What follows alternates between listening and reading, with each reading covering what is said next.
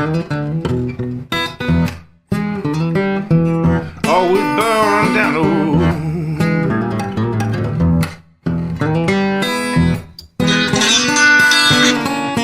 Yeah, my wheel burner, baby. Always burning down the road.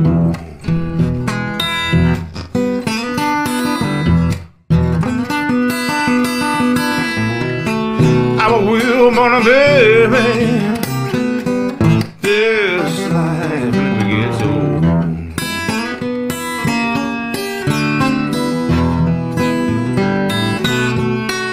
Come on, wheel burners,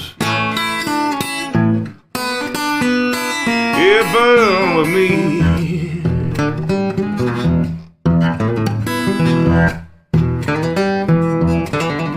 Come on, wheel burners, yeah, burn with me.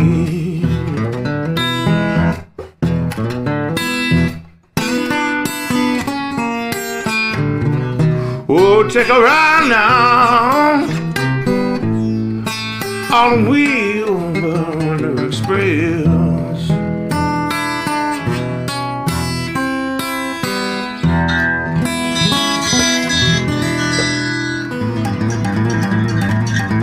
Yeah, Wheel Burner Express.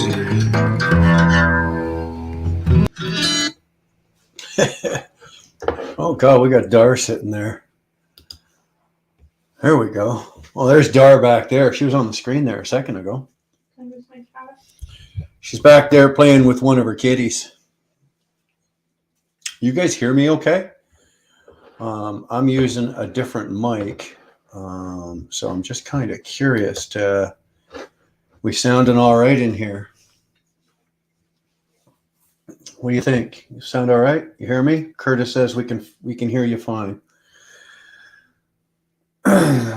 Usually without the mic, I end up with a sore throat by the end of the night because I don't know what it is. Somehow or another, or for some reason or another, I feel the urge to yell. You know, when I'm in my truck, there's been a couple times people have said, like, for fuck's sake, stop screaming, like you're yelling. Even Dar says it. So now we've got ourselves a really good mic here. So I'm just talking. So I just wanted to make sure that it's sounding okay. I can fuck with the settings here and mess around with the settings to see if to make sure if it goes up, down, whatever, and if it's a little distorted. But I'm going to require some assistance from you guys because I can't tell you what it fucking sounds like. Obviously, you guys are going to have to tell me.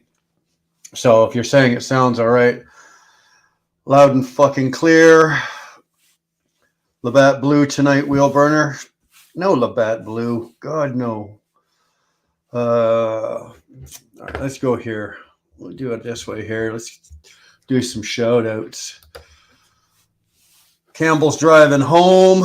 Again, I asked you last week. That must be really odd, eh? You're driving your truck and we play your song at the beginning of the show. And you have to drive along for 2 minutes listening to yourself. What a fucking ego trip that must be. Mr. B's and T's. My friend, I didn't realize that you had some videos up there, obviously about bees. I sat and watched them today, buddy, and learned some things about bees that I didn't know about. So good on you. That's awesome. 21, my man, 21. Good evening, Mr. Wheelburner. Wow, you don't have to call me Mr. 21. We're all good. Hi, Dar. 21. Victor, about time. What do you mean it's about time? You're not paying for this. It's free. What do you mean about time? Sound like a lawyer. It's about time. Sound like my boss. What am I, some dancing pony here? Come on, pony boy. Get your face up there. OTJB Clips, what up, what up? Miss Edgewood's in the house. Hey, Dottie, how are you? Curtis, Dar, Edgewood, Curtis, 21, Curtis, Edgewood. Sounds like Donald Duck. Loud and fucking clear. All right, so we're sounding all right. Willie's a shitbag. James D, what up? How you doing, man? Glad you are here. Woo! Look at that. The sex chats have already started. Sorry. Yeah. Hello? Is it back up? Yeah. Sorry. Took a phone call and all of a sudden it jumped up on the computer screen. Don't know what the hell that is all about. Sorry, man. I am so full. Look at my face. It is red. I shouldn't have eaten so much. I do this to myself all the fucking time. I know I'm going to do a live and then I go eat. So we barbecued, we didn't do anything fancy. We just did Caesar salad, barbecued some burgers, some dogs, and holy fuck, I am just stuffed. Absolutely stuffed. Just a dildo. Fuck. I love that name. Why do you keep bouncing back and forth? Not that I give a shit, brother. I don't care. I think it's cool, but T-Bone's in the house. What it is. Good to see you, man. Havana's in the house. Yeah, my phone's ringing. Thanks. It wasn't you calling, was it? Because if it is, you're on the phone with my wife, and I want to know what the hell you're talking about, what you're saying.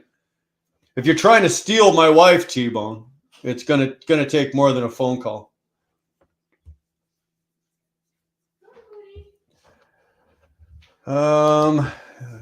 If it's for me, I'm not here. Okay, Dottie, we got you covered. Was that call for Dottie? It was for me. Okay, so were you T-Bone wants to know, was it him? Or I want to know, was that T-Bone calling you? It was my daughter's phone. Oh, okay, T-Bone, you're good. Thanks, man. You red because Santa and Santa's color is red. Dildo, you can go fuck yourself. This is how it's done, folks. My friend Dildo like that. How we doing, TJ? You back home? I guess you're no longer down in Kentucky. You back up home now? Right on. Good for you. Susan Barnes. Hey, friend. Susan Barnes. Susan Barnes on our Facebook. Susan Barnes. Let me think about that. Susan Barnes. I am struggling tonight. I got nothing. I got fucking nothing. Nothing exciting happened. Did not have a productive week at work. You guys' holiday pooched me. The U.S. Thanksgiving. Because remember, in Canada, we don't have the Thanksgiving. Well, our Thanksgiving was last month. And because your holiday fell on the Thursday this year, all the Canadian guys, that cut us off. Because obviously we're not delivering freight down in the States on Thursday. So unless your week, and my week didn't work out that way, unless your week worked out that Thursday was a driving day and you were delivering on Friday, I got screwed. So I got home here on Thursday, but there was nothing else to do. We were struggling to find loads, even up here on Thursday to go down, because even though you guys are closed technically on Thursday for the holiday, a lot of you guys, a lot of companies down there were closed on Friday too. So short week, man. I went out Sunday. What did I go? Sunday, Monday, Tuesday, Wednesday. I was home Thursday. Truck was parked midday Thursday. So I still pulled out 2,300 miles, but it would have been nice to have the other 2 days to fuck around with and get those 3,000 in. But what can you do?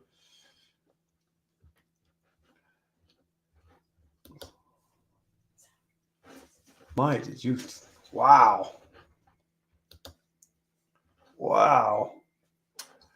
Shannon Thomas is here. Well, hey. Wee-ha. That's what that is. Sorry. Wee-ha.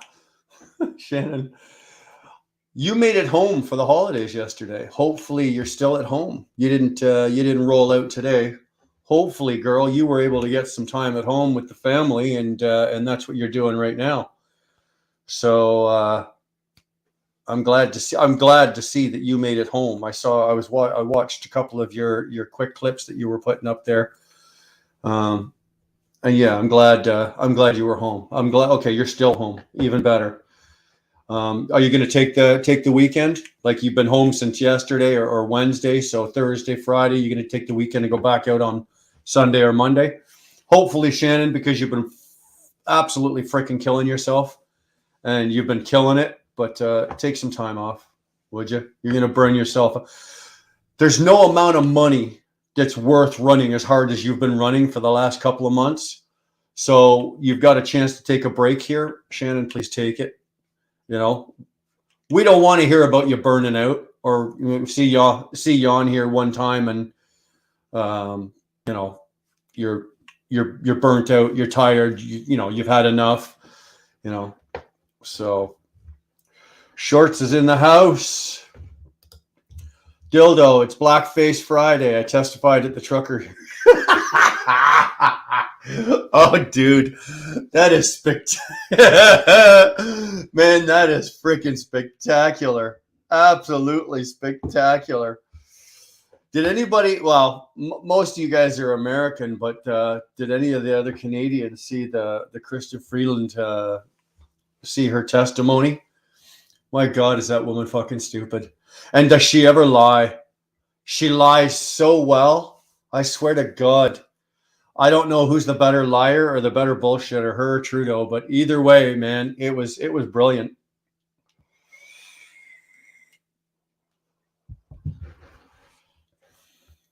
I've been out for 3 years. Well, time to be home for more. Make sure you stay home for more than 3 days, would you please? The trolls are here tonight. Wow. Yeah, no shit, eh? That's a little something. Dildo. Chris just Screechland makes my skin crawl. I don't know who angers me faster. When Trudeau is talking, regardless of what he's saying, when he's talking, just the sound of his voice, and from the minute that he starts speaking, I get instantly mad. I mean, I'm okay. You start out, you're in a good mood, and then it's, I'm getting a little angry. I'm getting pissed off. Okay. I'm getting, I go from I'm being in a good mood to instant rage. That's how much I hate this man. And Freeland is the same way. She can open her mouth and start talking, and I'm instantly pissed off and angry. I could just want to kill him. Absolutely just want to kill him. So there is something here that I want to try to do, though. I thought you had to do it at the beginning. No, hold on.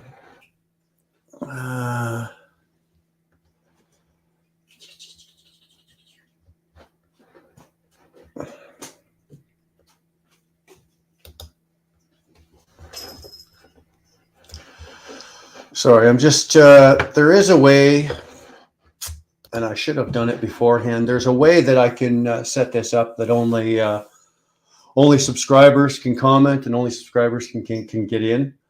And I should have set it up, but I didn't, unfortunately. So they must be brother and sister. You know what, dude? They just may well be. Because he is a liberal douchebag. You know what, TJ? You couldn't have said that any better, man.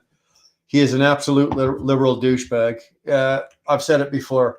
Him and Biden, same party, different names. Democrat, liberal, same fucking thing. Both of them are just absolute douchebags. I mute Trudeau if I'm perfectly honest. I can't beat his lipsy voice. Yeah, he starts talking, man, and I just get mad. Absolutely fucking furious.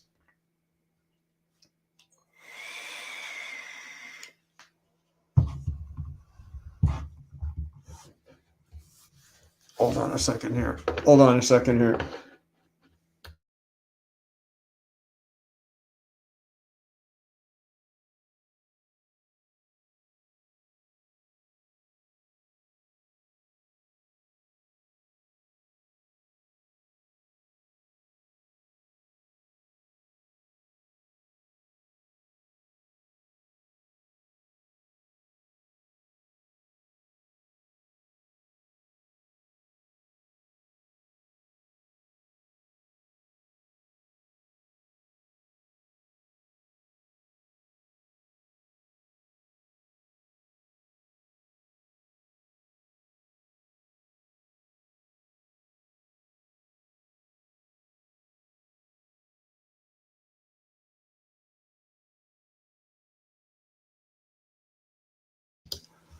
Sorry, we're back. I had to get a couple Here, you things, can take this back. straightened out here. Can you throw the mic up? Oh, I have to go to my thing and do that. Yeah. Oh, like I said, this is killing me tonight. I was not prepared for this tonight. I just ate too much, and now I'm just so uncomfortable sitting here. Watched a lot of fucking YouTube over the last couple of days here, though. A lot of shit going on. Watch Dottie. Edgewood's been killing it. Absolutely fucking killing it with her going live, twice a week? Or twice a day? Edgewood, did you get your StreamYard figured out?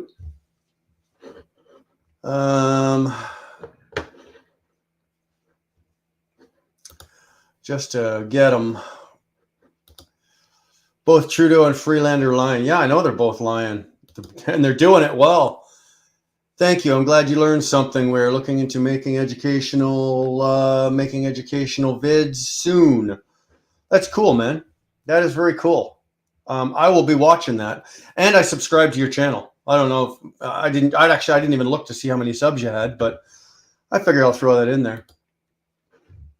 Ryan, you should go in and put that on thing. Dara's telling me to do something here. What'd you tell me to do? Pin it to the top. Your link. Yeah. There it is. Got it. She taught me how to do something. I actually know how to do it. Not as bad as I always am. Since Brian came home, his phone is glued to his hand on maximum volume. How would you know? He's not even home. You're not even here. Watching YouTube. I don't think so. Greg. Hey, man. How's things up north, brother? Uh-oh. Look who wants in. Who is it? I don't know if I should let her in. You going to behave yourself? Are you going to swear and tell lots of bad stories? Yeah, you are. Oh, is she there? Yeah, shit, Shannon. How are you? Oh, Shannon. Hi, I'm feeling great. I'm at home soaking it in like a sponge. Yeah. Yeah. Good for you. Yeah, so over the past 3 years, I've only come home about once every month or once every couple months for like 34s only. And except for the 2 weeks remember when I came home from Indiana, right? And during the repair, that was the longest stint I've been at home except for this 4 days. So wow. Those were my only breaks during the 3 years. And at JB Hunt, I was supposed to go home every weekend, but I didn't. Like, I would only come home once a month for my 34 and go back out. So yeah, I've been killing it. Yeah. And yeah, like I could have booked another load to like come back out Saturday or whatever, but I felt it. Like I needed, my truck payments are all caught up and all that. So I can afford to like take a couple extra days. And I really needed it because, it's been rough. So okay. I'm doing it. We know you've worked hard. You've stuffed your face with turkey yesterday. And now, I between totally went on my keto diet and had pie. Like, you did you? Did you blow it all to hell or what? Oh yeah, I was feeling the sleepiness from the turkey and went kind of into a sugar coma last night. Yeah. But good, Shannon. Good for you. Good for you. And like, did you say you're home till Sunday or you're home till Monday? I'm leaving out Sunday. Because I just I said, you know what, I'm gonna take the weekend and do the damn thing. Good. So, and I did. I'm soaking in the grandbabies and my daughters, and it's been great. And okay. I even when I came home from the weddings, I was home for the wedding and then I ran back out. So those videos that you put up, you put one up, you put up 2 yesterday. Well, you put up a short yesterday and then another one yesterday. And so all those kids those are your grandkids all running around and everything? Yeah, that was my grandson working out. That was my my youngest or no, my second youngest grandson, because I'm with my daughter. This is my daughter Heaven. She's my oldest. Hey, Hello. how are you? Hey, good. And so I'm hanging out with them. So she has 3 of my grandkids. So I'm staying at her house and I'm enjoying them. And I got to see the youngest one yesterday for Thanksgiving, and all the little cousins, right? We got lots of little baby boys running around. So we had a great Thanksgiving, and everybody turned out, and it was good. So it all just Nice. went nice and smooth. And so we're just they're putting up the tree tonight. So I'm spending time watching them put up the tree, and doing that whole thing, and all of that. So Well, you're in I'm a so car right now. You're not watching anybody put up a tree. Where are you going? no, my daughter is running around to all of these little stores trying to find a skirt for the bottom of the tree last minute. So, Oh, okay. All so I'm right. just riding along, and Nice. yeah. So I think this is the first time we've been out of the house since I got home. Like, we've just been hanging out there, and so my little update video, or that my pregame, as I called it, was like, Yeah. we got up yesterday morning and they have a gym downstairs. So her and her husband work out like every day. So I went down there and I got a good workout in, and my legs are so sore, like I can barely move them today. Yeah. Nice. Yeah, You know so I what? got some exercise. Look, I don't know if you can look. Obviously can't see yourself, Kyle. Look at her. Look at the smile on this woman's face. Look how relaxed she is. I'm glad she made it home for the holidays. So am I. So am I. I have not seen you like this in a long time, Shannon.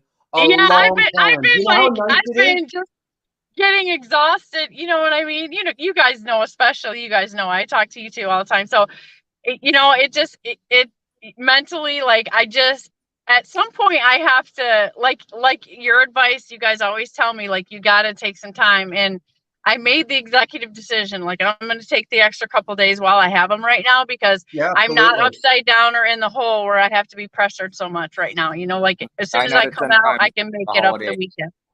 Right Yeah, on. 9 out of 10 times the holiday ain't worth being over the road, because it's a depressing thing and it will destroy your spirit.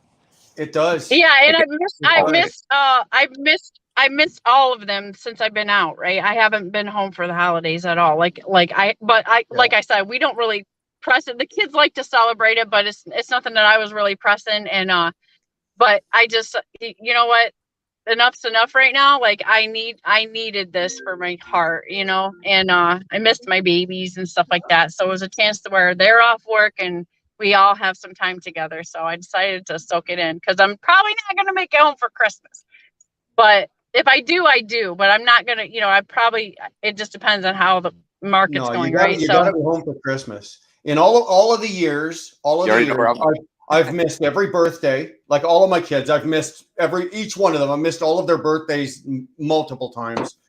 Dar's birthday, anniversaries. Thanksgiving to us isn't the same as it is for you guys. Like, you guys go batshit crazy for Thanksgiving, right? But in Canada, it's not. You guys like Thanksgiving more than you like Christmas, for crying out loud, right? But I've missed Easter. I've missed Thanksgiving. The only holiday I always make sure that I've always been home for in all the years is Christmas. And I don't even mean like I've ever cut it close. I am home. If Christmas is on a Saturday, I'm home on the Thursday. That way there's no margin of error, right? I'm home on the Thursday. And every year I take from Christmas to New Year's off, regardless of what the days are in the week. It doesn't matter if it's a Wednesday to a Wednesday or a Thursday, whatever. I take from Christmas or 2 days before Christmas all the way till January 1. I will go back out January 1. Let me tell you how I do it, Shannon. Like, right now, my trailer's loaded. I got money sitting in the truck. It delivers Monday morning, and then I'm back out. Yeah. I'm still here. Well, that was the original plan, but that load toned on me. Remember, right? I posted that. Yeah. So I ended up deadheading home because I got $175 for the Tonu. So that was enough fuel to get me from Grand Rapids to Flint to get me home to pay for my fuel.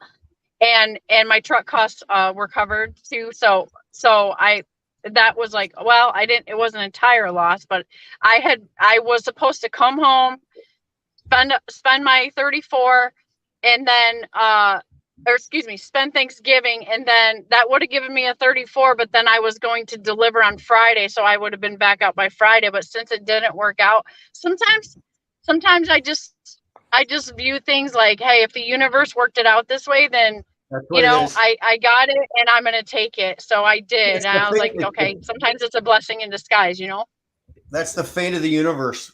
Fate of the universe Yeah. working on your behalf. It's working for you, and you don't even know it. Right. And so sometimes you have to listen to that. You know, you have to take that opportunity when it's there. So since my costs were covered, I was like, all right, I'm just, that made up my mind for me, you know?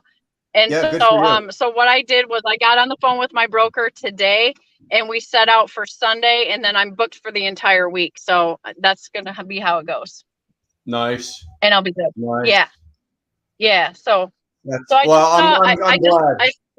yeah, I gotta keep healthy mentally, spiritually, emotionally, right? And I was missing my babies a lot. So Well, I was like, okay, it's time. you're looking pretty batshit happy right now, so it's good to see. I am. Like, I feel great. I've gotten a whole lot of food and a whole lot of rest and some exercise too. So I'm feeling pretty great. Good. Nice. But I've been hopping into YouTube, seeing what's going on because I love you guys. You're part of my everyday life too, you know. So I'm like checking on everybody, just kind of keeping, Well, seeing what's going on. I was more or less checking on everybody because, like I said, I don't have a holiday. You guys did, right? So I was checking more to see if you guys all made it home. So I knew that you made it home. I was pretty sure that Nevada and Mrs. Nevada were going to be home. And you know, so I was just kind of checking to see if everybody was going to make it home. We had a load cancel on us. We got a Tonu too on Monday morning, and I scrambled and ended up coming out making the same money, but directly to Vegas. So it's a multi-stop, multi-pickup, multi-drop. But So did you get to hang out at home? yeah, we got in yesterday, and we're doing Thanksgiving today. Everything's in the oven. Oh, fantastic! Mhm. That's Nice. great. Nice. I got the weekend to kind of go over. I'm going to go over all my numbers year to date. I'm putting everything together. So lots of paperwork. Yeah, I'm Numbers caught up year on to all date. of my stuff so that my accountant can give me my P&Ls and get me up to speed too, you know. So I got all that taken care of too. I did that today on the laptop. So I'm in a great spot. I'm ready to like begin again, but And I need see it. fuel dropping. I like the Midwest. The fuel's dropping because the fuel Yeah. $4 It gas. is. Might have to go out there and hang out for a little bit. Dude, you know what? That sucks because of the last 3 weeks I've been on the East Coast, up and down the goddamn East Coast. I've been New York, PA, Jersey, Delaware. You know, I'm that getting whole. discounts at $5, so I'm happy with that. Yeah, well, I don't get that kind of discount, right? The best I get was I paid $6.35 in Pennsylvania, so I get 30 cents off that. So I was $6.05. Like that's the best I got. Yeah, I feel you. Yeah, that hurt. when we were looking for loads, most of them were in the East Coast, and it just, which is, I don't really run there, you know. I was trying to stay out of the mountains, but Well, that's where most of the loads were. So I got greedy, right? I fueled my truck here. I went down to Berlin, New Jersey. I went up to Philly. I reloaded. I came back up, and my gauge was showing I still had better than half a tank of fuel. So I'm going, all right, I can do that again. I can get up here and probably have 8. Well, I went down light, but I was coming back up. I had 45,000, and I was coming out of the port in Newark. So I had all the hills to climb, right? I had the 476 to go up, the 380 to go up. Then I had the 80. So I burnt more fuel, and it was on me. It was totally me being greedy, trying to think, oh yeah, I can sneak this out and get back home with. I thought I could do 2 full rounders on 1 tank of fuel, and I came up about 40 gallons short. So I ended up having to get fuel in Gibson, PA, and I was not happy about it. Like I said, I paid my price was $6.05. Now I only put 45 gallons in, but still, it's like, oh, come on, really? well, you got close, Wilburner. You got close. Yeah, I could have stretched it and probably tried for fuel like upper New York. But they were calling for a little bit of weather, and I'm going, okay, well, let's not be stupid, right? That's what I did. It was that big weather storm came in. Yeah. Like, nope, it ain't worth the 40-cent savings. Just top her off. Well, that's what I did, right? I was thinking, okay, I can get fuel cheaper in New York, upstate New York. But if I run into weather and I'm stuck out here, even though I don't idle my truck, I've got the APU and shit, I still don't like to be sitting around with less than, a quarter tank of fuel in my trucks when it's that kind of weather. So Yeah. I bit the bullet, threw 45 gallons in, and it worked out for me, but still. Hey, do you guys use Fuelox? That stuff, the additive? Have you tried that? I have not. I I heard you talking about it, but I don't, because my manual says not to. yeah. Okay, well, I've used it last year and the year before, and I absolutely, for my Freightliner, like I absolutely loved it. I use a whole lot less DEF because what it does is it helps your fuel combust at a cleaner ratio, and so it saved me on fuel and it saved me on the DEF. It's everything burns cleaner, right? So the only reason I'm mentioning that is because I want to let you guys know, if you do want to, if anybody out there wants to like try it or whatever, or if it's time to get your anti-gel or whatever, right now, because today's Black Friday, through the next 2 days, if you go to the Fuelox website, they're having a Black Friday sale, and they did this last year too, and I stocked up. But you can get everything on the website for 40% off. So if you've been thinking about buying it and trying it or whatever, like right now is the best deal you're going to get all year. And it's 40% off everything in the website. So I'm just throwing that. I don't get nothing off of saying that. I'm just telling you, like, if you're going to buy it, like right now is the time. DIY and Cash, I think, and Trucker Style Sean, all three of those guys have discount codes. Yeah, Right, but it's only 15% off. If you go Black Friday sale that's going on, it's 40% off. But can't you add the additional? Can you add the fit? I was going to say, can you not get the additional 15% on top of that? No, you have to pick one or the other.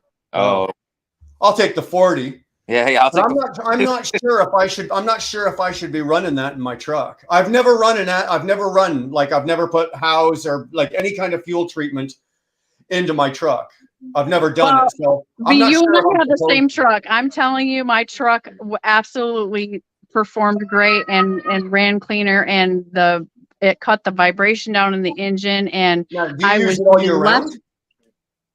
Yeah, they have an additive that's the regular additive, and then they have the winter additive, right? And then they have a friction eliminator that you put into your oil, and that is my engine, like it's less vibration than what it was normal for me, right? So I did notice that it was running smoother and just feeling more comfortable. But then as far as the difference in the DEF, I saved money on DEF, and my truck ran because it makes the DEF run cleaner and more efficiently. So I regened less, and I was spending less in DEF fuel. Like it lengthens the use of the DEF fuel. Okay, well, let me ask you, Shannon. When you fill your list, what size are your fuel tanks? Do you got like 150 a side or 270? I got 280 gallons, like 80 on each side. 80 on each side? Yeah. So you're only carrying 160 gallons of fuel? Yeah. Wow, those are small tanks. You're fueling what, every day? Well, it depends on how much I run, but and how much weight I'm carrying. It depends on all that. But okay, well then my next question. I get about 800 or 900 miles per fill up. I would say that's guesstimate. Okay, because I've got 135 aside, so I got 270 total. Okay. Right, and I get 2,200 miles out of that. Oh wow. Okay. Yeah. So yeah, my tanks are considerably smaller. what I wanted to know is how many if you had my size fuel tanks, how much DEF fuel do you go through? But it wouldn't be a fair comparison because you've got much smaller tanks, right? Yeah. I get 3 full tanks of fuel. I will have to put 3 full tanks of fuel in my truck to 1 tank of DEF. I would say it's comparable to that. So I get about 6,000 miles out of one tank of DEF. Yeah, yeah. Does that sound Well, right to you? but I will tell you that lately, I would say from about a month ago, I've noticed that I've had to put more DEF in more often than usual. That's because of the winter. And I that's 'cause talked of to the other winter drivers fuel. that have noticed the same thing. That's the winter fuel. Because once they switch to the winter fuel, because you run a lot of the northern states that have the winter fuel, right? Yeah. First of all, when you start running winter fuel, you're going to notice your fuel mileage is going to drop by about 0.5%. So if you're getting 9, you're going to get 8.5% just from the winter fuel alone. Okay. And I've always found that with winter fuel, I start drinking more DEF as well. Okay, then So- that's what I'm experiencing because that's what I was trying to figure out with you, Yeah. right? Are you going through the same thing that I am? With we got your truck's a 19 and mine's a 20, so it's the same truck. Yeah. Right. So Yeah. that's what I was trying to figure out there. That's all. Yeah, I feel like I've really noticed it within the last month or so Yeah. that things started to fill up. change. So My truck is 2 fills per DEF tank, but there's also different sizes of DEF tanks as well too. So that also changes the equation. Yeah. Well, there's only two size DEF tanks, a 65 liter and a 45 liter. So what do you got? A 65, the big one or the little one? I was in what a is big that You in must have a English, liter. Brian? Well, you must Yeah, have a little one.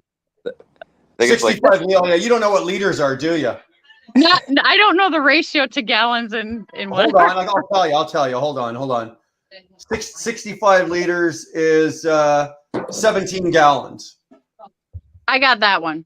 You got that one? Yeah, because I know that it's usually 16 to 20 gallons. It's somewhere in there that I fill up Okay. of DEF. So yeah. Right. Well, I never let my DEF tank go below 3/8. Right. Oh, you I keep my can't. DEF. Yeah, the Freightliners are acting all crazy if you do that. No, I always find that I'll fill my truck with fuel, whether it be fuel or DEF, and for the first 700 or 800 miles, my fuel gauge just barely moves. But once I reach that halfway mark, for some reason, it's like the second half of the tank vanishes in like 15 minutes. It's like, I'm like, what the hell? But I think that's just my truck. I've got a real finicky truck with the fuel gauge. mine's the same one. Mine's the Hey? same. Yeah. Is it? Once you get past like the first half, seems like it stays there forever. Once you get to half a tank, Yeah. like it sucks. Yeah. Well, anyways, guys, I'm back with the babies and they're going to start making more noise and I don't want to mess up the stream. I know what that sounds like on stream and it's annoying. So I love you guys and I just I've wanted had to 5 say hi. kids. Babies don't do nothing to me. Scream away. Jeez. Well, out of respect going. for you viewers, background noise is hell. I get it. But I just Hey, wanted to man. pop on and just say hello and give you some smiles and I tell you Yeah, guys that Thank you know. you. Thanks for coming in, man. I'm so glad. I'm so happy to see your face and see you happy and see you relaxed. Enjoy the next couple of days and we'll catch you next week. I'm back out. I'm leaving Sunday, so I'm going Yeah, me down to too. King of Prussia. I'm going out to King of Prussia, Pennsylvania for Sunday, so I'll be Yeah, running Sunday. be safe. I'll talk to you guys soon. All right. Have Yeah, a great you too. holiday, Nevada. Keep killing it. All right. I'll talk to you soon. Bye-bye. Later. Wheel burn. Hold on. So you got to catch a comment. Wheel burner. You will use more DEF and cold temperature than you do more. Yeah, I know. She had the same truck as me, Chicken Hawk. There's only a year's difference between the two. So I just wanted to kind of touch on that with her, see where she's at. And you've got funny tanks on yours. Don't you have like 100 on one side and 130 on the other or something? I've got 255 capacity, 150 and 105. Yeah. And you find when you get into the winter weather, you're losing fuel mileage even more? It's all about how you drive my truck.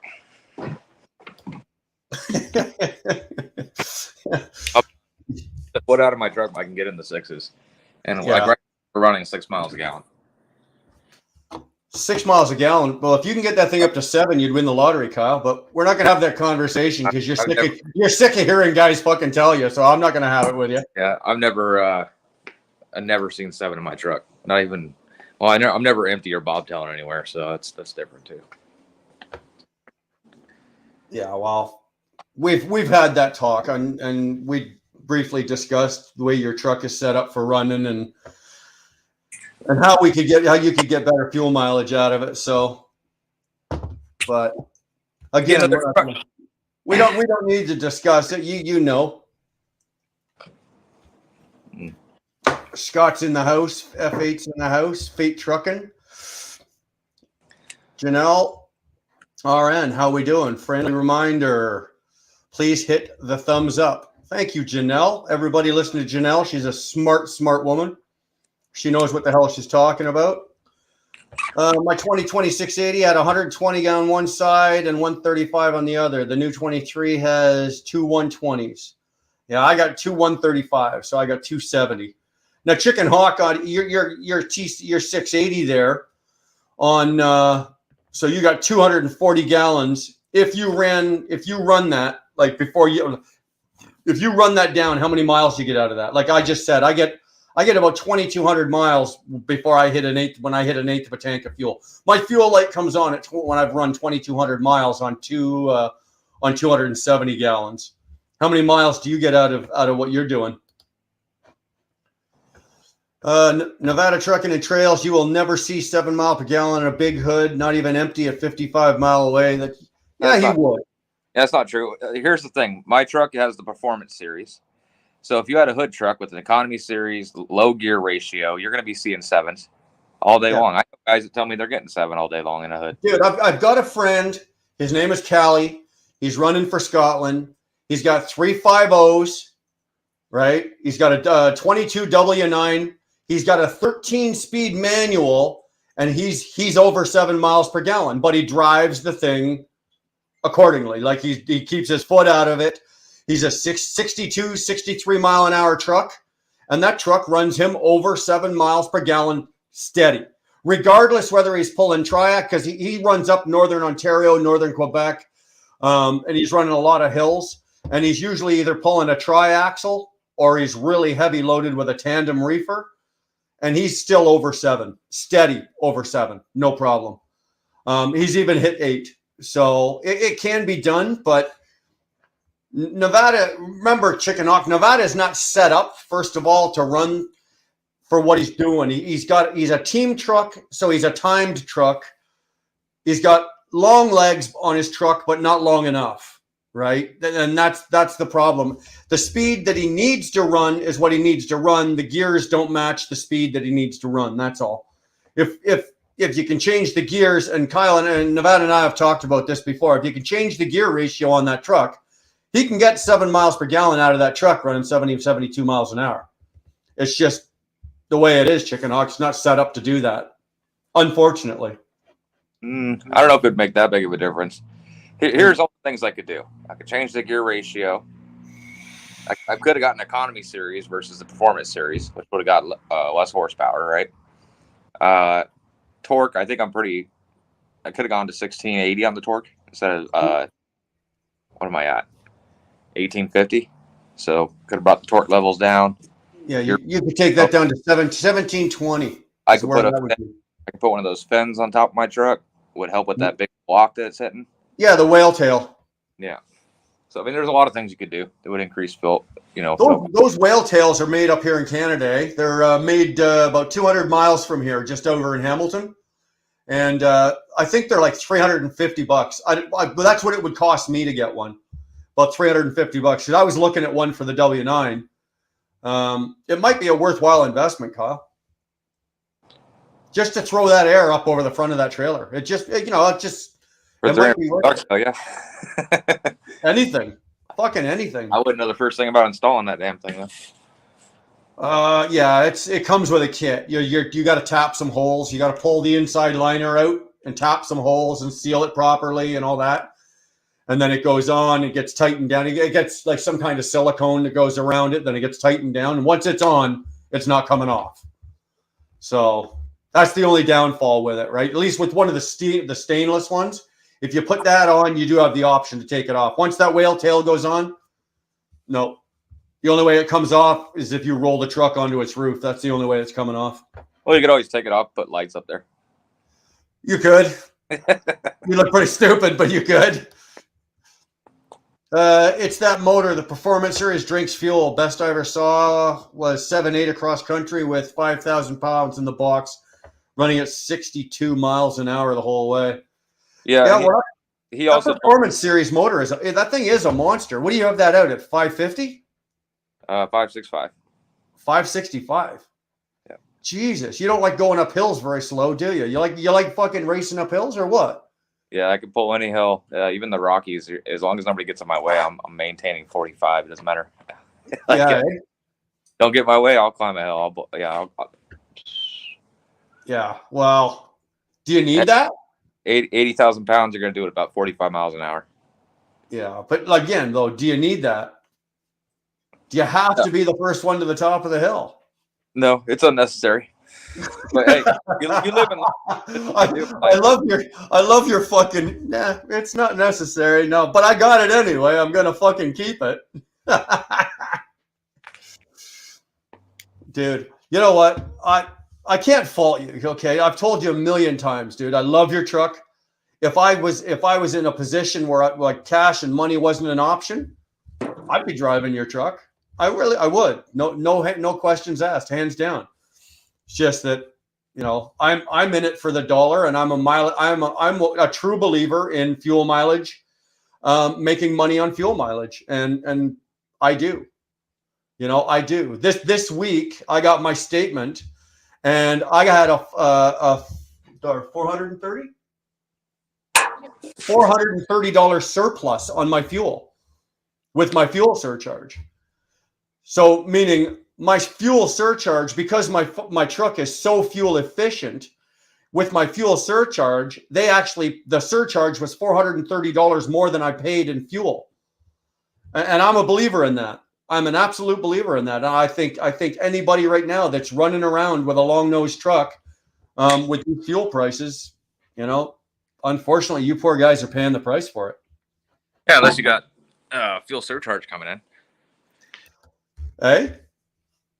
Unless okay, here, let me do it this way. If I took your truck and ran it where I'm working right now, doing base setup the way my business is set up, the way I'm paid by the mile with the fuel surcharge and everything like that, if I took your truck and did it, I'd be doing okay.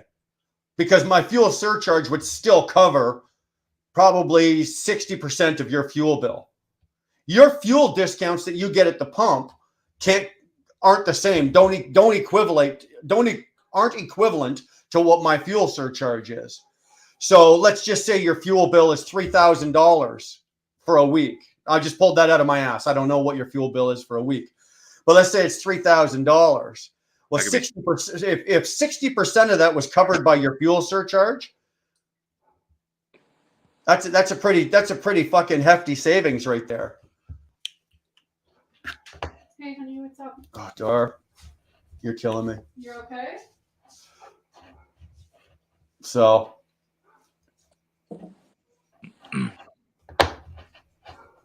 What do you got going on tonight? Chilling at the house, huh? I'm just sitting here. I didn't know what to do tonight. I was gonna go live, and Dar came to me about an hour ago or before I went live, and she goes, "You going live tonight? You still doing it?" And I'm going, "Yeah, you know, I've had one of those nights where I ate too much food and I'm uncomfortable. So now I'm lazy, and it's just like, you know." So she goes, "You gonna go live?" I went, "Yeah." And she's like, "You're really not into it, eh?" I'm going, "I don't know. I might. I'll see how it goes." And at the last minute, I went, "Yeah, I might as well, just to, you know, throw up a Friday night, because tomorrow we're going out. We're going to be busy tomorrow. Sunday, I'm back out on the road." So I figured, okay, I'll do it tonight. But I'm kind of counting on you guys tonight. You guys are going to carry the show, and the comments are going pretty good here. There's 61 people in here. So the link is still up there. If anybody else wants to come in and carry my show for me, or if Nevada, you just want to take over for a bit and I'll just go have a fucking nap or fucking something, because I'm drawing a fucking blank here. I really am. I just want to, yeah, okay. You know what? I'm in the mood. I'm in the mood to watch somebody else at live than do a live. That's kind of where I'm at right now. It's like, I've done 2 back-to-back lives now. I'm kind of digging the live setup. It's just so much easier. It is. She's Amanda. It's what? Amanda. She all right? Yeah, she just the Uber driver was taking her places she shouldn't have been. Yeah. Dude, Okay, Stuart, you're here. Thank God you're here. I'm out of here. Yeah, I'm gonna start flexing now. I'm gonna carry everything here. You do that, man. Start taking over and carry the show because you gonna shoot that dog or what? Jesus. Gonna get my house going. Oh, for Christ's sake. Come on. Sorry. I'm just not in the mood. I got a question for you guys. Okay, here we go. So I went and done a DOT physical today. Is that why you're walking funny? Well, no, actually, it was sort of related to that area. Is it a requirement for them to drop your pants, turn away, and cough? Not here. No. No. I had it happen today during my DOT physical, and it was the first time it ever happened. I'm like, okay. I mean, I didn't care. It doesn't bother me, right? I just thought it was rather funny. No, I I've wouldn't never say had it's a bad thing because if he's doing it, then he's gonna catch something, and fucking, at least you know about it early. So I just thought it was weird. I'll tell you the whole circumstances, Nevada, on a phone call, but it was rather funny the way it went down. So, Well, Stuart, how old are you? 37. 37. Well, that's another thing. I'm sort of young, right, for that type of shit. I thought. Well, that's why I'm asking. You're not old enough. Usually, like, I didn't start getting them until I got my first one. I was like 45. Then I got another one at 50. But Okay. it wasn't during my DOT or my MTO physicals. No, this was a DOT. I had to do a drug screening and a physical today. But the doctor was a nurse practitioner, and she was good looking. And I'm like, this is weird. This is weird. So, Yeah. Okay, but I wasn't going to say no. I mean, hell. I think it I was. prefer to be good looking. I prefer those when that's happened to be good looking. So Oh, Look at that. Isn't that the sexiest shirt you've ever seen? What's that, Boober? There you go, buddy. You finally got it, eh? Yeah, I gotta get what is it? Tuesday. Did you? Yeah. I gotta get Nice. it Tuesday. Nice. Yeah, I'm happy. I like it. Couple I'm more glad you shirts. like Nice. it, man. Yeah, I like it. I like it. Show your wife I got on. Tell Dar. Did she see it? Dar, check it out. Oh, very nice. 21's got a shirt on. Very cool, man. Very cool. Yeah. Yeah. Thanks for that. Thanks for that that sticker thing and you bought that pass or whatever it's called. Yeah. And I got the pin. Hold on. She sent you. How much shit did you send this guy? You sent him a pen? Yeah. Yeah. Oh, okay. Yeah, because you're a member. That's right. Yeah. Okay. Yeah. I Well- got it, yeah. Sorry, my dogs are barking because two of the kids are coming home. So there's nothing I can do about it. If you guys can hear that, I apologize. yeah, we hear it. Sorry. But that's a good That's like a typical house of my dog. What? I'm gonna get a squeaky toy. I'll show you. You want to break into my house, you go ahead. You're going to have to get through those teeth. Oh God, squeaky. Yeah, man. Oh, Oh, look at that. Can you What hear is the? that? that's a big dog. That's a big dog. Hey, it's Savannah. It's Savannah. Did you made it all right with a Highway 80? You go to Pennsylvania last Sunday? Me? No, Savannah. He sent me a message that how bad the weather's going to be coming up, but I told him how it's late to first Erie, Pennsylvania.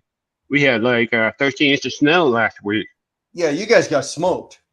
Yeah, and he asked me message. He said, "How bad is the I-80?" I said, "I look at the weather channel myself and said, Savannah, you should be clear. Your road to be okay. The I-80." I knew he's going to go with Pennsylvania. Where'd you go? Allentown or something? Well, when we were coming out of there, somebody told me that 80 was shut down. So we left Jersey and we took the 76 toll road out, and it was clear. Like it was like Yeah. snowing, but real sticking. And then when we were going to Seattle. We did a round trip, coming right back, and then on the way back, that's when I messaged you on Havana's live. Yeah, and it was dry the whole way. That's good. Good. I'm glad to hear that you made That Next whole, time that you take- whole, yeah. that Next whole time area you of the country, that whole Jersey area of the country, like Jersey, New York, all that whole area down there. I don't know if you've ever noticed, but if you drive like 60 miles north of that, the temperature goes down 10 degrees. That whole area is in a warm, it's almost like in a warm bubble. They very rarely go below freezing. Okay. What do you want me to do? Go open the door and let them out. Gee, something, man. You gotta get Holy crap. Yeah, so that whole area of the country is, I don't mind going down there in the winter because it's one of the only areas where you can go down. I'm going to hit some snow and weather between like Canada and there, but once I get down there, it's usually good. It's no problem. Yeah. We're supposed to get a snowstorm Thursday, electric to probably 1 inch. I-90. Yeah, well, the 90 from Cleveland all the way to Buffalo is a bitch, right? Oh, You got two of the Great Lakes. You got Lake Ontario and Lake Erie blowing lake effect snow onto the fucking road. Like the 90, I'm amazed the 90's open from the months of like the last half of December all the way up into February. They should just close that freaking road down, for crying out loud. Wow. What's that? I'm glad. Snorlord. Oh yeah. Yeah. If you I'm see a looking- red laser in I'm my waiting house, for the it's not race me to playing start. with the cat. Once the race, Snorlord, why don't you come over here and play with the dogs for me, would you please? Jesus. I've got 3 cats as well. We got 2 Devons and a yard cat that kills everything in sight. So he's like yours. You know, the one you had the other day there. He comes in, he's all beat up. He's got the scar on him. We've got a cat. My cat's an outdoor cat, that one, and it's a bully. He just goes out and he gets into a fight. He comes home all beat to shit, licks his wounds for a day or so. Back out he goes. If he's not killing it, he's humping it. So one or the other. Janelle's having beautiful weather this week. Where's Janelle? Anybody know? I believe she's in Washington. Yep, I agree. They're all good engines. I ran cats till 2007 when I switched to Cummins. Yeah, I ran cats till I had the last cat I had was a 05. Then I had an 08 ISX, a 12 ISX, and then I had the 60 series of Volvo. Fuck, I've had everything. The only thing I haven't had is one of those old Mercedes. I don't know if any of you guys have ever ran one of those old Mercedes motors, but I've owned just about everything but TBT's in the house. Very nice. Detroit. I've had experience with Detroit, International, and Cummins. I've never owned an International. Sorry. I've never owned an International. I've owned Freightliners, Volvos, Max, Pete's, Kenworths. I've never owned a Western Star or a Binder. Those are the only 2 I've never owned. Internationals, I had so many problems with that 826 on the LT. I've had fuel injection problems. Yeah. Blew up the motor twice in that truck. Coolant issues. Anything you could speak of. Anything that goes wrong with the truck went wrong with the International truck. Yeah. I got a friend of mine. Right now he's got a 15 Pro Star, and he just can't get it to work. He can't get it to work. He goes out for a week. It comes back. It goes into the shop. It's in the shop for 10 days. He gets it back. It goes back out for a week. It comes back. The poor bastard's just bleeding money, and he can't sell it because it's just not worth anything. It's just it's a boat anchor. It's literally just a boat anchor. It's got the International engine. What's that? The Navistar? Yeah, 826. Yeah. Yeah. At that point, you just delete it, man, because we all know, and internationals aren't worth anything. You know, you might get 20, 30 grand out of it if you're lucky. Oh, he won't get that up here. Oh, well, just delete it then. Just delete it and take your face. You get pulled over and get told to put the shit back on, then you just sell it for parts. Yeah. That's what I would do. It's not. He's had problems with the aftermarket, right, or after treatment, but it's injectors, all the harnesses, every ECM, all the harnesses, all the wiring. I mean, everything. You name it. He could delete it and it would still be back in every second day with something else. And we've been telling him, just it's paid for, but just get rid of it. But he's got like 60 grand into it in the last year. He's got $60,000 into a fucking $18,000 truck. He's gonna put another 60 into it before he sells it. Oh, dude, exactly. Sell it, get your 18 or 20,000 for it, and at least stop the bleeding. You know what I mean? Stop the bleeding. He's probably put so much money into it. He's probably financially strapped to where he can't make moves for a new truck or something, right? Well, he is, and that's the problem. Right now, his credit limit's maxed out. Yeah. Right. He did unfortunately make a bad call, and when he started having problems in the beginning with it, he actually took out a second mortgage on his house. So I don't need to tell you where this was going, right? That's a big no-no. Oh, that's a super big no-no. You know what I mean?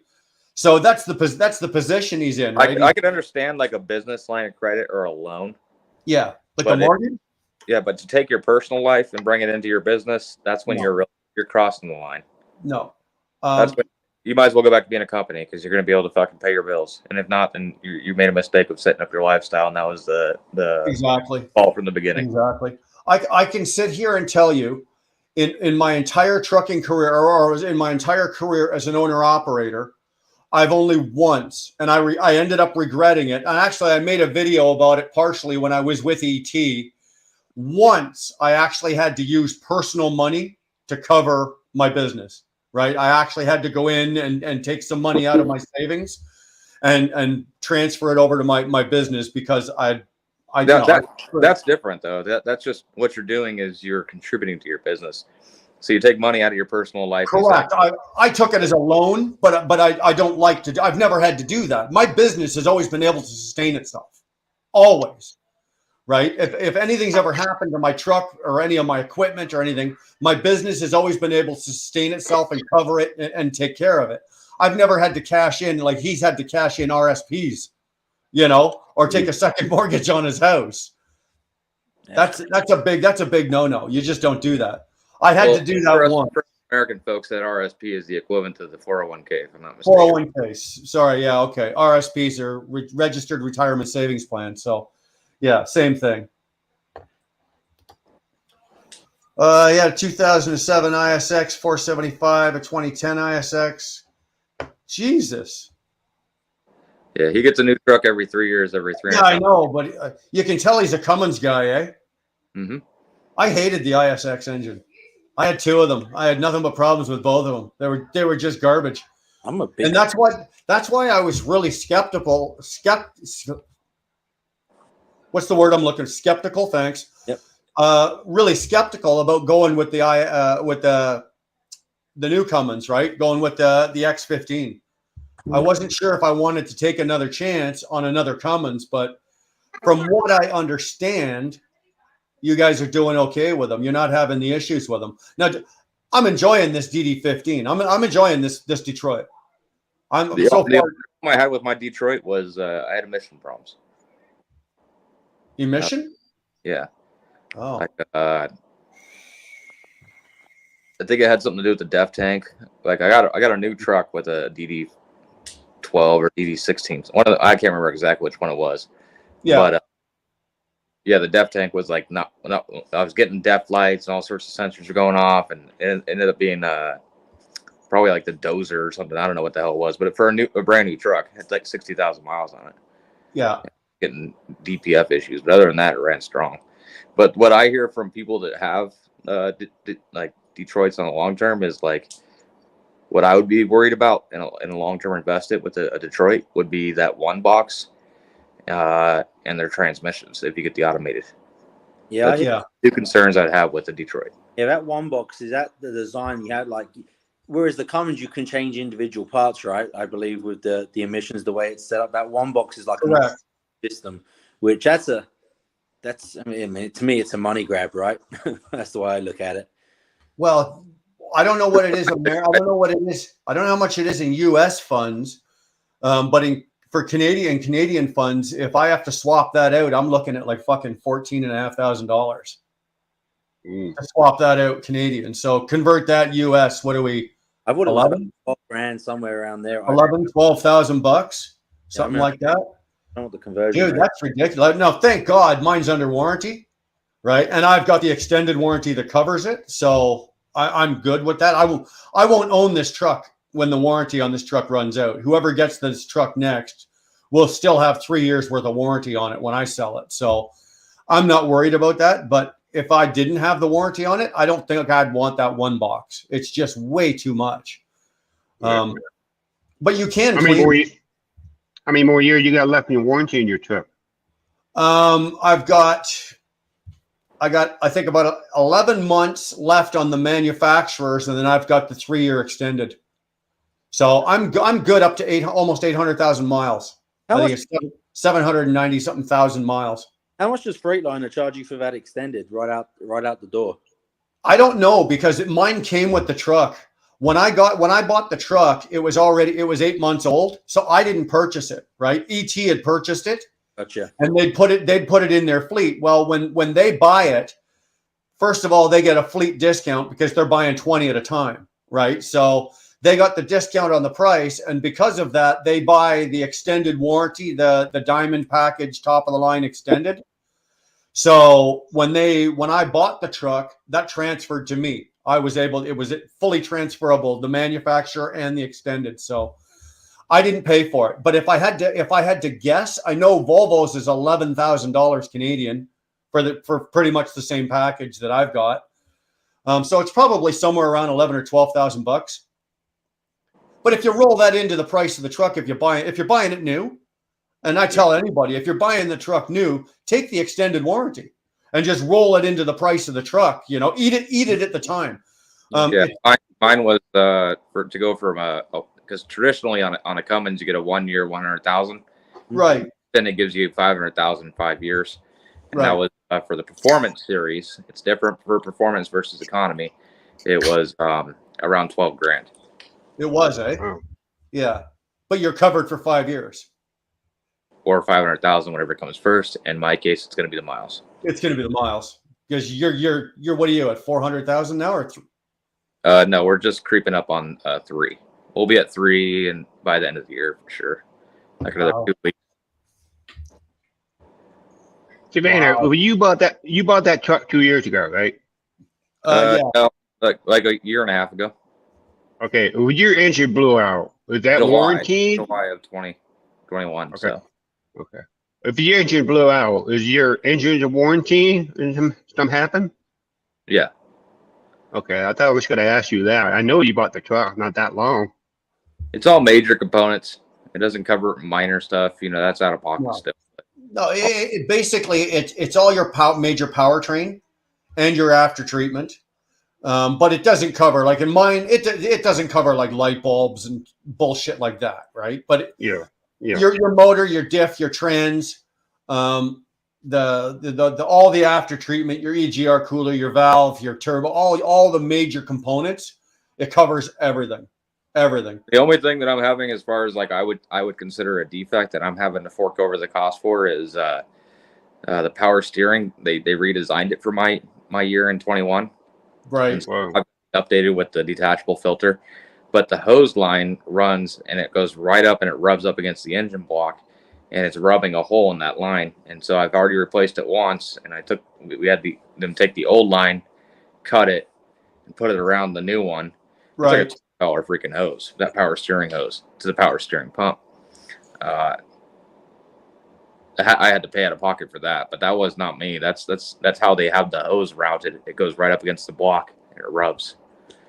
So I would say that's the defect that Why won't Kenworth cover that?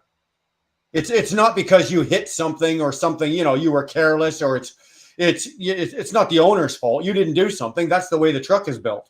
they charged me for it. Yeah, When I took it in Ooh. housing in the front, that's what they did. They charged me for it. I wouldn't have paid for that. I'll send you a number to call someone because that's a warranty item. Because I had the same issue with my ABS on the truck. One day it suddenly just started throwing ABS codes for the trailer. And I'm like, what the hell? Take it to the trailer shop, nothing wrong. I go to Peterbilt, and I actually ended up flying home. and they call, they're like, oh yeah, your truck was never wired for ABS on a trailer. And I was on the phone. I'm like, look, how are you telling me you legally can't not have ABS? You know, when you build this truck, how are you telling me it wasn't spec for ABS on a trailer? You're specing it with a fifth wheel. You know, there's a trailer going to go on it. And I get there and they charge me for it. I was like, you know what? Obviously, I can't win the battle here. So I ended up calling corporate Peterbilt. And you know what? I got a check back in the mail for what they a nice little apology letter and whatever else. I mean, but it was in the middle of COVID, and they wanted, their service department needed to make some money. Right. So you just got to fire with that shit, man. I mean, it's as soon as they told me it wasn't wired for ABS from the factory, I'm like, you guys are full of shit, But I'm just not going to pick a battle with someone that's, it's not.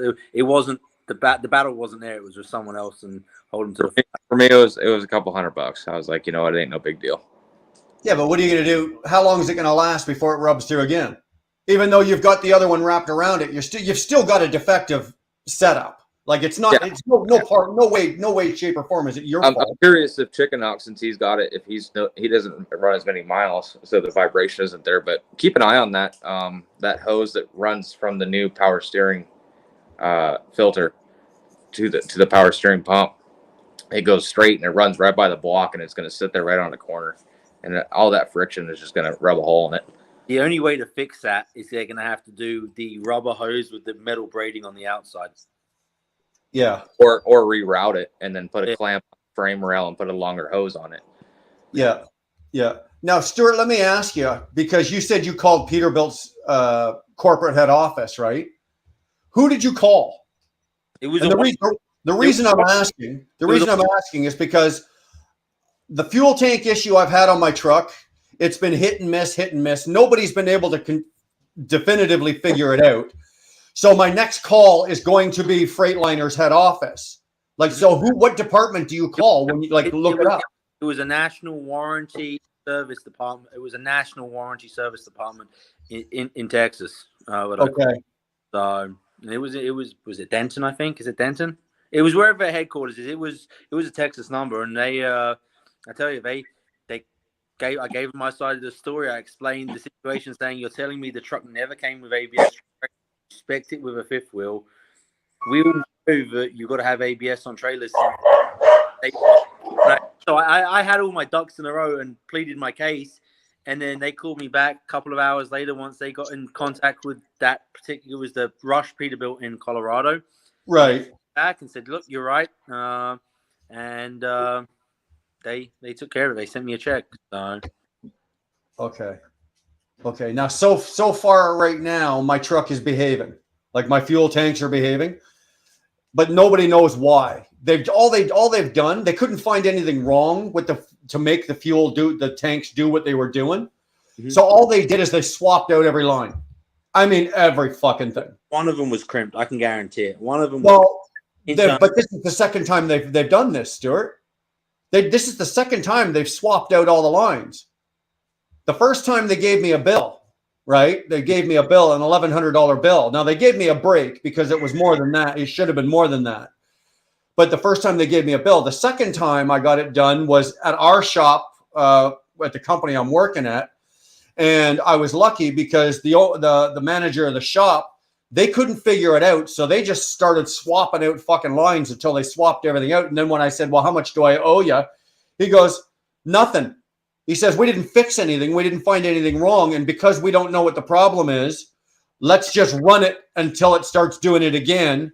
And then we'll take another look at this. But if it happens again, I got to call Freightliner because I can't just keep doing this. Did they really change the lines the first time? Did they No, the first time they did it at Freightliner, Metro Freightliner in Mississauga, like by say Toronto. All of them lines were definitely replaced. They were. That's what they said. I wouldn't trust it. I've learned one thing with shops, man. I've seen it firsthand where you bring hey, here's this issue, and that never happens, and they'll cut a corner and they won't do it, thinking it's not right because it's not normal. They it's like a doctor, right? These doctors, there's a they see the same stuff every single day, man. And I mean, I was guilty of it when I did HVAC. I'd see the same shit every single day, and I'd skip one step thinking, oh, it won't be that. And you know what? You spend half the day chasing your ass, and it was that one thing, that one step that I skipped. And I bet it's a situation like that where they just skip one hose or a difficult get in and out, and that was the one that was crimped or, you know, whatever, in the wrong spot. I guarantee it, man. Because if it's been working, it's been a month now, right, since you've had it back. Yeah, give or take. You know, and it's working good. I mean, that would be so far. But that's what happened. Like the first time it happened, they swapped all the lines. The second time it happened, they changed the little Y piece, the little piece coming back that splits, the little splitter. They changed that, and they changed both of the valve, the air breathers on each of the tanks. Third time it happened, they put locking caps. They changed the fuel caps, changed the fuel line coming off the fucking the separator.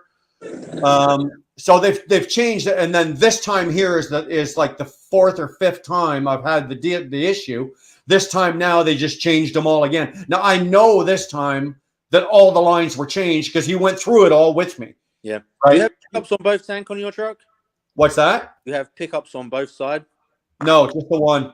On the driver's side, I'm assuming? Yeah. Okay, yeah, it's the same in that Pete when I had it. I got caught at the same situation. My driver's side was totally empty, and I got that stupid switch on the dash, and I had it on the passenger side. I pull out of a scale, and the truck just shut down on me. What the hell? I've got half a tank of fuel. I switched back to the driver's side, and the freaking thing was empty, man. I was like, God damn it. Oh, No, I've only got the pickup on the one side, but like I said, when it happens again, now I'm going. I think it was you that told me like a month ago or something. We were talking about this, and you know, I should just go to Freightliner's head office and say enough of this shit because they designed it, they built it, let them figure it out. But if 3 different Freightliner shops up here can't figure this out, like what am I looking at here? Yeah. What am I looking at? No, I agree, man. You know, it's their truck. So I'm just getting frustrated because, okay, yeah, it's working now, but I've got that little voice in the back of my head going, okay, for how long? And it's usually everything will work fine. And then that one morning I'll start my truck, get out and do my pre-trip, and I'm walking around. I do all my shit. And by the time I get back to the truck, the fuel gauge has moved from like 3/4 of a tank to half a tank. And I'm going, okay, it's happening. Like I know instantly the minute it starts happening, I know instantly. And it's usually when I'm fucking like somewhere deep south or something, right? And I don't want to buy fuel. Yeah. But then I got to start building because I can't run home on just one tank of fuel. So I don't know. I'm just getting frustrated with this. Right now it's working, but it's not a matter of if it's going to happen again. It's almost like, when is this going to happen? I'm waiting for it. Yeah. So that's You just don't want to shut down. You know what's going to happen. You hate that. well, what I hate more than anything is fucking having to put fuel in my truck every day, right? Because when I'm running around on just one tank of fuel, on one tank, I have to put fuel in that truck every single frickin' day. Who doesn't hate putting fuel in their fucking truck? Well, yeah, I hate it too, but I hate it when I got to put it in place, especially to a lot of East Coast where I'm paying more for fuel than anybody else in the area, right? Like, you know, when I came off flatbeds, our flatbed division runs the Midwest. So we're running Ohio, Illinois, Kentucky, Indiana, Iowa, you know, the Dakotas, Wisconsin. So you get better fuel prices. I'm telling you. Yeah. Go ahead and put that deposit down on that Tesla truck, man. That's not happening, brother. You go first. You go first. I want to see how that works for you, man. I will. That's my next truck. I'm telling you. I'm telling you, it's your next truck, and it's like, fuck, I'm going to be sitting there closely watching because I want to see how that's going to work out for you. Local drive, do it all day. Cummins, but anything over the road, it's a long time. We got. I first get the truck. I'm going to be running like a lane from like Vegas to Seattle for quite a bit until the infrastructure kind of catches up with the rest of the country. Yeah, I just need a couple lanes that I could run, and if I don't got a fuel bill, it's all like, dude, the competing. Like once I see put the chargers in, I'll keep an eye out. Once I start seeing the chargers, Then I look at the range. I'm like, okay, there's a lane right there now. Okay, let's put the deposit down. Yeah, but you're talking like you're the only one that's going to be doing that.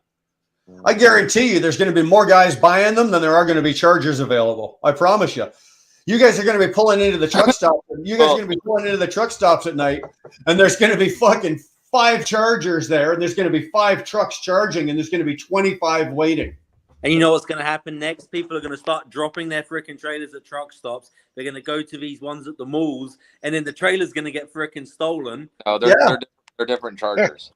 They're way different chargers. They're not the same chargers as cars. It's a much higher. So the projected charge time on the semi trucks is going to be in the 2-hour range for a full charge. Yes. Okay, so you can plug into it. It's not like you need to plug into it all night then. No, it's a 2-hour charge time. All right, well, that's not bad. If you can plug into it. By like charging by, if they know what the time is, they'll just start charging by the hour, right? Not so much by the kilowatt, maybe because you know what you're going to happen is you're going to have people driving into a spot thinking they're going to take their 10-hour break. Oh, I think it's going to be like the shore power thing where the guy tried to put the thing that sucks up to your window. Yeah. I think it's something similar to that. Yeah, it'll be a flat rate for however much time, right? So if you're charging if you need an hour, you take an hour and they bill you $20, right? And I'll be that guy nosing into the other guys that are trying to sleep in that spot and just plug in my truck for 2 hours and then backing out. There's going to be it's a parking issue too, because there's not enough parking as it is. Yeah, there's not. And I just watched an article on the train strike that's going to be going on or whatever. I don't know. Somebody put a video up and I watched it.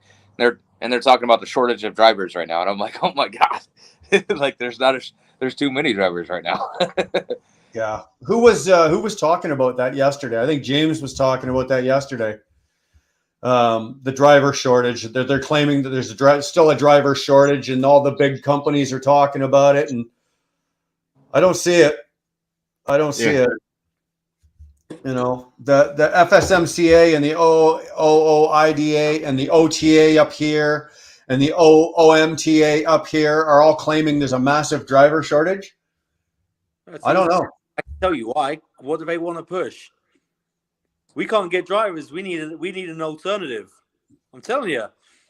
Me and my dad just had this because me and my dad have been looking at investing in some of this technology that's coming down the pipe, and he was saying that we were talking about it, and he's like, "Look, what about rail, airlines, and stuff like that? Air freight. That's all unionized.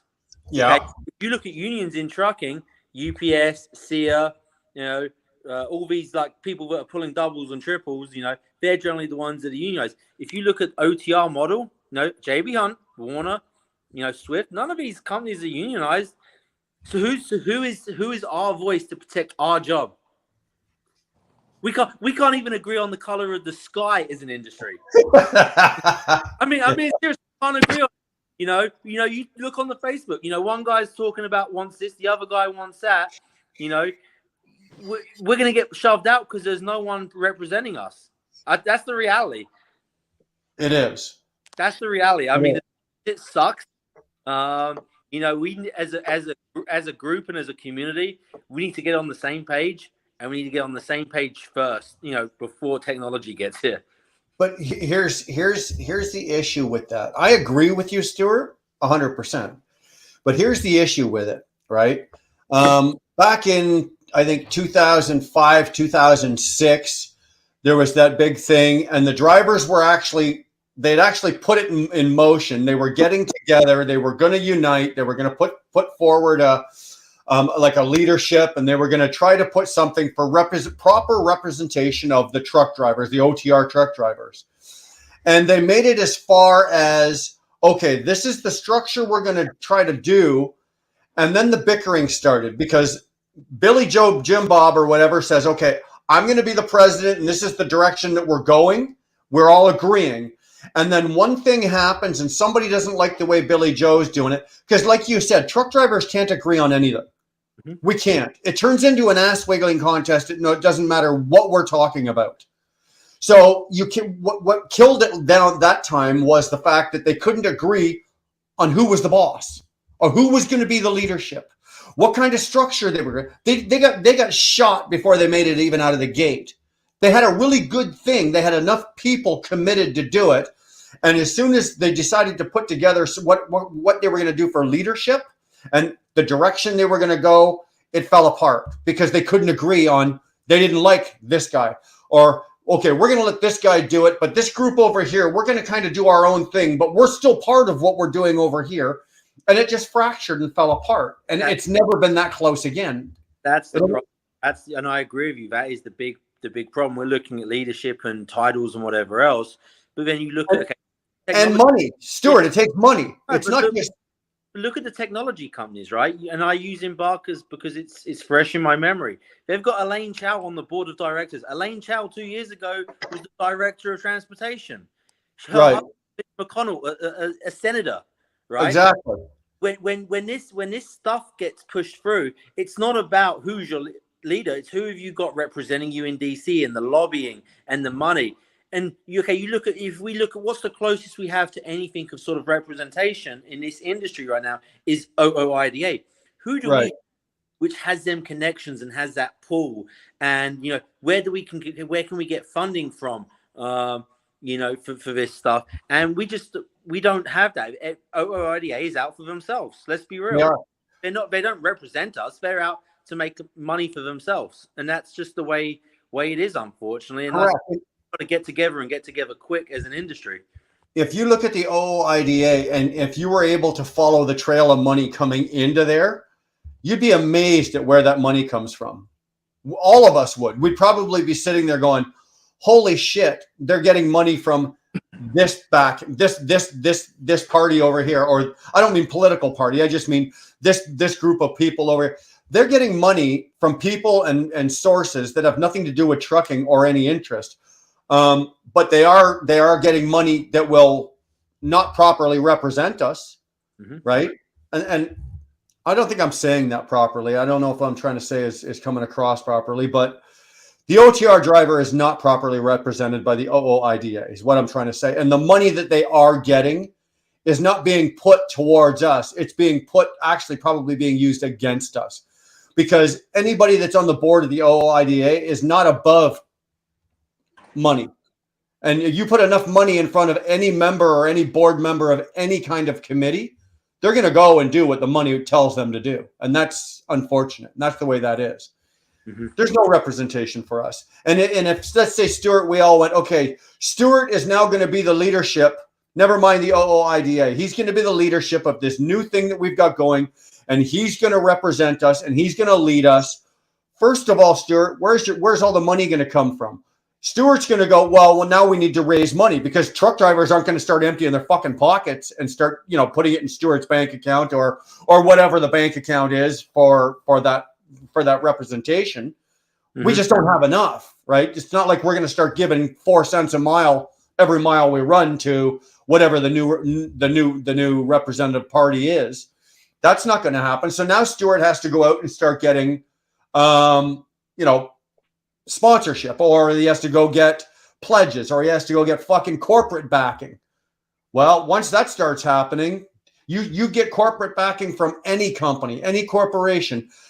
As soon as they write that check, within 9 months, I guarantee you, they're going to be knocking at your door going, hey, remember that 50 grand we gave you? We kind of need you to take care of this for us. And the problem is, right, when money comes along, like you say, there becomes interests. And when there's interest, what you got to ask yourself, what is the interest of a corporation? Let's just say a P&G. They want to know what their shipping cost is going to be. They want it consistently. They want a guarantee on freight being moved. They're going to want stuff which benefits them. And that's correct. And at the minute, as an industry, you compare us to versus new technology. Yeah, at the minute we're going to be more consistent. But as that technology gets better, they can move it for cheaper. I mean, there was an article put out by Uber that they reckon on the OTR model versus a driver, they can move it for $1 with an autonomous truck, $1 per mile. We can't even compete with that. I know. And so, who is that corporation going to want to be behind? Who are they going to want to back? Are they going to want to back regulation that supports autonomous trucks, or back the guy behind the wheel? No, they're going with the autonomous trucks because not only can they do it for $1 a mile, they can do it a lot faster. The autonomous trucks aren't having to shut down for 10 hours a day. Yeah. They don't have to run. They don't have to shut down after 70 hours and take a 34-hour break. You know, those things can run 24 hours a day, 7 days a week. They might have to shut down after so many running hours for, say, maintenance. Mhm. But other than that, like even a team truck can't compete with that. No. Not at $1 a mile. You can't compete with it. I mean, we could, but it's pretty not consistency on a long-term basis because I can make it to where my fueling stop, and let's just say an automated truck stop fueled, check the air pressure, safety checks. How often is that going to be required with a completely autonomous truck? Because they're going to have to, especially like let's say they're doing a flatbed load. Well, now they're going to stop and do a securement check. How often they're going to require that? What's the regulation into that? Now, me might be able to circumvent that as being a driver hands-on with stuff like that. I agree. Visions, but also I can make it to where my fuel stops are also my driver swaps. You know, where my wife goes on duty, we do our pre-trip, and we do fueling at the same time. So we can compete, but it's going to be very selective teams, and it's not the demand would hit my side of the industry first, for sure. Absolutely. The time restraints, yes, you can compete, but you can't compete at $1 a mile for every mile. No, that would crucify. It would kill you.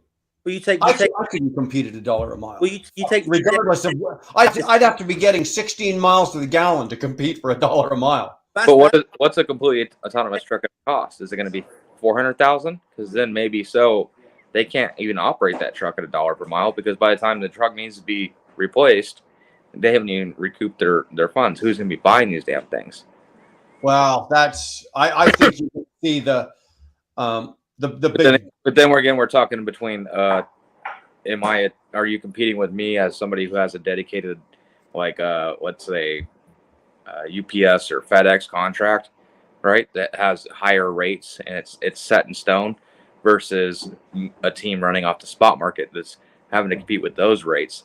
Now, those are also two different things when you're talking about automation. Whereas automation is already going to be in that contracted, dedicated lane. Most likely, you're going to see it with, let's say, Walmart's, Targets, these big names that have their own fleets. That's where you're going to first. I would presume, where it makes most sense, that's where it's going to be the most applicable for automation. And I would say Walmart being one of the biggest ones. I absolutely agree. You're missing a big factor here. What is spot market? It's an overspill of contracted freight that can't get covered. So now if you've got a truck which is way more efficient, you think all these solo drivers on the road have now just been turned into teams effectively. What happens to that freight's now going to get covered by, trucks that are going to take care of it for them. So then there's no need for a broker either, because a broker just say, hey, I can go over to this automated company right here. They've got a truck sitting standby. It looks like out here on the Uber app. They've got one sitting over here. Let's go ahead and put this up here and see how much it's going to cost. You know what, Nevada? That's a really good point. That is a really good point. You think about what the automated truck is going to do to us. That's one thing. But think about what it's going to do to the brokers as well. Because if you let's just say, for example, you take Walmart, UPS, Target, fucking all of those who are going to be the leaders with the automation, right? The automated trucks. Once they get that up and running and then the automation moves outwards, I think you're going to see that the brokers are going to be pushed out, because why would anybody go to a broker when, for example, they can just go, there's some guy sitting in an office at P&G. I've got 14 loads. Exactly. I've got 14 loads covered today going here. Chicka, chicka, chicka, chicka, chick. Send. Done. Now you got 5 automated companies all put in their bids to move that freight with trucks in the area that can cover it. Or Right. maybe bid on 1 or 2, and they give their rate. Right now, the customer looks at that, evaluates it versus a spot market and a driver in the truck kind of situation. Yeah. Looks at the consistency and the reliability of both. I would say the automated side and then the driver side. What's more reliable, right? Because automation is going to have their hurdles, their speed bumps, the breakdowns, the regulations are going to go into that. And I'm talking completely fully driverless, like X-Men style automated trucking. We've all seen it in Hollywood movies. That's what I think the future of automated is going to be. Like a little tiny little just power unit that sits down like a car, and the truck the trailer just sits right on top of it. Right. That's what it's going to be. There won't be no seat, no place for a driver. Like the whole what you think trucking is going to be completely changed. I agree. With a degree to that. I think at some point at the beginning of the trip or at the end of the trip, there's going to have to be a drivered vehicle. You don't think so? Nope, not with the big companies. Walmart, they'll restructure their facilities in order to accommodate.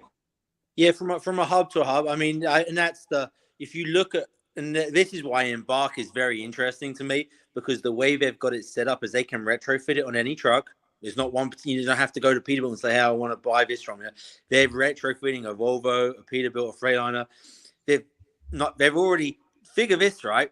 Knight Swift is already having this stuff installed in some of their trucks, and they're running these trucks under their MC numbers. It's not under the manufacturer of Embark's MC number anymore. It's actually under Knight Swift. So this stuff is to a point to where the megas are actually willing to take responsibility if that thing crashes and the potential of a nuclear lawsuit. It's already in play. They're already training people up on it. Hold on. Who did you say is doing that? Swift? Knight Swift? Knight Swift is doing it right now. They're actively installing this stuff in some of their trucks. They obviously still have to have drivers, but as soon as they get the green light to have no driver anymore, what do you think happens to that driver? Sorry, we don't need you anymore, buddy. And that truck, and that's the way. It's not just overnight, boom, gone. You know, it's going to be a step-by-step process with, you know, an integration of using both human and the technology. And as it gets more advanced, they'll get to a point to where they pull the driver out. And before you know it, one day it'll be, hey, gone. But that's where, you know, you talk about having the right people in place and lobbying for them and getting the correct stuff done in government, you know, and that's where we fail as an industry on our end as an owner operator, even brokers, I think, because I think, you know, I talk about this stuff and I, you know, mainly talk about the owner operator side, but I think brokers are in just as much trouble. I truly believe that. I agree. I think that they're going to between us and them, they're going to price themselves out as well. Once the automated truck comes in, I do believe that the brokers are no longer going to be needed. There might be for exceptional freight, oversized freight, shit like that. There might be, you might need a third party to broker something like that.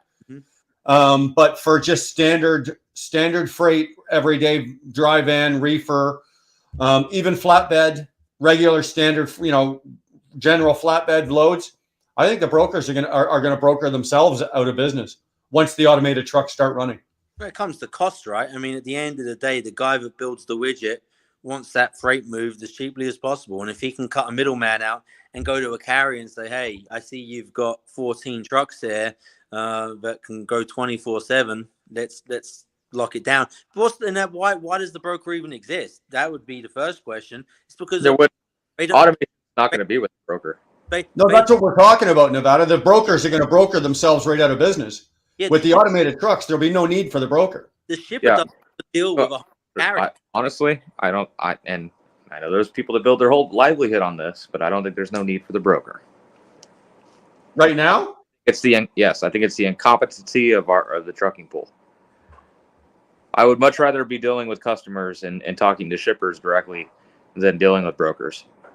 It gives me more.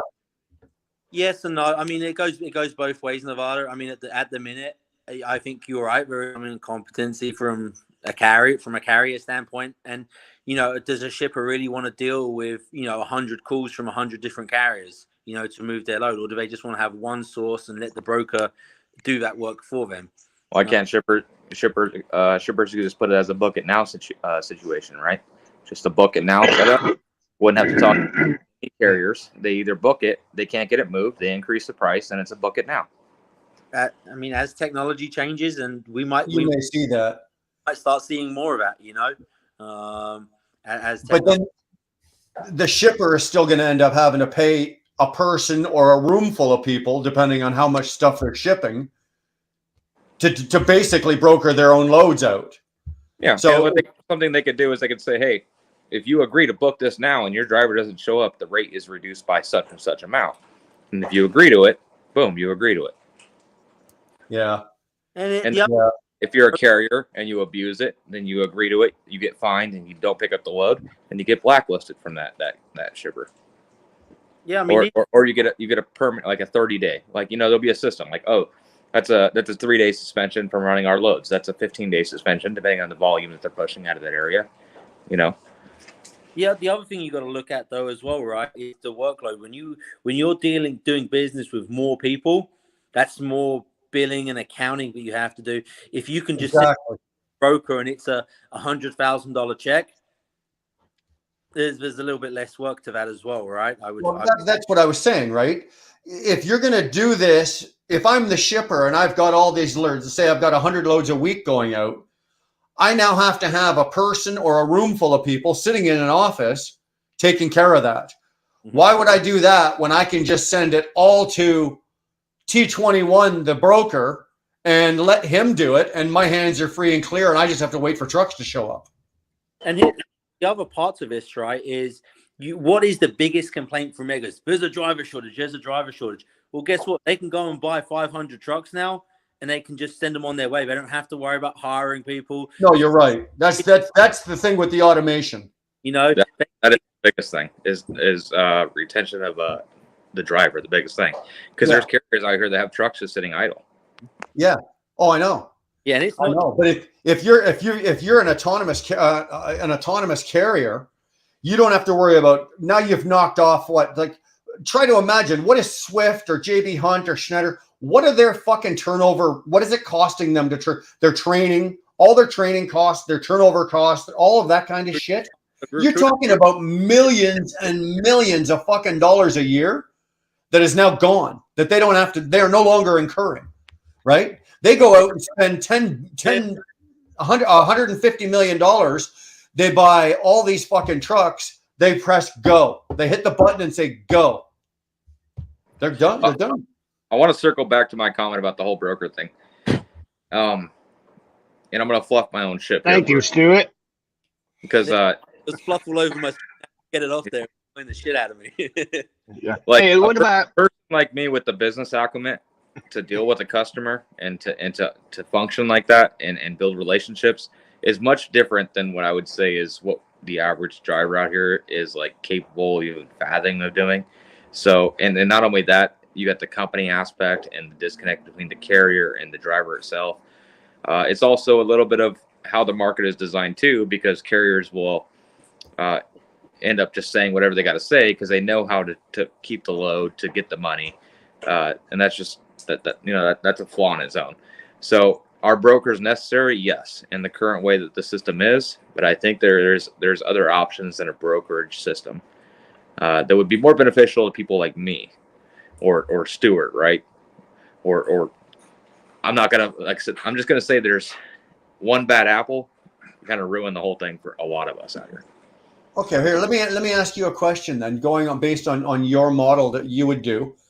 Why don't you shut your truck down for 3 weeks, put on a shirt and tie and a nice pair of pants and shoes, jump in your car, and go around the surrounding area, Vegas, the whole area around you, say within 500 miles, start kicking indoors and get your own clients. Like, that's what I would be doing. That is what I would be doing right now. The first thing they're going to say is, how many trucks you got? Correct. I'm going to say, I'm working with one truck right now. They're going to say, that's not enough capacity for us to kind of even work something out. So that's where the brokers have an advantage where, I mean, and that might not be the situation. I might get 1 or 2 actually leads on that if I went out and I took 3 weeks doing that. I mean, during COVID, I was getting shippers telling me, hey, how many trucks you got in the area? I need to move these every week. Tuesdays, Thursdays, I got these loads. It pays the same every single time. What do you got? I said, here's the business card of the owner of my company. They right. It's completely out of my control. But I would always forward that lead on to my company, especially here in Vegas. Yeah. And it happened 2 times in Vegas and then multiple times other places. And I carried business cards to the owner of my company, handed them directly. Yeah. Anytime I get a question like that, when I see that they need a need fulfilled and they want to work directly, they don't want to deal with a broker. Right. They want to deal with a carrier. Right. and that's when I carry those cards and I hand them out. Let me ask. Right. Let me ask a follow up to that question, Nevada. Why is the comeback when we go to a customer? You don't have enough capacity for us. But I go to shippers that move a couple of loads. Used to move a couple of loads of ham a week, just 1 or 2 loads of ham a week, and that still went for a brokerage. What's the use there? You see what I'm saying? I mean, there is, and this is just, when I had my carrier, I had 2 direct customers. One I got through a friend, and one of them I got actually through I sort of stolen from a broker. Okay. And so I feel that the excuse of you don't have enough capacity is sort of just a common excuse just to say, I haven't really done it, or we don't.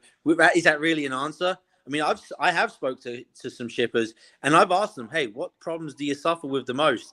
And you know what? The biggest thing that I got when I spoke to the ones that I did get hold of was actually freaking freight claims. It wasn't tracking. It wasn't all of the other bullshit. It was actually freight claims was their biggest issue. Huh. Another, and this is kind of a TBT. Another thing that I find myself like in a situation is, it's for a team. A lot of this stuff is last minute when they're going to put a team on it. Okay. Right. So I have brokers that email me and or call me and they'll say, hey, I got a load coming out of here. Can you pick it up? Dude, I'm booked out a week.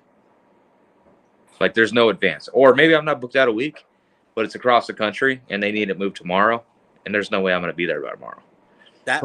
Usually I'm getting a 24-hour notice. They need somebody there next day in the morning. Can you come here and get this covered? I can't. Yeah, that is a legitimate issue in my opinion. Because you can't sit around and put your business on hold for maybe that one load. You're going to get that phone call, right? It almost has to line up, right? Everything has to line up. But every time I get that email, I say, hey, thank you for reaching out to me. Unfortunately, I'm not in the area. I respond to those. Or if I talk to my phone, hey, man, sorry, I'm in Wisconsin. Or, hey, I'm in PA. I'm nowhere near, I would have loved to cover this for you. Unfortunately, I'm not in the area. Like, I always respond to that because I want them to think of me when they're like, hey, are you in the area? Because I've obviously done a job for these guys that they're going to reach out to me and ask. And they want me to come back and, cover a load for them. Now, if let's just say you went out, you put on the shirt and tie, you went out in I'm just using Vegas area because that's where you're from, and you found something that was, 3 round trips a week to say Williamsport, Pennsylvania. They load you out. The same company that loads you out, loads you back. And that's all you and Danny did, back and forth. The rate was right. The lane is right. The time frame is right. Would you hook up something like that? And that's all you did for the next couple of years? Yeah, but finding something like that is like being half cocked at a bar and fucking hitting a bullseye 15 times in a row. The DAT service that you have, do you have the brokerage side of it as well, or do you just have the just driver? Just side? Okay. Let's say try back search. Remember how I taught you how to back search that stuff? Try and find if there's a way somewhere you can do the lanes, like which broker moves the most in particular lanes, and you can try and narrow down an area, which might give you some help if you want to call, I like that, because what I could do is I could put it in back search Vegas, try and find a pattern. Did I see a same lane build? Ooh, broker in this out consistently. In that lane, you start calling manufacturer. Dude, a blind squirrel finds another eventually. You find, in one zip code, how many factories is there? Okay, there might be 1,000 factories in one zip code. That's 1,000 phone calls. That's it, and you might be able to figure it out, Yeah. You kick in enough doors, you make enough phone calls, something will eventually break for you. And I'm convinced of that. And again, although I don't do what Nevada does, and I don't do, the way that Stuart, that you guys used to do it. If I was running on my own numbers and on my own authority, I would take a month. I would go out and I would be banging. I'd be cleaned right the fuck up. You wouldn't even recognize me. Shirt, tie, proper car or whatever. I'd be banging on doors. I wouldn't take no for an answer, and I would make it work. I really would. I would arrange it so that I've got my own freight going out of the area that I live in or close to it, and I would have my own freight coming back. The owner of the company that I work for right now, once a month gets in his truck and goes down to the States and works on backhauls so we can get rid of the brokers. So we're not using the load boards for loads. He goes down to New York State, PA, Ohio, Indiana, Illinois, and he's actually down there for 2 to 3 weeks kicking indoors saying, I've got 40 trucks in my fleet. These are the lanes that I've got coming down. What have you got coming back? Let's knock the broker out of this. And that's what he's doing. And he's fairly successful with it. That's why he's able to pay us what he pays us. Our contracts, we negotiate our contracts. But the reason I'm able to get what I get is because of the way he runs his business. I would do it the same thing. I'd just do it on a smaller scale. That's all. I'm typically only finding those situations because I have ran into those. But they want me to commit my truck to them for like, let's say, a full week for like 10 grand. And the miles are crazy. The money just ain't there. Right. I want to see that, Brian. I want to see that beard gone, that haircut, and that shirt and tie. Don't hold your breath. Do not hold your breath. And another thing you got to think about is if you go to a shipper, right, and you say, well, let's cut the broker out of it. Now you've got to, he knows what he's paying now, and you've got to figure out what's the incentive for him. You're going to cut him a break. You're going to move them up. So now you've defeated the purpose. You know, is there value from you coming to a shipper and saying, hey, look, we're an asset-based carrier. We have control of these trucks. We're not a brokerage where we're going to put it on a load board and sell your load. You give us the load. It is our truck. We can control that truck. You know, that is an employee of us, and they run directly for us. You're not going to be pushed through to 2 or 3 people. I mean, there's a lot of power just in that alone. You don't even have to talk about money at this point. You know, just the fact that there's no way that load's going to get double brokered. We guarantee it will be on this truck. And if we don't make our commitments, we'll even put a guarantee in place where we move the load for free if we fail to service you correctly. Dude, he's gone so far at points to go, I'll make sure that you've got the same truck, same driver on that lane every time. That way you know exactly what the fuck is going on. Was Frankie in the bed? How did he find out, Brian, when the broker was making X amount and gave him, X amount piece of that amount?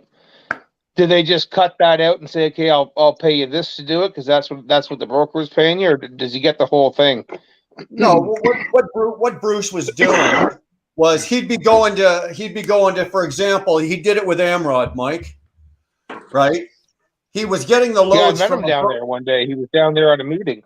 Right, and that's what he was doing down there. So what he did is he was brokering those loads back, right? He was getting those loads from a broker. So he knew what he was paying the broker. Okay, he knew what he was paying to buy that load to get it back. So he's not a stupid man. He could do the math and factor in the cost of what the broker was taking. So he could get a rough dollar value of what that load was paying, what the broker was charging that customer. So Bruce was able to go in there and find a number that was less than the broker, but still more than he was paying. Right. And he was able to just walk right in and get it all. And that's what he did. Yeah. Yeah, that's good. No, I just wondered because the brokers have a number, they take a piece, but then they'd say to you, well, I paid the broker this, but they're not going to say what they paid the broker because they don't want to pay you that whole fucking chunk. But a smart guy knows, okay, that if the broker's selling it to me for, $3,000, that means he's probably getting, $3,800 or $4,000 for it. So now I know what the load. That's what I know what the load's being sold for. The original cost on the load is $4,000. So if I can come in at say, you heard anything about what's going on? If I can come in at $3,500, that's less than the broker's charging the $4,000. I heard about what's going on again. And Mike, you know as well as I do, those loads are $500,000 loads. Yeah. right? So Bruce made sure. Those guys out of Bruce made- Maniwaki, just to put a Well, bug in your ear, those lumber loads out of Maniwaki, New Jersey, are $3,700 a piece. Yeah. I heard you say a while ago there's no money in lumber, but they were $3,700 New Jersey and $2,700 to PA. Flatbed, 3 tarps, way you go. I think you guys are looking, when you talk about getting customers, yeah, money's obviously important, right? But is that That's why we're here. No, I get that, right? But there's a lot of other factors, that go into it that are real issues in this industry from a broker and a shipper standpoint. How about when the broker doesn't qualify his carrier correctly and it's $250,000 load, but he only has $100,000 of cargo insurance and that load gets lost? There's all these issues that we never about, right, as an industry, that are actually it's a feature and a benefit to that shipper, and you can put it in place and say, hey, look, we are the carrier, we carry $500,000 of cargo insurance, we're not going to broker it out to someone else, it's going to go on one of our trucks, we have the VIN number to that. Right. There's all this stuff, which is important, but I think it gets overlooked. Well, let me ask you, Stuart. Well, it does, because I worked for a carrier and I hauled high value perfumes into Jersey, and the value, it was about $150,000, $200,000, but on the sheet it said store value was well over $1 million. And then when I talked to the compliance person at the other end, she said, we're not insured for that. Mm-hmm. Well, are you insured for what it costs to make it? Are you insured for the value at the other end? It has to be the replacement value. At the cost of making something. If you look on the bills of lading, the only insurance on a bill of lading is about $2 a pound, and that's what they carry. That's what they're insured for. Stuff is insured by poundage. So it can't be insured by what's that? Stuff is insured by the pound. And I learned this from talking to a broker recently. But if it isn't applicable, then just say it doesn't matter or you don't know. But what everybody on the panel say, would you rather see a trucking industry without a brokerage in the middle as a middleman, or would you rather see it with it?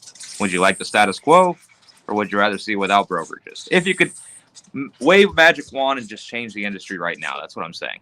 Obviously, there's a lot to it, but on a general statement, yes or no, do you think there should be a brokerage in between truckers and customers?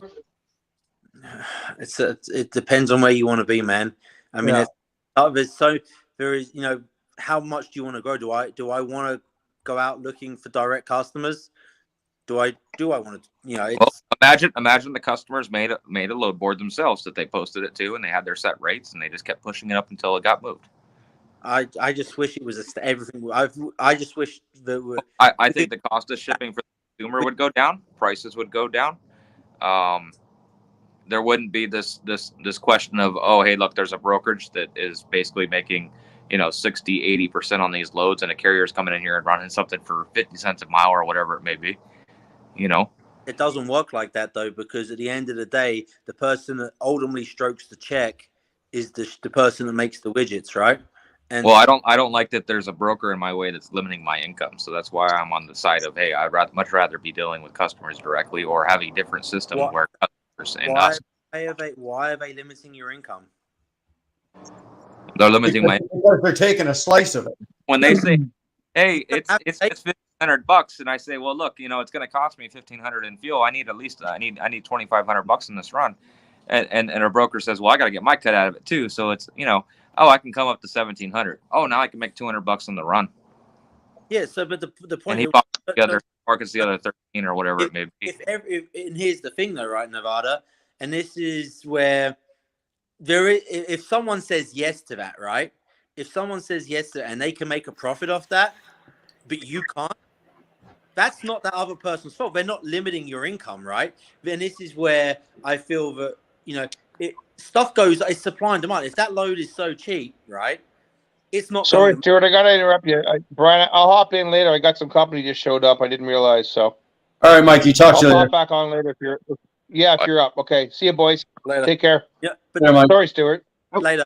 I want to ask. Okay. You're saying Nevada is going to is already in effect. If no one's moving that load because the broker's taking such a big cut, he puts a bit more on it, he puts a bit more on it, and eventually someone takes it because it checks boxes for someone. It might not be for you, it could be for me, right? I mean, you just don't know what that is, right?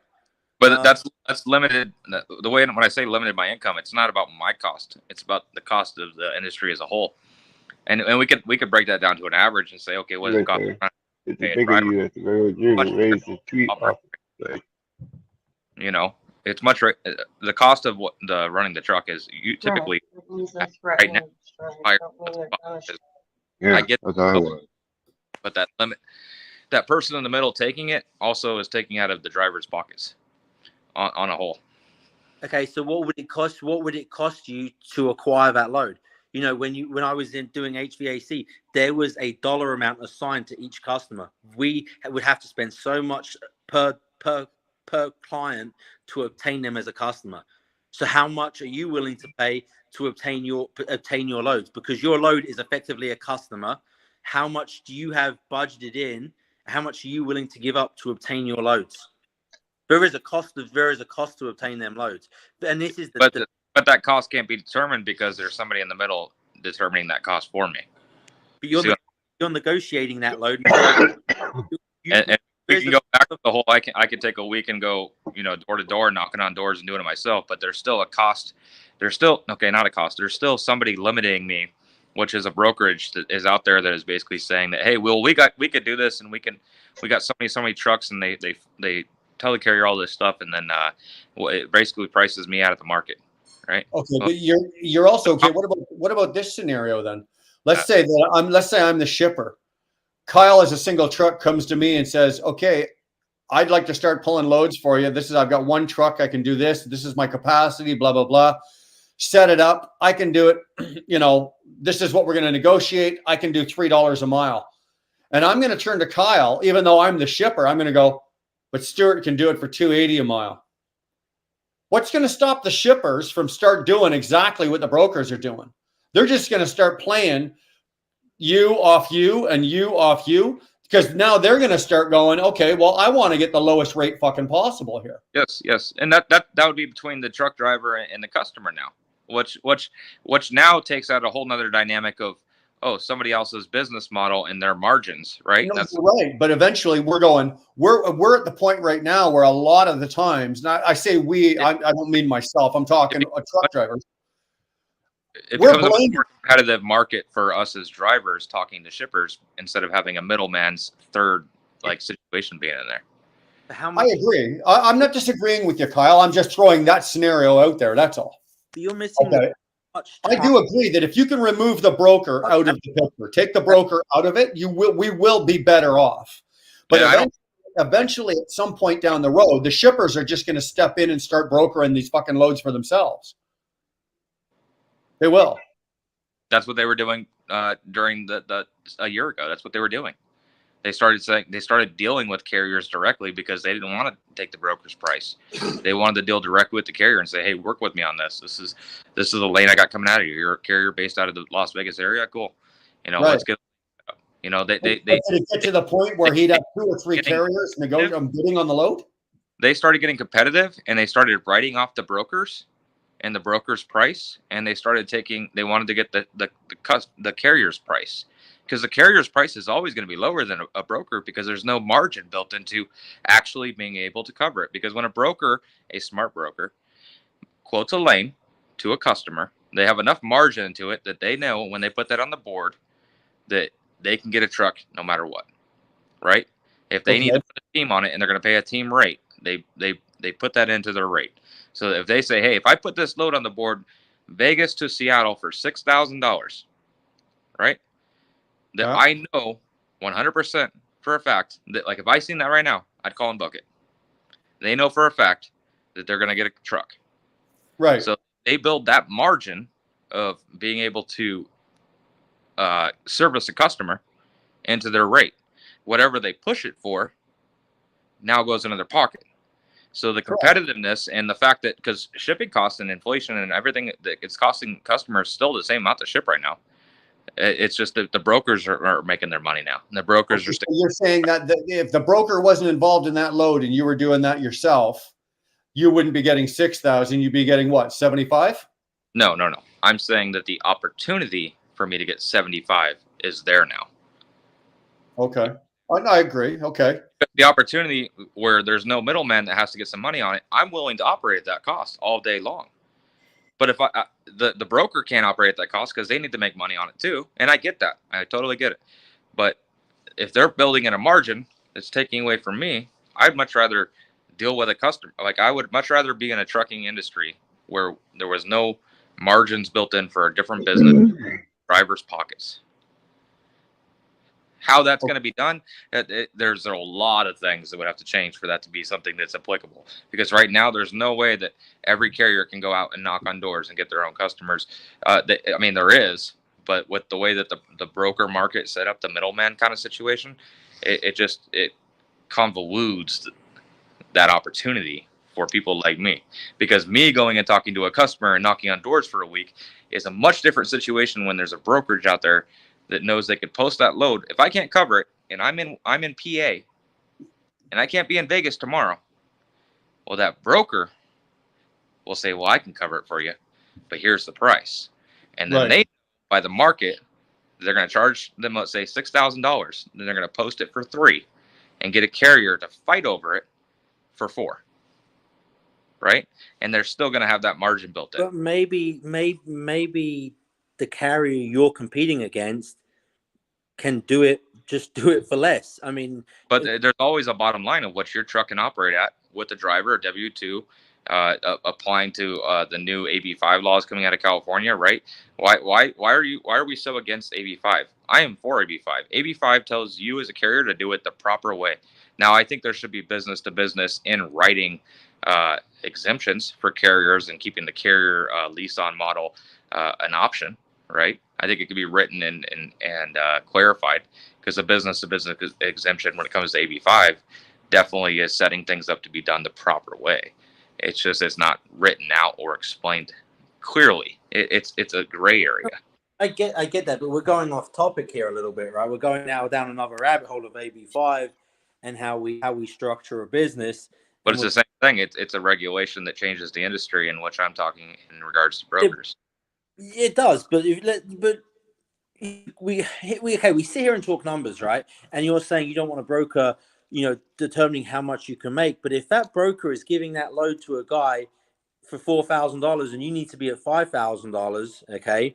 And let's just take it for an example. And this is not a bash on you directly, so please don't take that. The truck, you saying you get 5-6 miles to the gallon, right? There's trucks out there that get 8 miles to the gallon. In today's economy, that could be 60-70 cents difference per mile.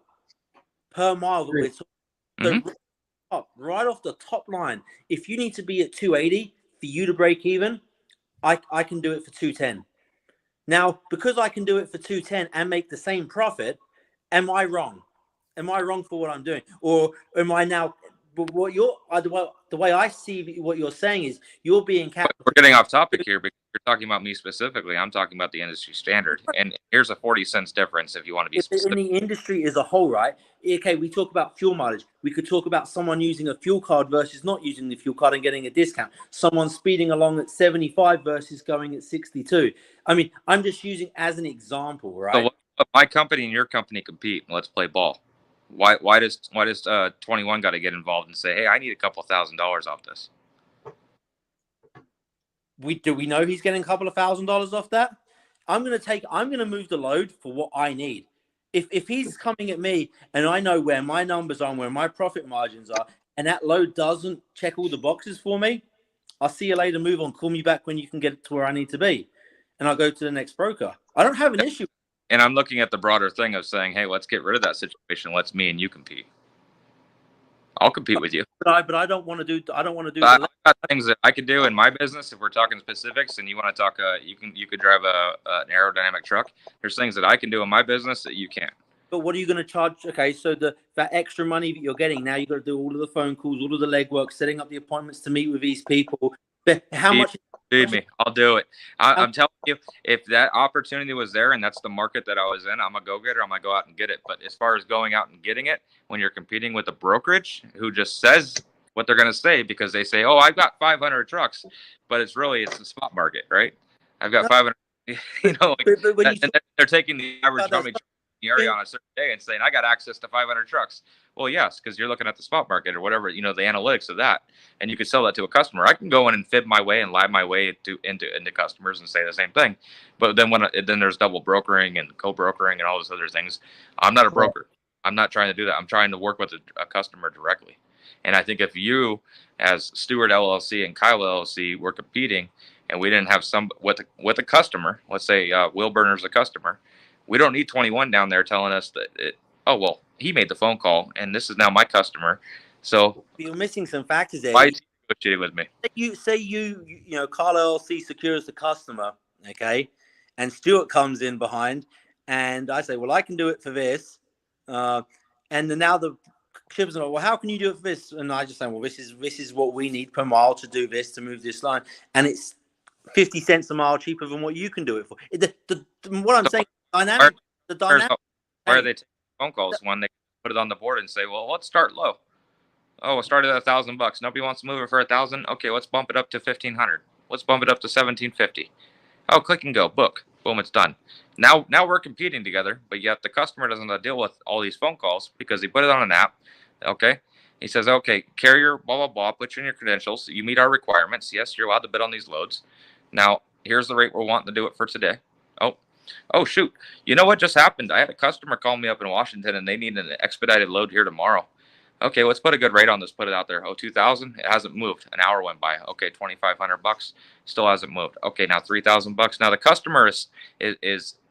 You just described the ZAP board. That's exactly what happened. DAT load board. You just described the DAT load board, dude. It's exactly. I just want to say something quick here. Marty and I'm not talking to a customer. Marty just made a comment saying the fuel surcharge should be $1.25. Marty, just so you know, my fuel surcharge last week, like the last week I just ran, the week that we're in right now, because my week doesn't end till tomorrow. My fuel surcharge this week right now is $1.32 a mile. That's what my fuel surcharge is.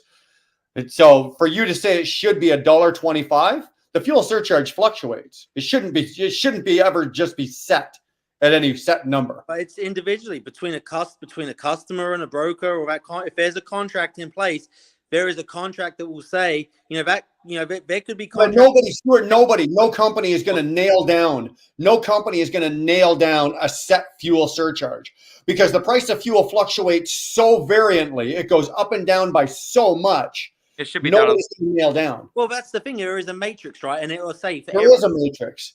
Every 5 goes up, it goes up a penny to the driver or to the driver or carrier. Okay, but you don't know what that negotiation is. For some fuel surcharges, it could be you get 10 cents. For every 10 cents it goes up, you get 1 penny. Each individual contract is going to be different, so no one is going to have the same fuel surcharge. Just like Sterling said a second ago, that brokers provide a service that carriers don't provide, but you don't know that until you give carriers an opportunity to try to provide that service.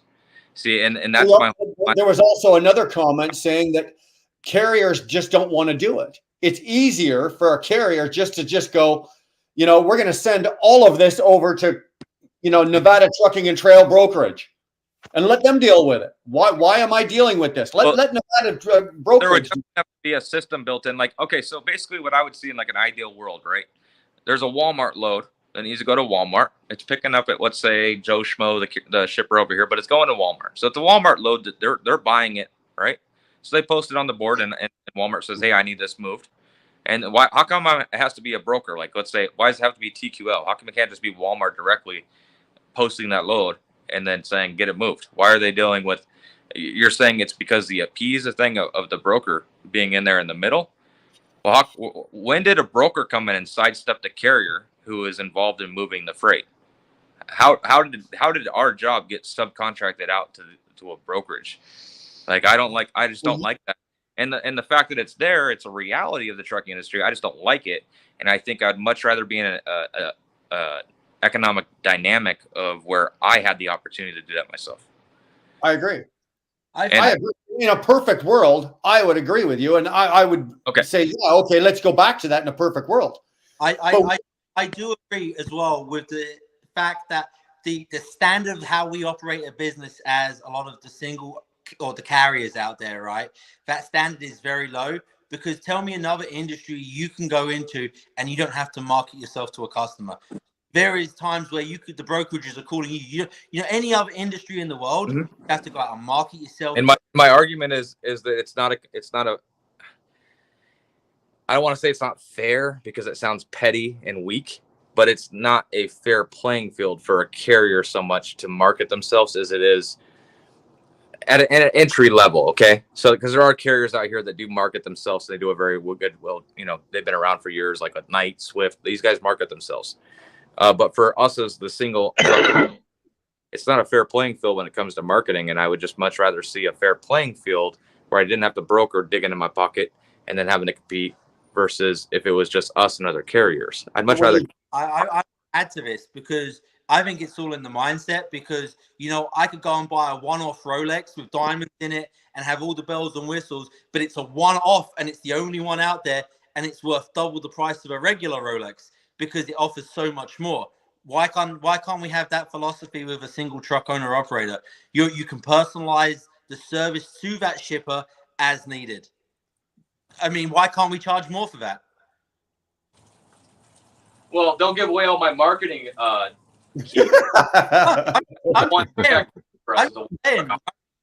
We can turn it around however we want. You know, there is power in being a smaller outfit. You know, there is benefits that you can get, guarantees you can put in place to, hey, if this doesn't make it on time, we will give you the load shipped for free.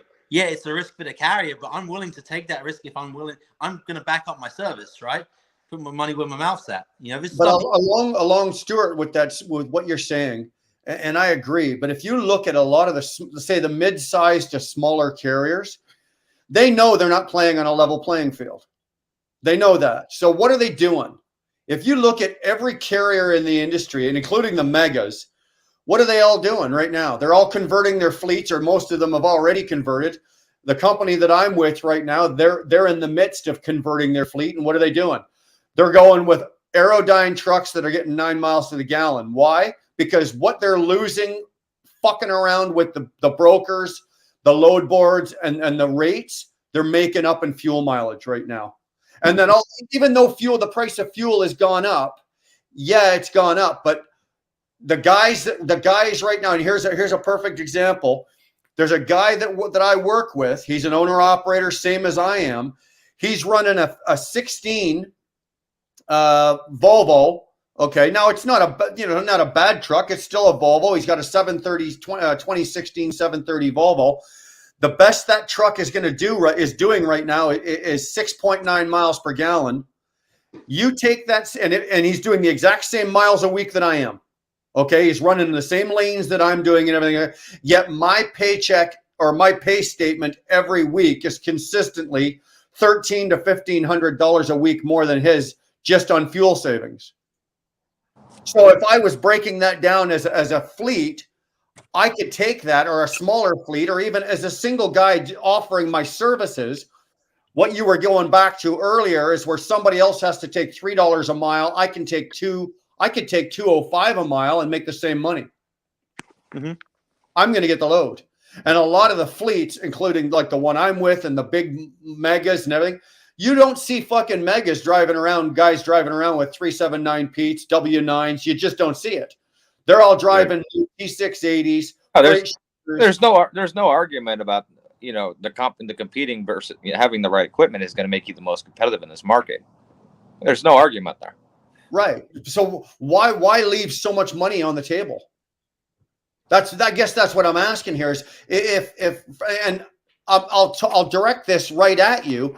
If I took myself and say my wife, Darlene, and we were a team truck, we were out of Nevada, we were working side by side with you and Danny, doing the exact same run week after week, I guarantee you I'm taking home $3,000 a week more than you are. Why would you leave $3,000 a week out on the glass like that, out on the table? Why would I? Or why am I? Yeah. Why do I drive the truck I'm driving? Because there's a lot of reasons why. There's more comfort with the truck I'm driving. I hear you. Okay. The experience, the YOLO aspect of it, right? it's not all about money, basically. Okay. Now that's going to come down to a point where, you know, I got to be profitable as a business. And right now I am profitable. Okay. I've been saying, you know, it's getting hard out here and it's a struggle. It has the margins are getting tighter and tighter, and you guys feel the squeeze just as much as I do. You know, I just feel it's more per mile than you do.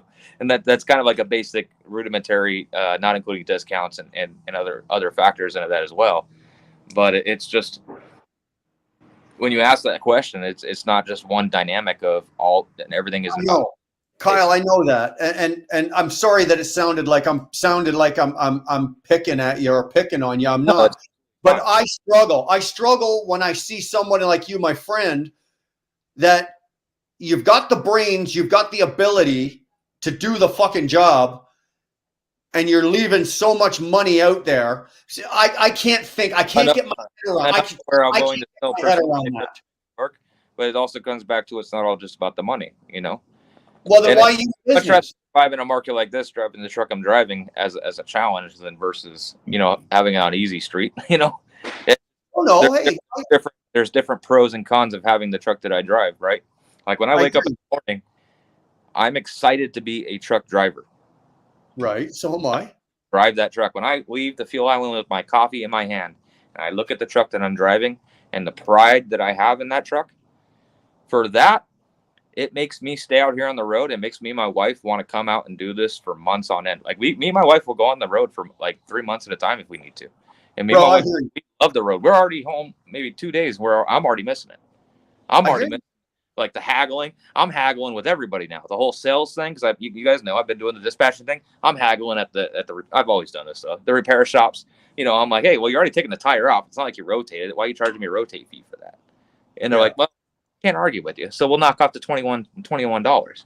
So the experience and the things that I'm learning along the way, am I paying more for fuel in the truck that I'm driving? Absolutely, but I'm getting a lot more things in different areas in my life that make that justified to me.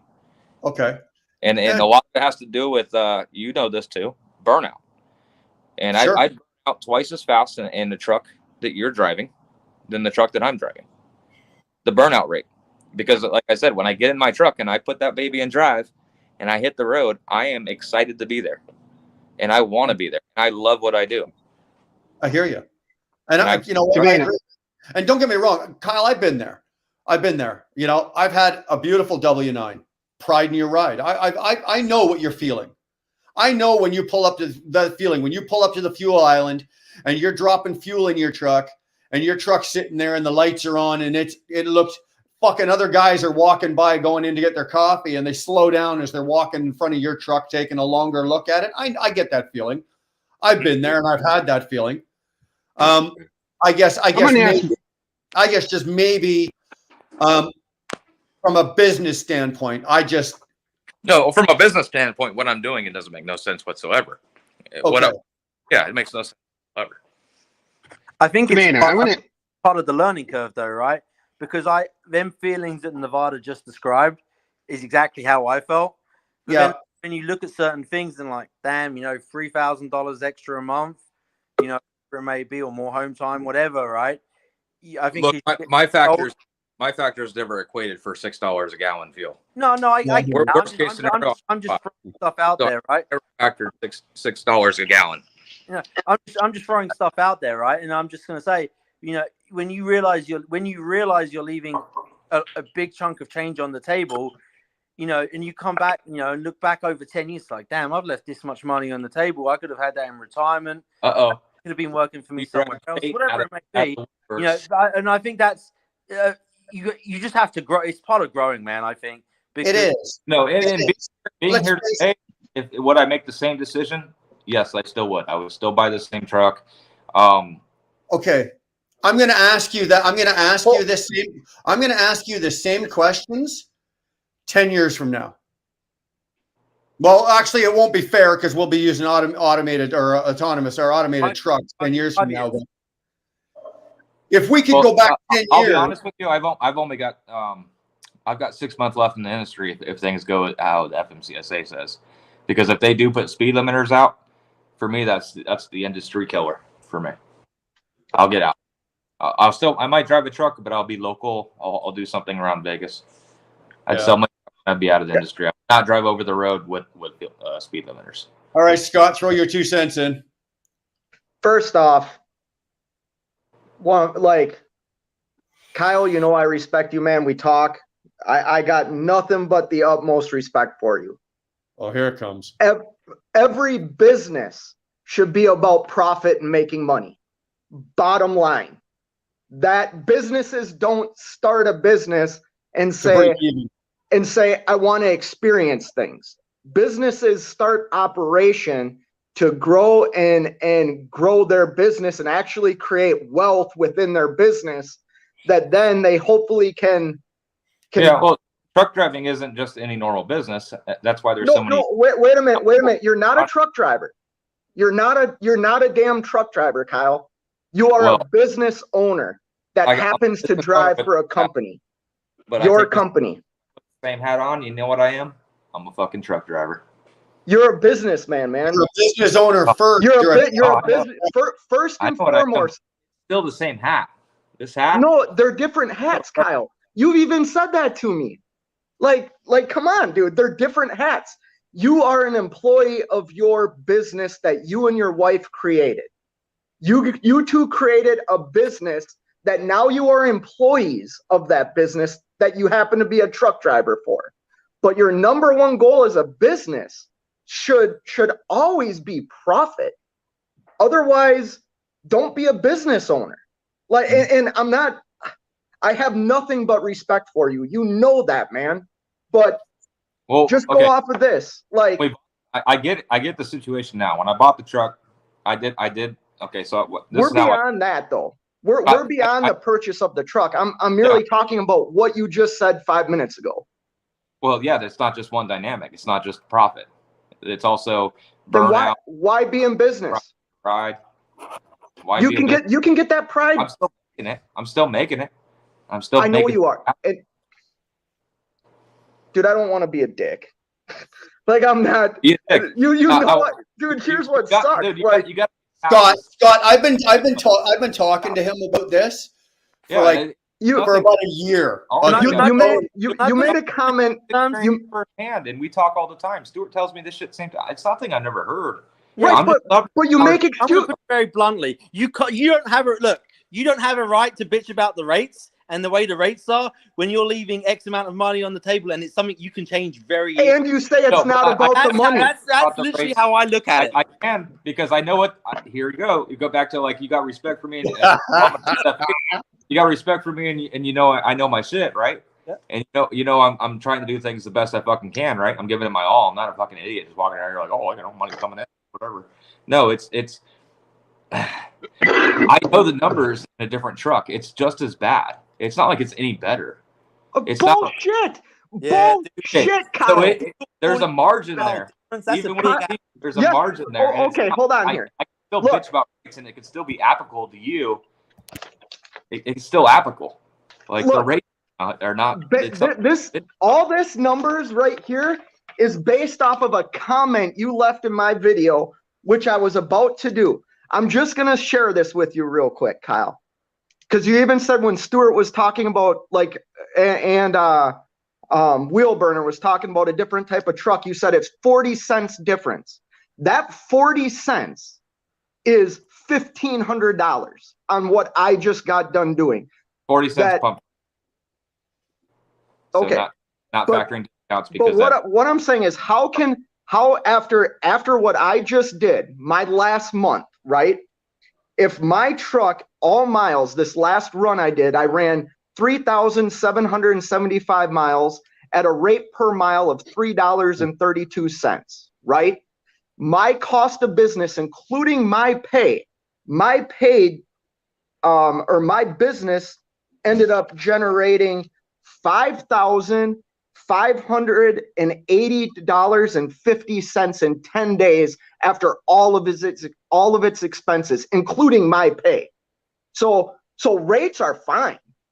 Fuel sucks. It's our number one expense, but rates are fine. If my business can profit over $5,000 in 10 days, that's going to be payroll. So it's going to go fuel and then payroll. It's always going to be like that.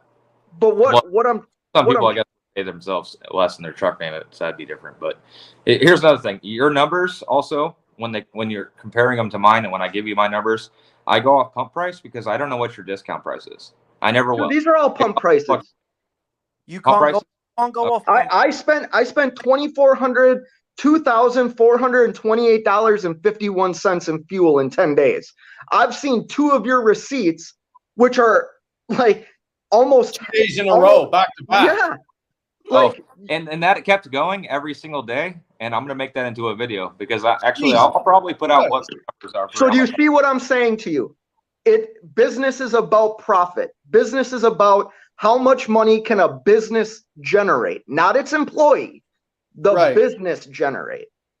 I on hand every day spend $1,000 cash out of my business on fuel. That's crazy, bro. Kyle, what's killing me? What's killing me is you're okay with that. Yes, that's what's killing you, good dude.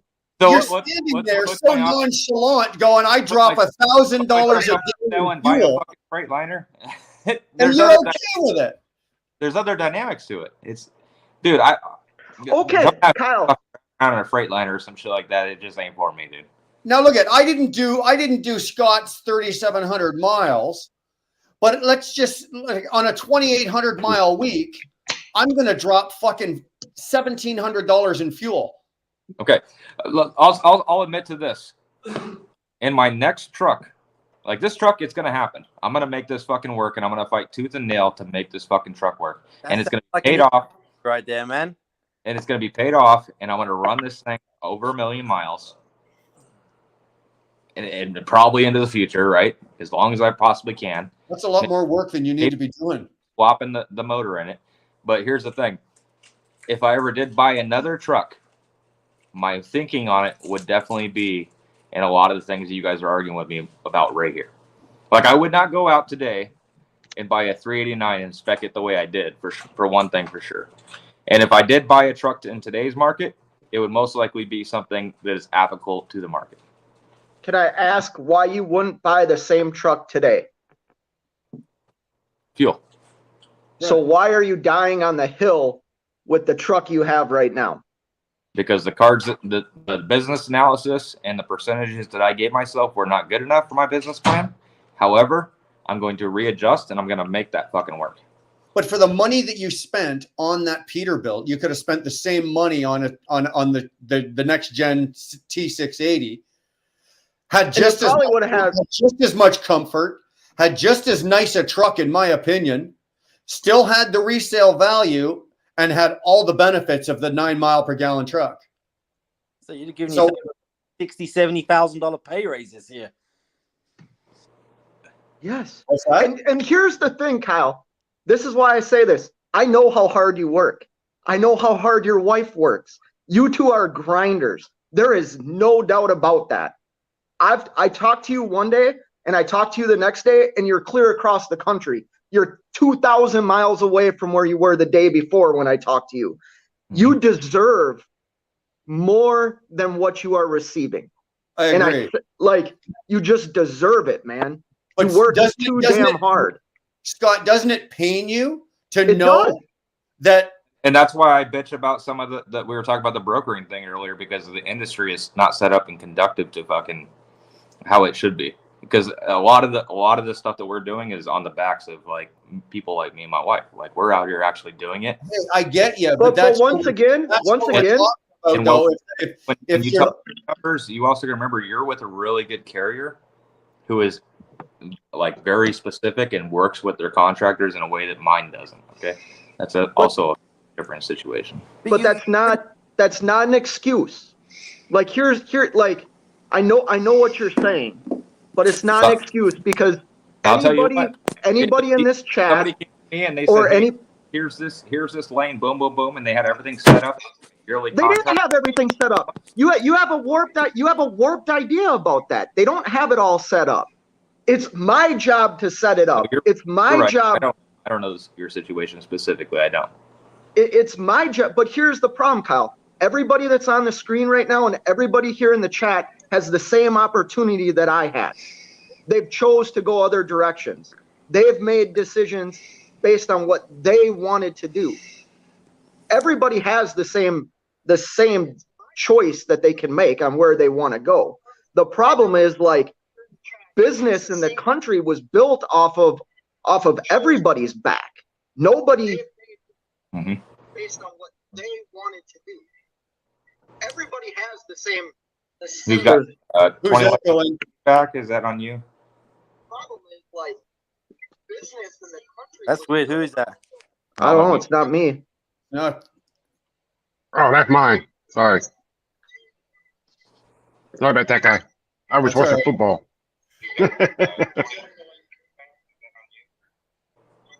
It just pains me, bro.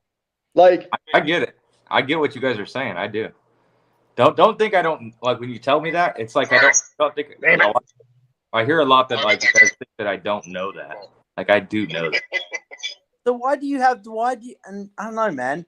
Maybe I'm. Okay, so everybody tell me, starting with Stuart, because you're talking, tell me what I should do. I want to hear. I mean, here's two things, right?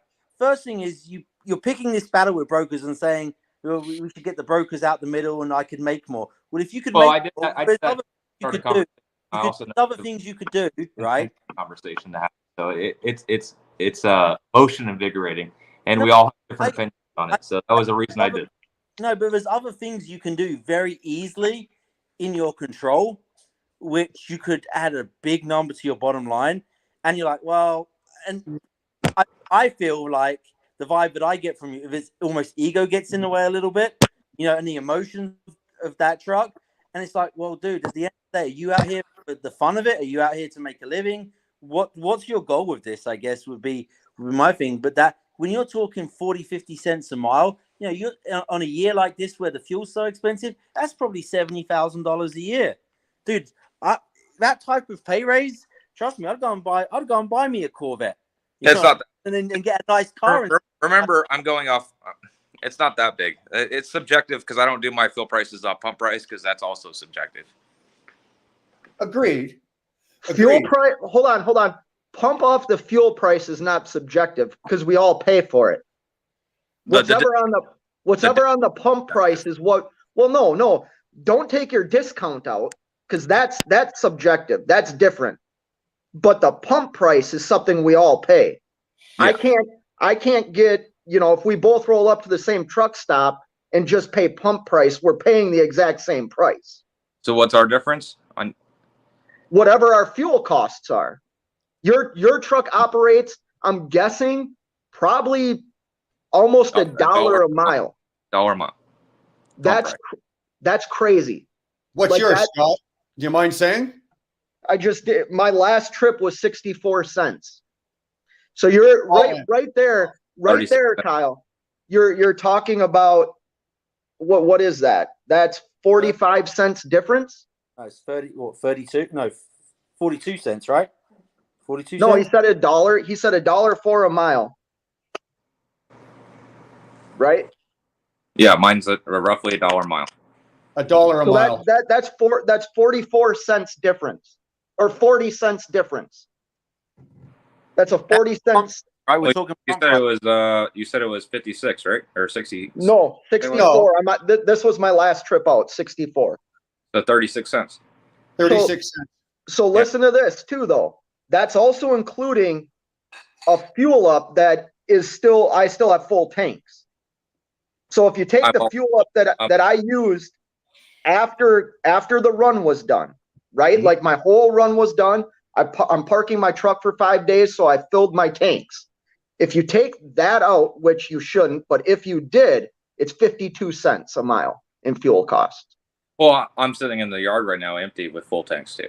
So my truck, I don't play the fuel game. My truck is when it needs fuel, it gets fuel. That's what so like my cost was 64 cents. Yours was $1.04. That is so much money. $1. Why are you guys saying don't take the fuel discount into account? Because discount is just as important. Because I'm saying for this conversation. Yeah, discount for this conversation. Yeah, his discount and my discount. He let's just say he worked for Knight Swift and they were giving $1 discount on anywhere you stopped. Or what's the one? Hirschbach, right? Hirschbach, they pay 99 cents a gallon. I don't know what they're paying today, but it was 99 cents a gallon for fuel. That was one part of their lease, right? So if he's getting it for 99 cents a gallon, yet I'm paying pump price $3 a gallon, my fuel cost is much lower or higher than his is going to be due to discount. But So if isn't we it- both go off the pump, then what we're comparing now is our But it- operation cost based on the actual pump But price. it won't change the miles per gallon. isn't the end number Yeah. the most important number? Like the Absolutely. Well, Well, it yeah. is. It is. When it comes down to we're trying to Stuart, be very, It is, Stuart. They're just talking about for sake of this conversation, not for the business model that they're running. Yeah. For the sake of this conversation, if Scott and Kyle both pull up to the pump at the same fucking time at the same fucking place, and they're basing what their rate per mile is going to be on just fuel, okay, they go on the pump price, not on their discount price. T-Bone, you make a good point. Some drivers make a living at 36 cents per. I don't know what company you're working for at 36, but Yeah. that's the margin there. That is the margin. It's a driver's paycheck. It really is. Nevada, I did a video. Remember, I did that video.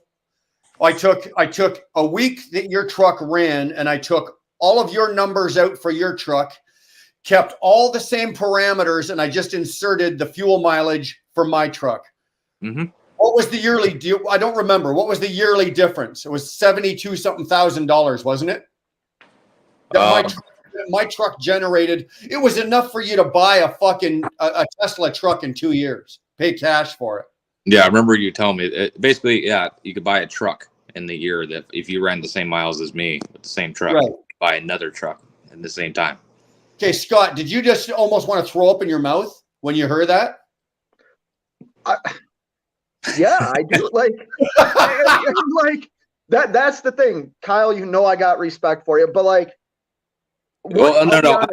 I want to go back because you keep coming back to like I don't know. So Stuart, or somebody start this off. If you're in my shoes, tell me exactly what you do.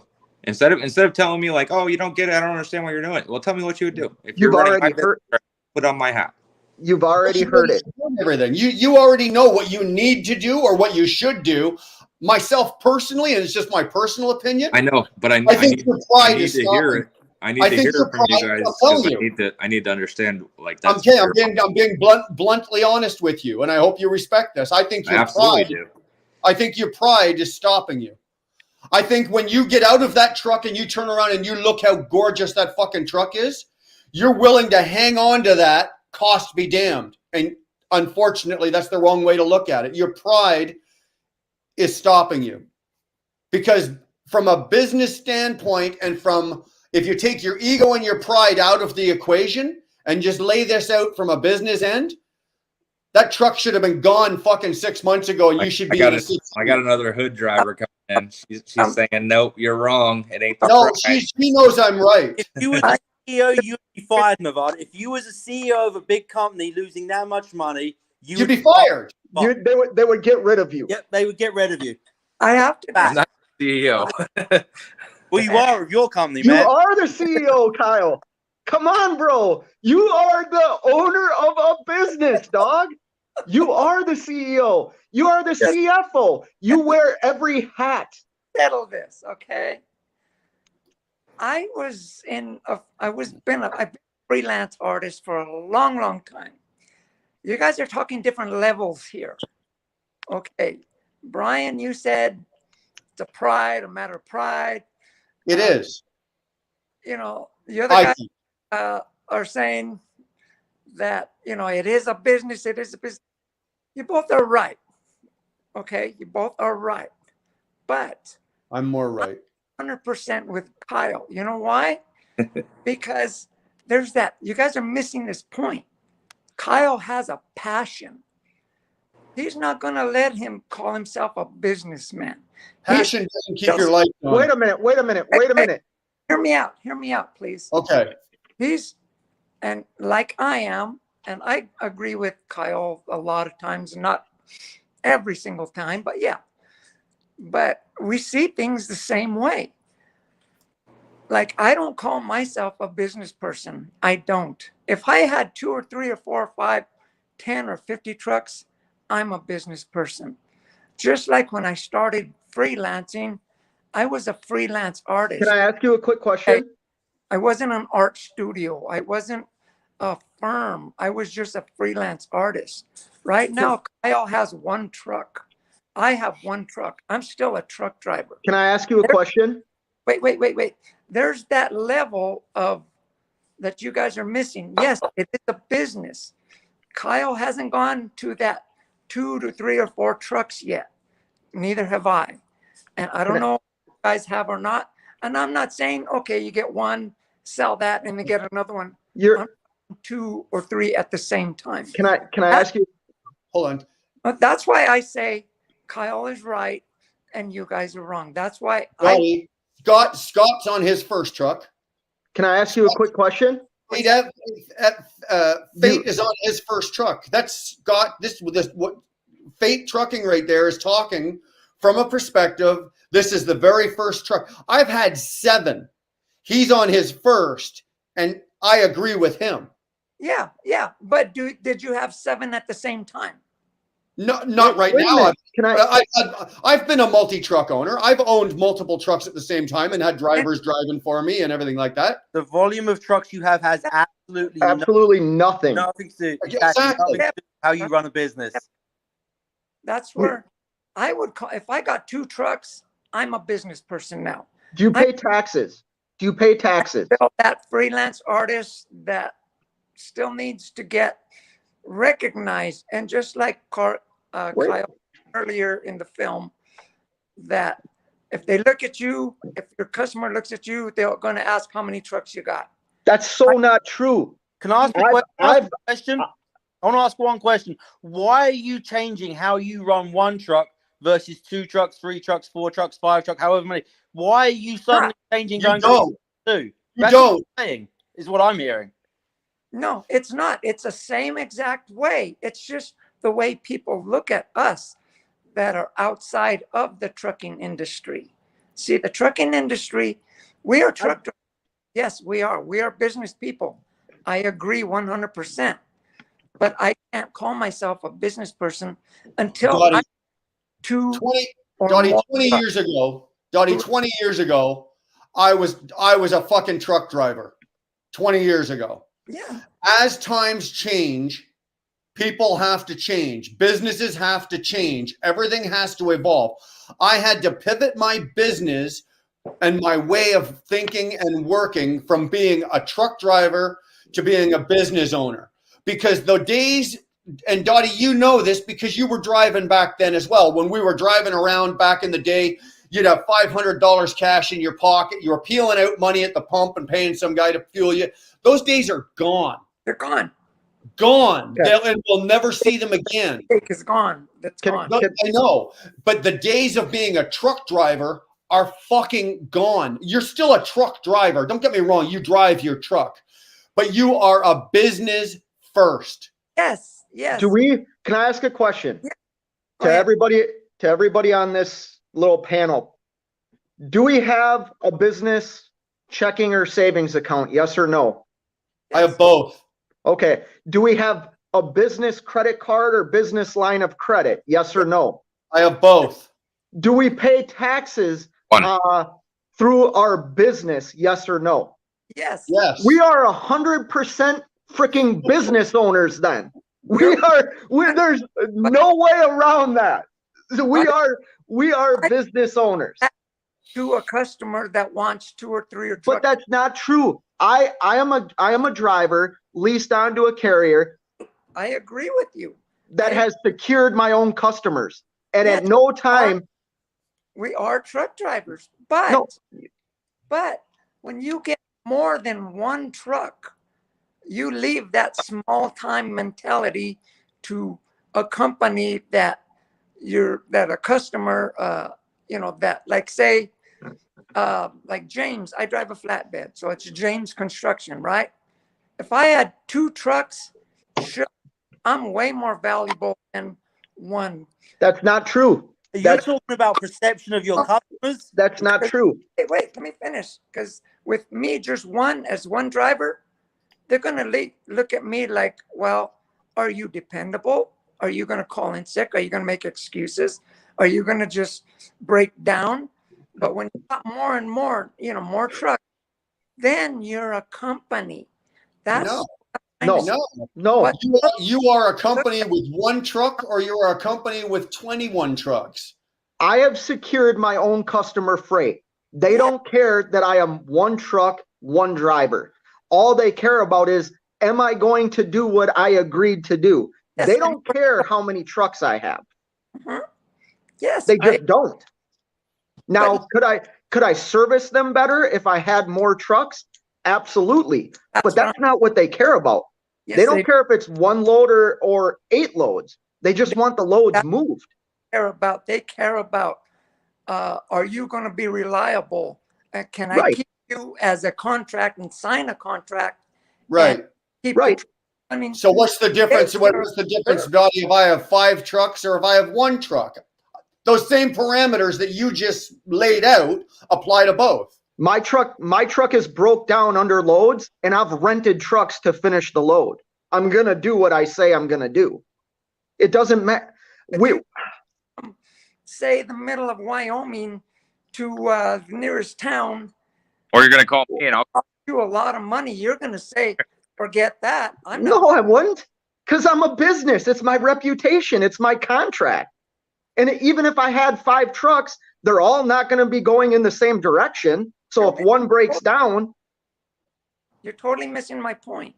All right. I agree with you. Yes, we are business people. But that's not what you said. Yes. We got business accounts. We got mechanics. But if we get another truck on top of that, you know what? Looking from the outside in, because you're looking at from the inside out. You look from the outside in, how other people look at you, how a customer looks at you. I don't operate my business how somebody looks at me. Me neither. Hence why I drive a plastic truck and not a 389. I don't care what somebody thinks. I care about the money in my pocket. About dealing with a broker. Fuck that. Let's go back to the original. Run your business. Maybe the brokers are supposed to be because it was a hood truck and all of them things you just stated.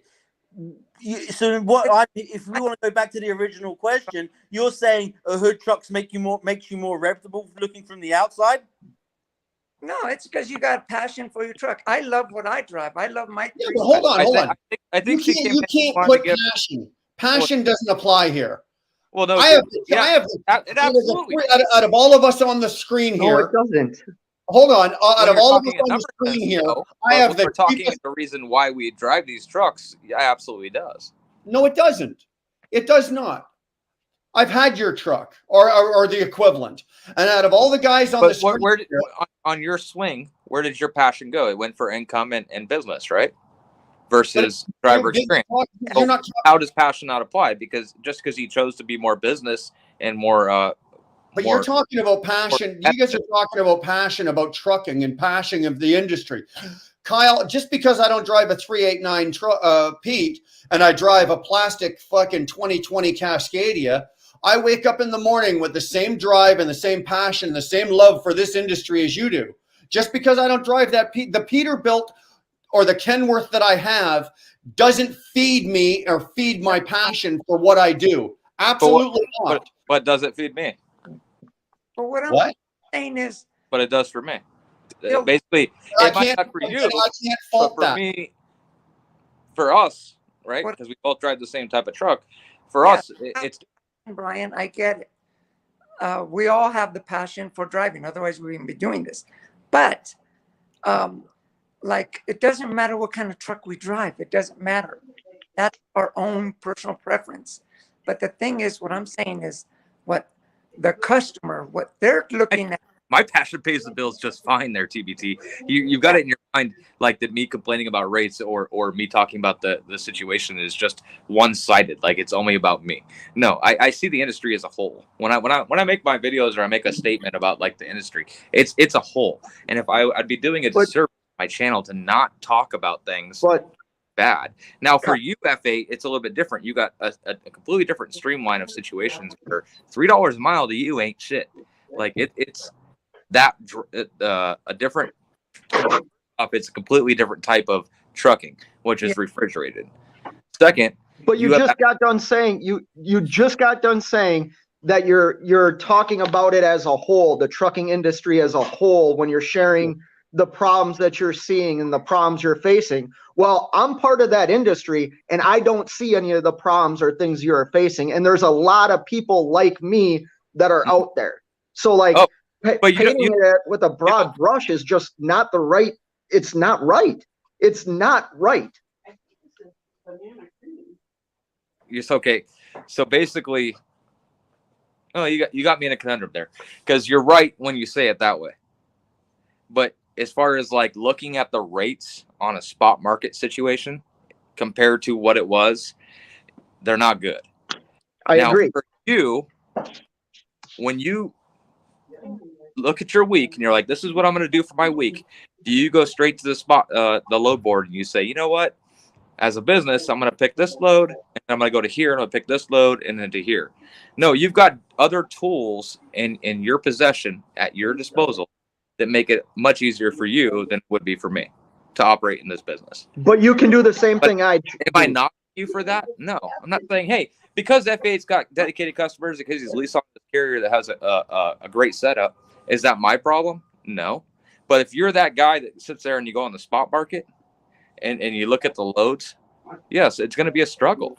Yes, I agree. Dude, I don't haul a lot of spot market freight, but I do. Dry van, flatbed, it don't matter.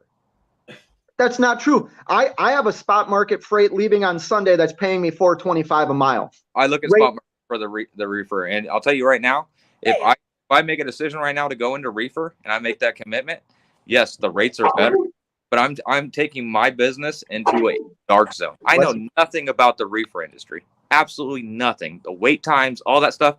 I dabbled in there, but I'm going to come in as knowing nothing. When you can still do it. It's a lot of it's rolling the dice is the way I look at it.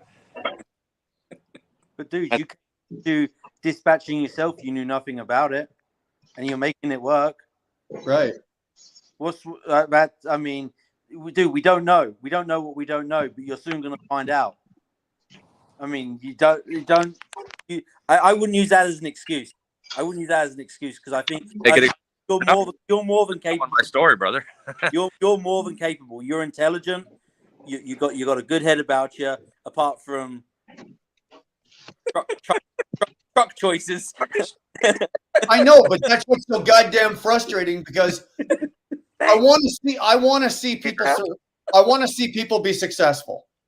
Okay, I really fucking do. And as owner operators out here, I'm always pulling for the next guy. I'm like, Kyle, I'm pulling for you. Scott, I'm pulling for you. I've been doing this longer than fucking all of yous, and I'm pulling for you guys, because you guys are the next guys coming up, and you're doing it. Yeah, you've been even doing it longer than me. Oh, be quiet. Well, I have been in the industry 23 years. Yeah, but you've only been an owner operator for what, two? Right. Yeah. Well, what I'm talking about, the owner operator, Scott. Okay, I was in the industry 11 years before I became an owner. I've been an owner operator for 21. 21. Yeah, you have 19 years on me. Well, when I watch guys like you and Nevada, and there's a couple other guys that I follow very closely, not because I want to critique them, because believe me, I learn from other people the way they do shit. I don't care, Scott. I don't care that you've been doing this for fucking 2 years. I watch your videos and I see what you're doing, and I see shit, and I learn from you as well. I'm not above saying that. But when I see little mistakes that I made fucking years ago that guys are making today, I want to pull my fucking hair out, man, because 30,000, 50,000. Look at you, Nevada. You're already fucking there. Look at Scott's 2 years. Look at that. That's a fucking ball. Dottie's the only one in here with any goddamn hair on her fucking head, right? So what I'm trying to fucking get at here is I'm pulling for you guys so bad. So when I see things that people are doing, and I'm not going to say they're doing things wrong, but when I know that there's another way to do it, and I know that it's approved a proven, trusted, and tried way of doing it, and you could be making so much more money. Trust me, when you're putting $3,000 a week more in your fucking pocket, your passion will it won't diminish your passion. I promise you. Let me say one thing. And I said this on my channel last night. I have a daughter that's in college right now. Imagine you being able to help your child out to where they don't have that college debt, or you help them. They have some skin in the game in something, and you're able to help them buy a house. Wouldn't you rather pass that on to your kids than just throw it out the window because of a business decision that is hurting you businessly, financially? Wouldn't you want to make a decision to like level up? Like that's why I became an owner operator. I wanted to level up in life. You know what I mean? Scott, I got 5 kids. My trucking business has put 5 kids through college or university. 5 of them. Dude. I commend you on that. Okay. Now, I'm not saying I footed the bill for all 5 of them from beginning to end. My children have had to pony up some money of their own, and they've had to work to go to school. But because of our business and me doing what I do, and the passion that I have, and the lessons that I've learned, 5 of my kids have post-secondary educations today. I would do it all again tomorrow. I would do the whole fucking thing. If I could go back and do it all over, I would do it over again and not give it a second thought. Here, I'm going to jump off, but I want to say one more thing real quick. If Kyle, I don't see him on here anymore. I meant what I said. That when you work as hard as those 2 work, they deserve to reap more of the benefits. And I hope Kyle like heeds the information that he's getting from people that obviously care. Like, we don't want to see people struggle out here. None of us do. No. But if you're too stubborn to listen to sound advice, like at what point does the complaining have to stop? Pride. You know what I mean? And I don't want to piss him off. Like, I have a lot of respect for Kyle, you know, a lot. Did you hear that, Kyle? Yeah, I heard. It just. I don't think you're going to piss him off, Scott. I think. I don't piss him off. But I think he's at the point where he's enjoying himself. They have no kids. They've downsized all their expenses. He's going to go out and play, so you got to let him play. As much as it pains me to watch him do it, you got to let him play. He wants to play. So him and Danny are going to go play and let him play. I don't think that way. You don't think that way. No, man. I don't want to do this when I'm older. I'm 42. I want to be retired by the time I'm 50. Like, I don't want to do this forever. You know? Like, dude, I got 3 years. I can do it. I can do it at 55. You want to retire? 2.5 years. I'm turning 53. So we talk about selling things. I'll sell all my property and everything like that when I'm 50 and get out of trucking, and you know, that's when I'll play. I said the same thing. I said the same thing when I was younger. On a flip note, though, right? You look at last year. Thank you. Yeah. You know, okay, we bitch about how crappy the rates are right now, but when you compare it to last year, when you say, you know, retiring at 50, 52, 55, when you look at years like last year and the amount of money you could actually put away, that age isn't an unobtainable number. I almost paid my house off with that money. Dude, like, I was so jealous. I was so jealous watching you guys last year and part of the year before with those $5, $6, $7 loads, because I'm not paid that way. Hey, Danny, I'm not paid that way, right? So you guys at that time were freaking killing it. You were making 2 to 3 times what I was pocketing. and I'm just chugging along in my little Freightliner, right? But now that crashed. The market came back down, right? Now, let's face it, and I said this before, and it wasn't popular, but I don't give a flying fuck.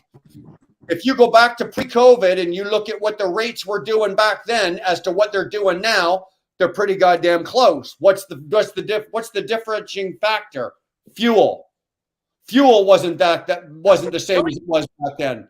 That's what's killing. So when the rates came back down from $5 to $6 a mile, and you guys were all having to come back down and run that, $2.50, $3 a mile freight, it leveled out. Fuel didn't come down. Nor the rates. But you guys made a shit ton of fucking money back then, and I was sitting here with my schlong in my hand watching it, and there's nothing I could do. But also, but we act like we've never seen these fuel rates before. I remember, I think it was the end of the Bush era, the early Obama. We saw $5 a gallon before. We've seen these numbers before. No, these are record fuel rates. We have not. They've been up there. They've been up there. $5, yes. We have seen it at $5. We've never seen it at 6, 7. My point is, if you go look back at the same time period, rates were nowhere near as what they are now.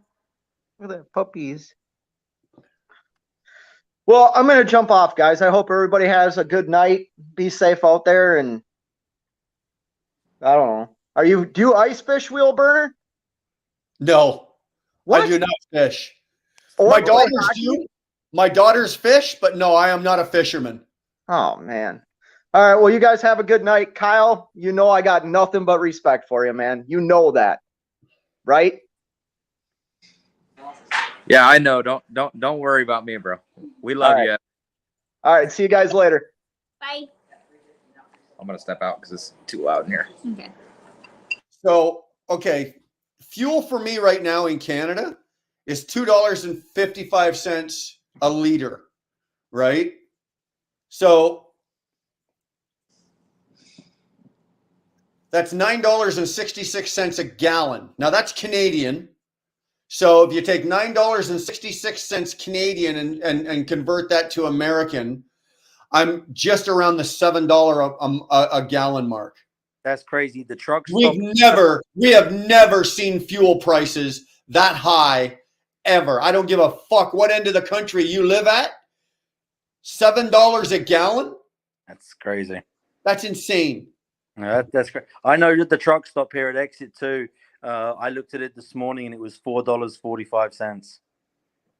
Dude, when I see fuel for $4.45, I fill my truck. If I could fill my tires full, I'd be drinking it. I'd be pissing it back into my tank if I could fucking get it for $4.45. I went and looked up around like the Chicagoland area. There was a couple of stops at like $4.20, and then I looked down in Texas, and it was like right at the high threes, low fours. So this is not even the cheapest that I saw with the fuel discount and everything, So I mean, that's a big, I don't know, man. When we say $5 a gallon, I know it's an average, but surely that that's you got to take them discounts into account, man.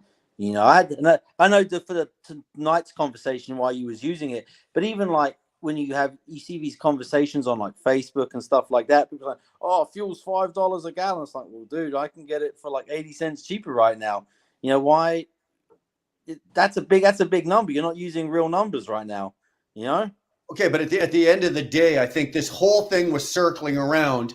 And it all comes back down to if I'm going to fill my truck at $5 a gallon and Nevada's going to fill his truck at $5 a gallon, who's going farther for their $5 a gallon, me or him? I am. Oh, yeah. No, you're not. I am. Spiritually, I'm going further. Oh, fuck off. I don't know, man. Look at it like this, right? I've backed up more miles than you've driven forward. Come on. I really doubt that. I'm a team. The fuel discount I decide to get, they all go hand in hand. Well, the way I drive, they all go hand in hand because each one of them adds to the bottom line at the end of the day. I'm not out here to stroke my ego. I'm out here to be able to retire, pay for my kids' education, put a roof over my family's head, and do the things I want in life and come to the end of the road and actually be able to enjoy it. Look, my mum, there's a reason my mum lives with me, because she never put away for retirement. You know, I never want to be in that damn situation. You know, Exactly. so, and I don't want to be that burden on my kids. So I look at stuff like that and I'm like, you know what? This is why I think that stuff's important to me. I don't know, man. Well, I don't want to be in that position, but I can tell you this. I do want to be a burden on my children. Look at me, man. 5 goddamn daughters. I'm being a burden on somebody. You can fucking count on that, man. I promise you. I promise you. Somebody's footing the bill for dad at some point, man, because mom and I have foot a lot of bills. Can I say something, though? You went out. Your voice went out. Are you there? No, go ahead. If I could say something here. Okay. What do you like? I've learned through my years of driving, I mean, decades, 3 of them, I've learned that being a truck driver has a lot of definitions. Being a truck driver is a survivor, is a provider, we break down, we get knocked down, we get broke, we go down the dirt roads that nobody wants to, and we, as a truck driver, we still come back and we keep on fighting. You know what I mean? And we can call ourselves anything we want. You know what I mean? But we keep truck driving. That's why I say I'm a truck driver. And that's why I'm proud to be I'm not going to let that title go. I'm not going to turn it into an owner operator or a business person or a lease operator or a company driver. I'm a truck driver, 100%. To me, that's my definition of all you guys too. You guys are my buddies. And, you guys may not disagree with me or disagree. Dottie, I agree with you. Don't get me wrong. Okay, don't get me wrong. In spirit, yes, I'm still a truck driver. Excuse me. In spirit, I'm still a truck driver. I still have that fire. After all of these years, I still have that drive and that desire. I still love getting up in the morning and pulling my curtains and having that sun come in and hit me on the face. All of those things. I'm still in awe when I drive through the mountains. All of the shit that, people don't get, regular people in life don't get to see. I'm still in awe, and I'm still a passenger in my own truck, but that's what we do. I'm talking about what we do on the back end to enable us to do that. Right? And that's the business. That's because the business, running the business successfully enables me to do that. So I have to take care of the business first to enable me to be the truck driver that I want to be. Okay. Does that make sense to you? Yes. But let's look at it. Okay. Back when the 80s and 90s, say Smokey and the Bandit, right? You guys all seen that movie, right? Of course we have. They made a deal. They made a deal to run across the country, whether they were doing it illegal, legal, whatever, right? They made the deal. That was the business deal. You know what? The fun part about it was being a truck driver, doing it. That's what I'm talking about. You're talking about cultural stuff, because culturally, you don't make a deal on a spit and a handshake anymore. Culturally, stuff has changed. Technology has changed, which has changed us culturally. And you're talking about stuff which was 20 years ago. Unfortunately, technology and the way people are nowadays, business is done differently. It is. I mean, yes, we are truck drivers. Yes, I love to look out that window and look at the mountains, when you're going through them. But also the way we do business and conduct ourselves and make decisions has to be done on what is going on culturally in that time. And, what was happening. Let me ask you, Stuart, does it look better over a hood? Does it not? I agree with you, Stuart. Of course it looks better over the hood, Kyle. It does. It does. It does. Come on, man. I've looked over the nose. So why are you guys blaming me? Why are you blaming me? I mean, I'm not why is blaming it so hard for you? Because we want to prove yourself, man. Nobody's blaming. There's no blame here. Nobody's blaming you. If you want to talk about the most beautiful view in the world, yes, I love. Well, I tried to get it out of everybody on the panel because everybody's basically saying sell your truck. I'm like, no, there's different things to it. I mean, I love truck driving. I'm that guy. Believe it or not, I'm that guy at the fucking truck stop that gets out and helps the fucking driver, and I'd hope that we all are. No, you only do it because you don't want anybody to hit your truck. Well, that's the only reason. That could be a very motivating factor in certain instances, absolutely. But for the most part, no. Like I've seen people fighting over a parking spot, and I said, "Hey, look, dude, I'll kick down the road. I'm out of here. Give me 5 minutes. My 30 minutes is up. You could have my spot." They're literally about to fight over a fucking parking spot. I'm like, dude, I'm out of here in 5 minutes. You could have mine. Right. You know. Excuse me. I don't know. You guys all have driven hoods. You've driven the W900. Stuart, you've had the 389. You got the 389 with me right now in the current market. So I get what you guys are saying, but you guys also get what I'm saying. Dude, absolutely. Yeah, absolutely. I know where you're coming from, and I know what you're feeling, but it applies to 10 years ago, not to today. Why is it a problem? Why is it a problem if I want to fight for it? If I want to go out here and I want to make it work, I want to fight for it. I don't see the problem. Dude, I'm never going to fucking fault anybody who wants to go and fight. I know that a new fucking truck goes out my stacks. I fucking know that. You don't think I don't know that? Like I just walked into this willy-nilly, like even before I bought the truck, I fucking knew that. Well, I don't know. I was going to say, did you know that before you bought the truck? Yes, but I did base off 5 miles a gallon worst case scenario because I always do when I do projections. I do 25%, 25% of cost at higher cost. I plan for the worst, hope for the best, and 25% at the lower. Average is going to give you what you actually are. So. Everything's going opposite directions. Fuel's going, prices have gone down. Yeah, exactly. Exactly. And so I found myself in a predicament, and I'm sharing it. And does that give me a right to bitch? Look, my right to bitch is I guess I need to be careful and say that, look, it's bad for everybody. No, it's not. Because if I was hauling reefer right now, I'd be fucking dancing. I've seen the reefer rates. If I was hauling reefer right now and it was on, off, kick off shit, dude, I'd be fucking making a killing. Reefer's fucking banging right now. It is. Now think about how much more you'd be making with a fucking T680. But historically, reefer, with the cost of maintenance and the other motor, and you take any other factors, pays the same as dry van. That's my holdback. Okay. I myself personally wouldn't switch to reefer, regardless of how well it's paying. Me and my wife, we're stir crazy. We like to be rolling. Those wheels aren't turning, you're not earning mentality. That's me and my wife. We like to be rolling. So, dude, so do I. So does Dottie. If my wheels aren't turning, I'm not earning. I understand that, and that applies to me as well. Okay, I don't like my truck sitting for more than fucking 10 hours when I have to shut down at the end of the day. No, I hate the 7. But it's a matter of how much am I making when I'm rolling. If I'm only making this amount when I'm leaving this much out there, then I personally have a problem with that.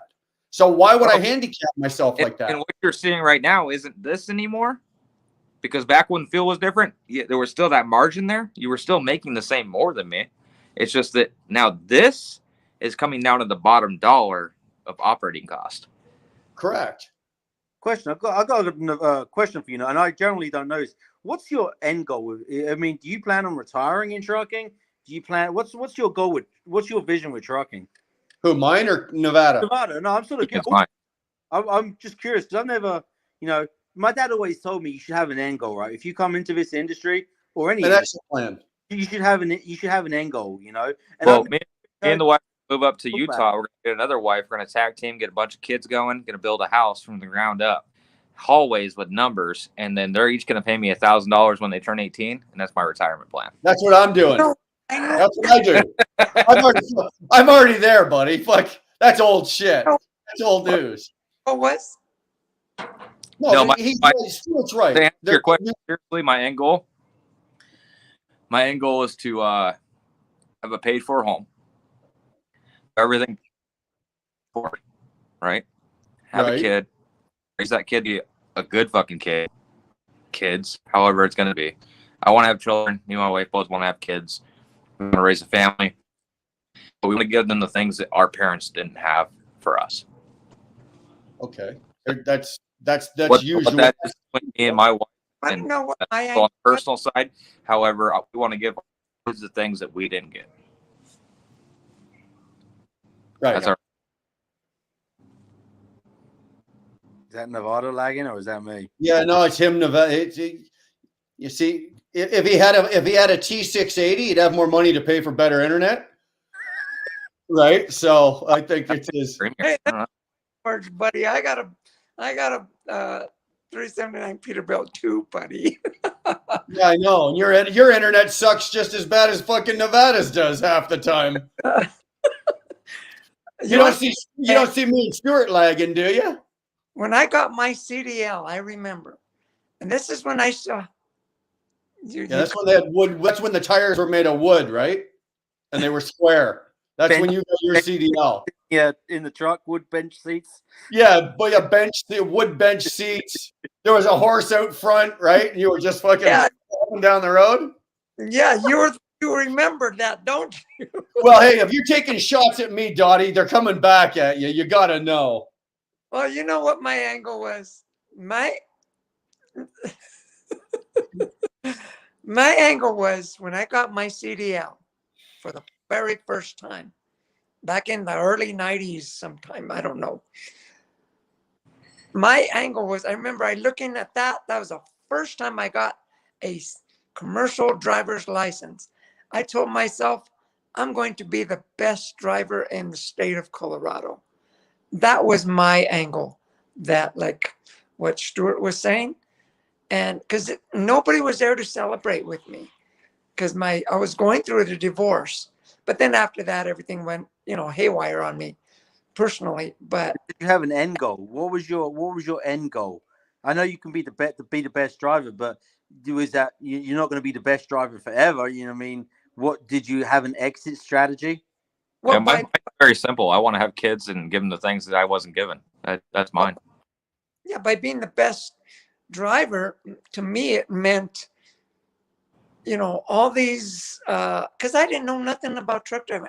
I just got my CDL. It just seemed like the doors just swung wide open. I'm going to do the best job I can possibly do. And I know I'm going to grow. That was my angle. And sure enough, it did. But then and I'm coming from a failed art business, right? Where I lost my ass big time on the art business. But it was like another door that just swung wide open. And yes, I got my second chance. And believe it or not, I hated it. But did you grow up in like the hippie background?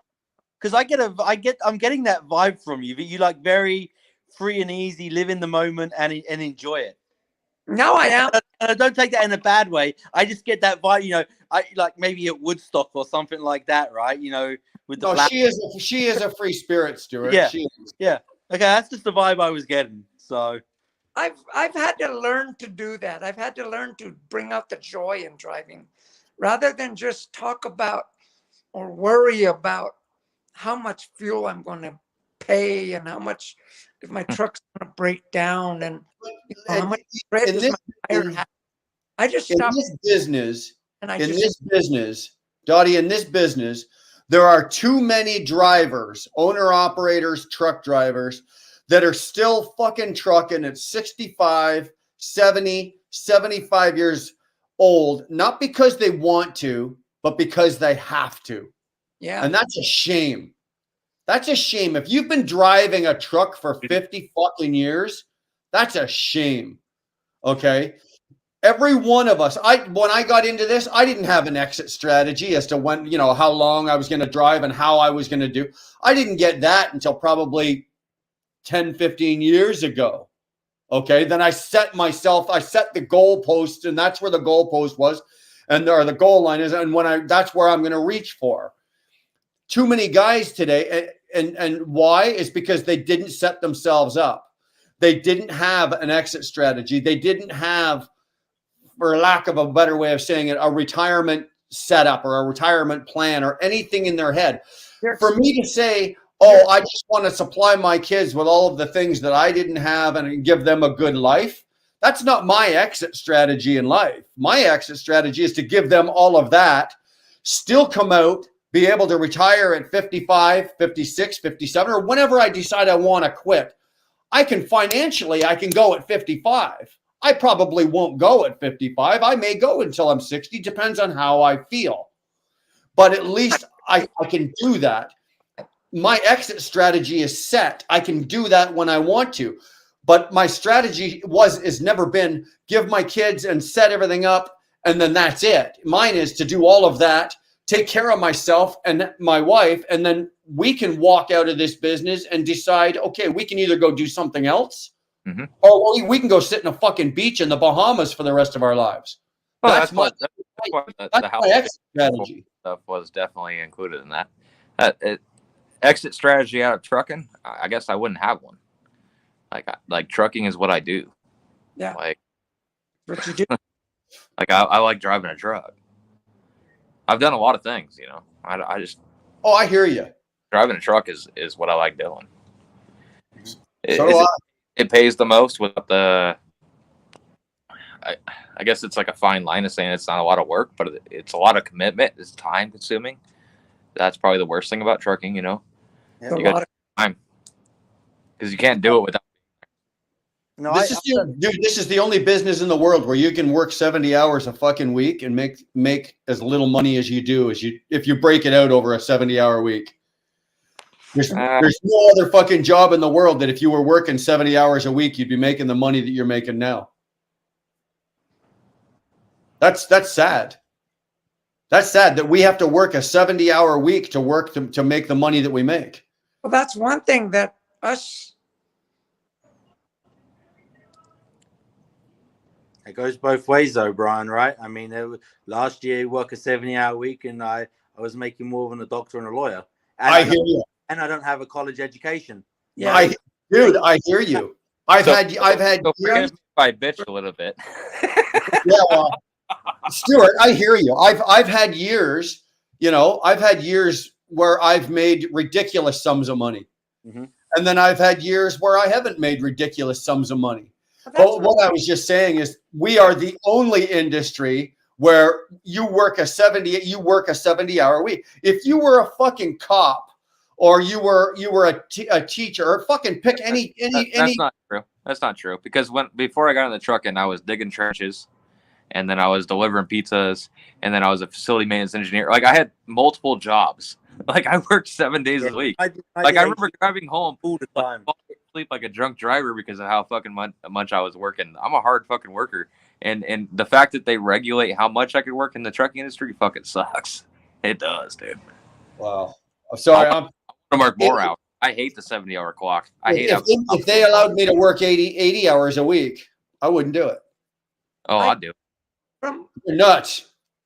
I would do it now. Crazy. I would do it for very long. I would do it. I would get in and I would get out. I would make my money and I'd get out. I would do it for 10, 15 years. If work like bust, I don't have a problem busting my ass if you're going to pay me for it.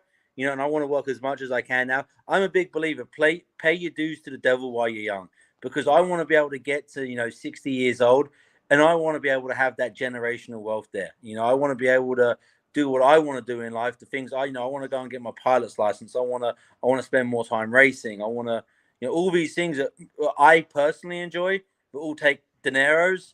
I would rather do it now and set myself up, because you know what? Now is where I can make my money. I can put that money away and let that money work for me. And you know what? Compounding is the best thing. It's the best when it comes to money. And I wish I knew about it earlier on in my life. That's exactly what I was going to say. I wish that somebody had told me this like 25 years ago. I wish somebody would. So if you're a new driver in here, or if you're a young new driver in here, don't do what I did. Don't fucking get into this business and do this for 15 years and then start your retirement or start working or start saving. You know, my kids right out of high school got well, you guys call them 401ks, but we've got ones, they're called RRSPs, right? For our kids. right out of fucking high school. When my kids came out of high school and they got their first part-time jobs, they were putting money in for their retirement. Why? Because I don't want them to work like I do. Mm-hmm. I don't want them to work that hard. I don't want them to have to fucking work like me. You know, I want them to get paid for what they know, not for what they do. It makes a difference, man. So my kids got retirement. My youngest daughter, or my youngest daughter at the house here, she's 24, 23, 24. Fuck, I don't fucking know. But she's already got X amount of dollars in retirement, and she contributes every fucking month. By the time that kid is 50 years old, she's set. Mm-hmm. She's set at 50, right? Because as her life goes on and her income goes up, her contribution goes up, and da-da-da-da. If you're a new driver or you're a young guy in here and a young person in here, God, for God's sakes, don't do what I did and think, oh, yeah, you're just going to go in and make a shit ton of money and be able to play and have fun and buy houses and cars and fucking shit like that. Doesn't work like that. Hate to be the bearer of bad news. You know, steadily invest. I've been doing it for a while now, me and my wife. Passive income, man. Passive income, you know. That's the reason why I don't give advice on truck driving. I won't do that. I won't give advice on truck driving because I've made, all mistakes you can think of, right? And just like Brian said, I've done it, and I wouldn't want to be starting off now because I know it would be electric. But I run with business now. I don't look at it as a teaching. My teaching days are done. I'm cruising in. I'm in the last quarter. I'm cruising in for the field goal now, right? That's what I'm. I'll give advice on truck driving if somebody asks me. If you ask me for my advice, I'll give it to you. Yeah, same thing. If I know what we're talking about, or it's something I've got experience with, I'll tell you what I know. Yeah. I won't unsolicited. I won't give it to you, but I will. If you ask me, I got no problem giving you my advice or my opinion if you ask. But no, I'm not out there fucking pushing my opinion. There's a lot of people on YouTube. You can look around right now. There's a lot of people on YouTube that say that they have the only way to do it, the right way to do it, and their way is the way to do it. There's fucking hundreds of them. And that's why I don't call myself a business. Oh God, here we go. But there's 100 businesses out there. There's 100 ways to do it. That's it. Look, all these opinions. There's probably 100 ways to do it. That's they're all right ways to do it. There's many ways to skin a cat, right? Exactly. Yeah, there's exactly. And that's why I take a look at guys. That's why I take a look at guys like Stewart. I take guys like Nevada. I look at guys like Scott, DIY. Fucking snore. I listen and take little pieces of everybody and incorporate, because nobody has the right model. There's not one model that meets everything. Nobody has it. If they did, there'd be a fucking 10,000 millionaire truck drivers driving around right now, and there's not. Yeah. Right. You take the best or what you can find of the best of everybody else around you, and you try to incorporate that into what you're doing, and that's what you will probably have to do to be successful. But if you think you've got the end all be all business model for trucking, dude, I'll pay you fucking $100. I'll write a check right now for $100,000 to whoever's got it and can send it to me right now. I'll put it in the mail. Mm. Just look at it, bro. Look at Blockbuster. I think it involves. They're untouchable, and then Netflix put them on. Look at Kodak. They thought they were untouchable. You know what? Freaking Canon came along, put them out of business near enough. You know, You've got to be fluid in business. But Bull of the Woods isn't here, so I'll have to go. Y'all come work at Harmac. I ain't working no 70 hours a week. It ain't got no gas in it. I got gas in it. TJ's watch out. TJ's in the chats right now. I see him in there. So yeah. Well, I only work about 48 hours a week, and I'm pulling down $90,000 a year, and I couldn't be happier. So fuck that 70. You can suck a bag of dicks. I got 3 turns this week, It's and every load back is empty. Yeah, but you're And, pulling tanker. You're pulling tanker. Yeah. Yeah. Oh, Brian, by the way, You're a my company boss told me if you came over and pulled tanker, all that shit that you have to put in your truck, they pay for it. You don't pay that 18 grand, they pay it for you. The 18 grand for what? Like all the pumps and shit, they pay for it. Look at this guy. He's trying to recruit me on a fucking live. They put that shit on the truck. I know. We were just talking out of interest sakes. I'm just saying, out of interest sakes, they have a program where they pay for that shit for you. They help you out and put that shit on. Nobody puts in this business. Nobody puts nothing on my truck for free. I will pay for it somewhere down the line, Mike. I guarantee you. They'll put it on my truck for free. And then somewhere down the line, there's going to be a rental fee or a rental. Somewhere down the line, they're going to fuck you. Yeah, fuck off. Nothing. There's nothing for free in this fucking world. Hey, I ain't trying to bust your balls. I'm just saying. I looked into it and they said they have a program where they help the brokers and they put that shit on for them. That's all I'm saying. Yeah, they put it on. I'm not trying to recruit anyone. I'm just saying we had a conversation. I'm just letting you know what I heard. Okay. Well, I hear you, and I appreciate that you actually took the time and you asked the question. But yeah, I can guarantee nothing goes for free. But that's all, folks. Somewhere down the line, I'll be paying for that. I know it. Well, Yeah, fellas, probably. Hey, here's to going down with the ship. Y'all have a good night. I'm gonna bounce out. All right, buddy. Take care. All right, Nevada, have a good one, man. Thanks, man. Peace out. Hey. Oh, he's gone. Just bottle listening to you guys. Nevada, I wasn't picking on you. I love you and Danny a lot. I respect you guys. I just want nothing but the best for you. And if I'm busting your chops, I'm doing it because I love you and I just want the best for you. That's all, man. Well, I was here to stick up for Kyle. So yeah, well, you know what? I'm taking you off my Christmas card list, Dottie. You sell that goddamn Peterbilt and you get yourself a fucking get yourself a Cascadia and I'll start. I turned that thing in. I didn't want I put a comment on there, Brian. I did the miles per gallon on my T880, my company truck, doing empty today. Yeah. Just empty back was 12.7 miles per gallon. That's pretty good. Yeah. That's pretty good because I only get about 11. I get 11 and a half. I get 11 and a half pulling an empty van. Good. And that's coming back from Massachusetts with all those fucking hills. Like there's a lot of pulls there. And I was empty at 12.7 miles a gallon. That's a 12.9 liter engine, 18 speed automatic.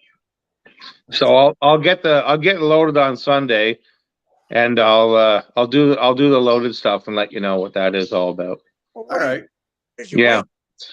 Pretty good mileage. What are you saying there, Sterling? You're saying that I'm not good for the 100 grand? I don't think I like what you're insinuating there, Sterling. Sterling says if I wrote a check for 100 grand, I know better than to trust a trucker offering $100,000. So Sterling, I'll co-sign that fucking check right now. Fuck up, Mike. If I wrote a check for 100 grand, would it bounce? Would not, and if I co-signed it, it would not bounce. So there you go. No. All right. What are you hauling? What is your weight? What, my weight? Yeah. We're licensed for 99,000 in the States. I know, but you said you're going to be going through, I forgot somewhere up there in the east. From Massachusetts up to through New York up to Ontario. Yeah, we do a lot of hills, but I'm empty on the way back. So today I just thought, oh shit, throw in your miles per gallon, just see what you're doing empty. And it was 12.7 miles per gallon. So when I head out on Sunday, I'll do the loaded and I'll get back to you. I'll let you know what that is. I mean, it's not going to be that good, but yeah, I'll check that out. But I heard everyone talk about MPGs, and I was just like, okay, well, let me check mine out on Sunday when I'm loaded because I drive a company truck, so I don't pay too much attention to it. I never talked to you before, and last time everything kind of went out. But anyway, it's nice to talk to you. You as well. What do you drive? I just drive a company truck. It's a T880 Kenworth. But okay. I pull tankers. I wanted to thank you for that recording you did of me. Oh, you're welcome. Puts it up, but that's okay. You got it there, Brian? Yeah, I'm just going to find it now. Hold on. I love that. I'm just kidding, Brian. You know I'm just messing. Oh, I got no problem, Dottie. You keep messing away. That's all good. I'm all about having fun, you know. Here, That's Dottie, all I do. I just do it for fun. It's a good time. Dottie, you ready? That's how There we go. When this little lady's not chilling at the ranch, she's ripping up the roads in a slick black. I don't know. I don't hear anything. Showing the boys how flatbeds really done. Edgewood is in the house. You didn't Dottie, hear that? I heard No? Okay, well, we all heard it. There's something wrong with your computer. Your volume must be down. Hold on here. Who else is running around right now? Oh, we had Shannon. We had all kinds of people. Vanna. No, hold on. Shannon Trucking Thomas. Actually, Shannon Thomas Trucking. I can't even get it right. That's okay. Here we go. Let's hear Why it for are you Shannon telling me to Thomas, fuck me, Jody? the Why are you hardest telling me that, working Robin? woman in trucking. Keep on smiling. I don't know. Night talk. I'm just kind of reading some of those. I notice when Dottie's on and you play something for her, she can never hear it. So I'm questioning her. I'm questioning her setup right now. Do you have a laptop, Dottie? Is that what you're using? No, my iPhone. Okay. But you can hear me, but you can't hear what Brian's putting out, but we can all hear. I'm just wondering what's going on with your iPhone. I can hear you. I can hear. I was hearing Stuart. No, I was hearing Kyle and Scott earlier. You can't hear what Brian just played? Nuh-uh. Wow. Okay. All right. I don't know what's going on there. Sterling Trucking delivers. Unless you piss them off, then your FedEx packages, they're going to be a little late. Sterling Trucking I have no fucking idea what that's supposed to mean. T21 is in the house, stopping by for a visit and ripping it up with the wheel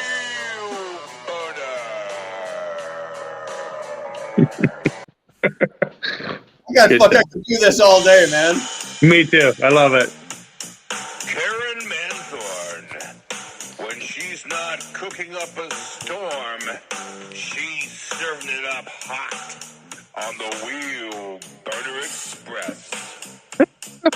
I just have visions of you driving down the road with like a little addiction phone, recording these little phrases so you can remember. Karen Manthorn, when she's I did one on the highway actually with the truck sound. The TBTs are in the house. Looks like the Browns have both sides of the border covered. Yeah.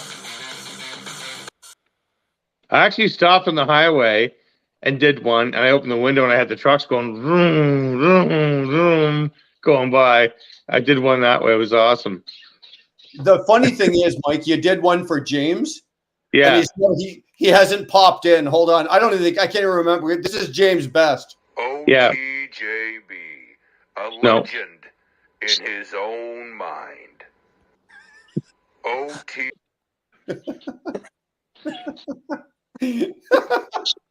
I'm just waiting for him to come in so we can fucking play it for him, man. He doesn't come in much, huh? No, he doesn't. Oh, well. No. He must be busy.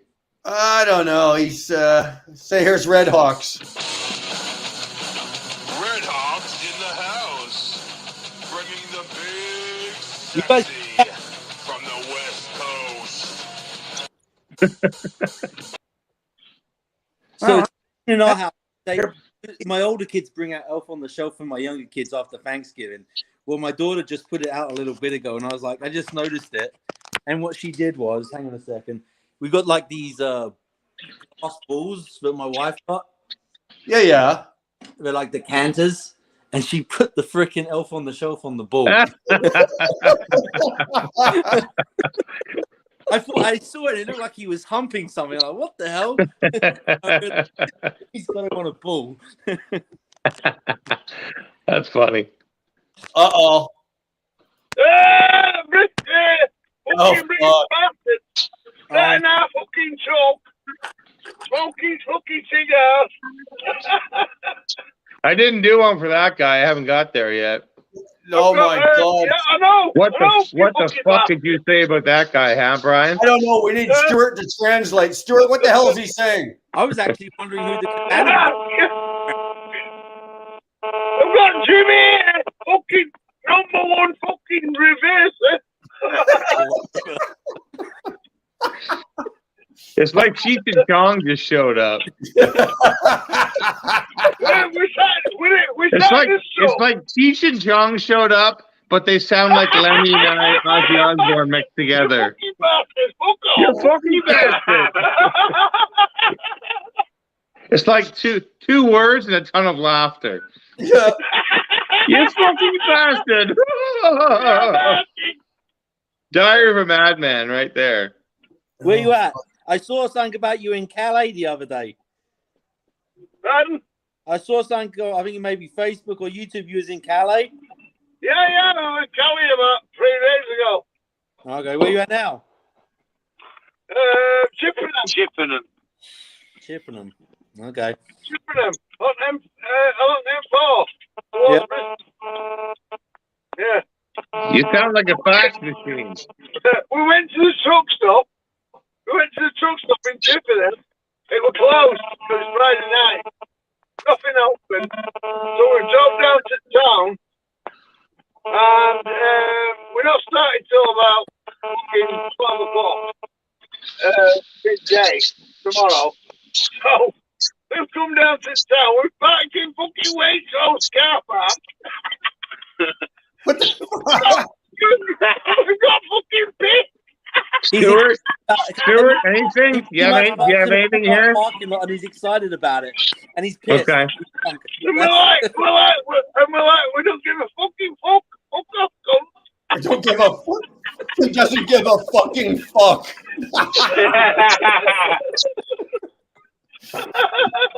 Awesome. Fucking packed up in the middle of Chippenham or Waitrose car park with a fucking outfit. I got car park. That's all I got. Parking spaces was. We went out. We went what 20. We went like £2. It's only 50. It's only a fucking 50 quid fucking charge. I got nothing. Me neither, dude. Stuart, what do you How got? many beers are you in? How many beers are you in? How many beers we in, bro? About fucking. About fucking 25 each. Oh my God. So what you're saying is you've had your starter pack. Yeah, we're about that size. It's another 9 hours till we set off, right? If we can get out fucking Waitrose car park, when we're booked in,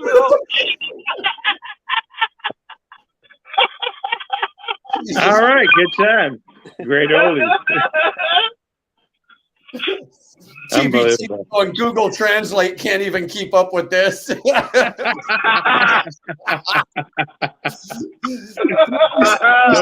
75 doubt. 75 guys. I got some cigars in fucking Abingdon. There's 75 guys in the Google Translate office right now, all pulling their hair out, watching their computers smoking, trying to figure out what. Right? I know, right?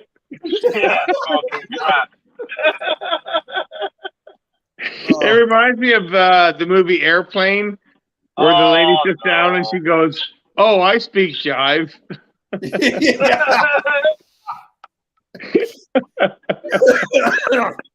Oh, Robert, you're fucking awesome, dude. You are. You're the man. Ozzy Osbourne and Lemmy, all in one. Yeah. I shit you not. He sounds like Ozzy and Lemmy, like all in one when he talks. I love it. Robert's been with us since day one. I know. Robert was one of our first subscribers. He's been with us since day one. I think I was the Brian, third. I think Brian had 300 subscribers when I subscribed. Yeah. Yeah. You were right there in the beginning, buddy. Brian put a shotgun to my head and made me subscribe like on week 2. I think I was probably like 15th or something. Yeah, well, I do that to a lot of people.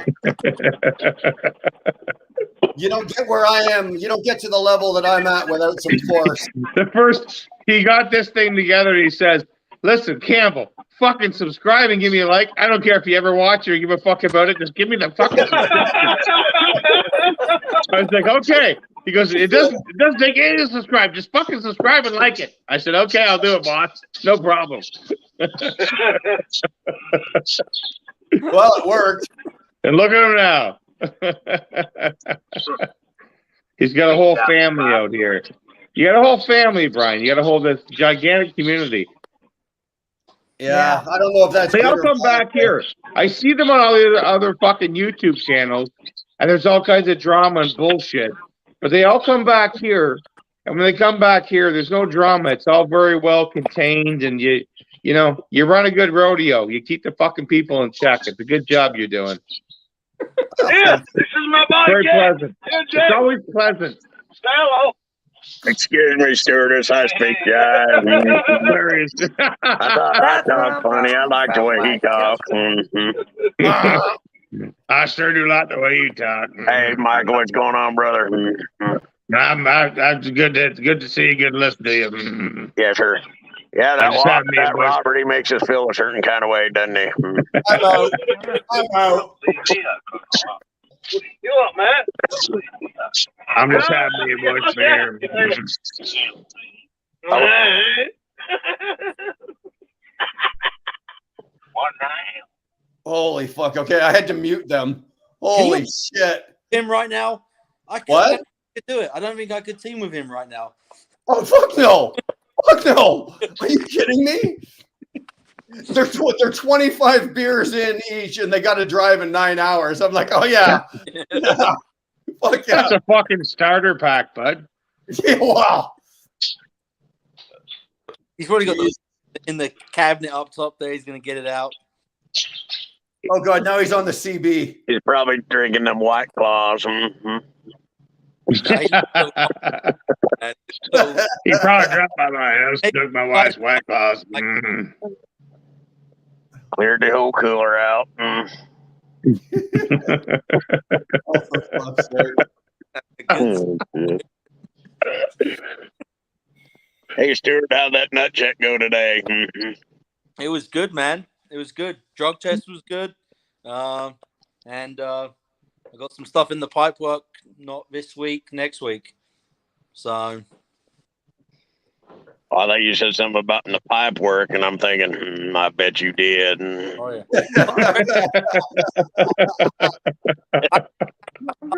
On the physical, and it was this nurse practitioner. She was freaking hot.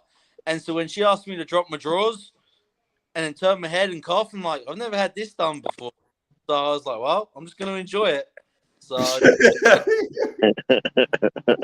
that's time for everything. That's why I was like, is it policy? You know, it's funny you say that. I was like, I remember like my first 4 physicals, they all checked, and then the last 2 they didn't. And what was weird is that the last 2 that I had, they were all my local guys, you know, people that live around me.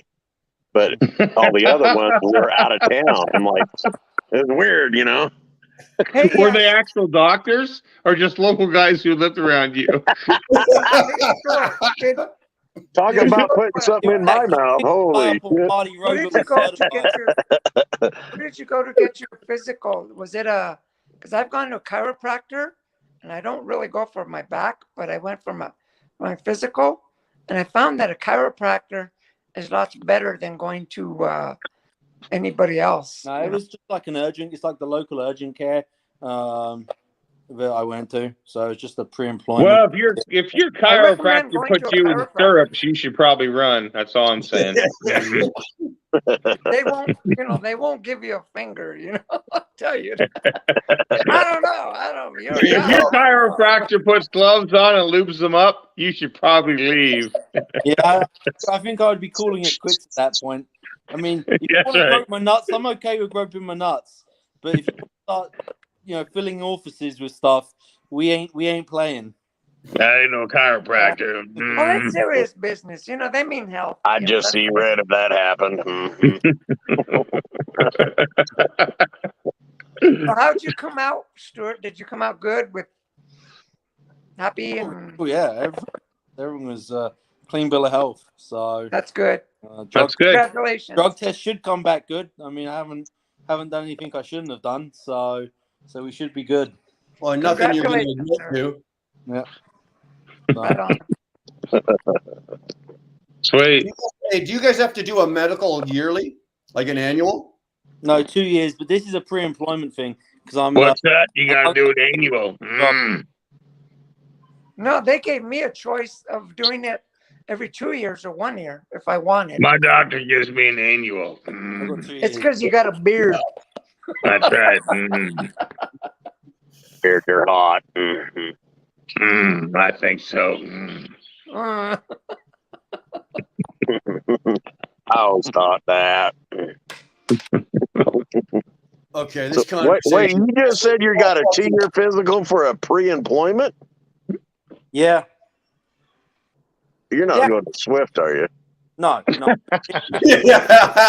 going to jump to the screen, Stuart. Oh my God. No, You follow a coachy coach there, Stuart? it's a local gig. It's a local gig doing stuff for out of Bowling Green with GM. How much hair did they cut off? Is it online? Is it called online or something like that? No.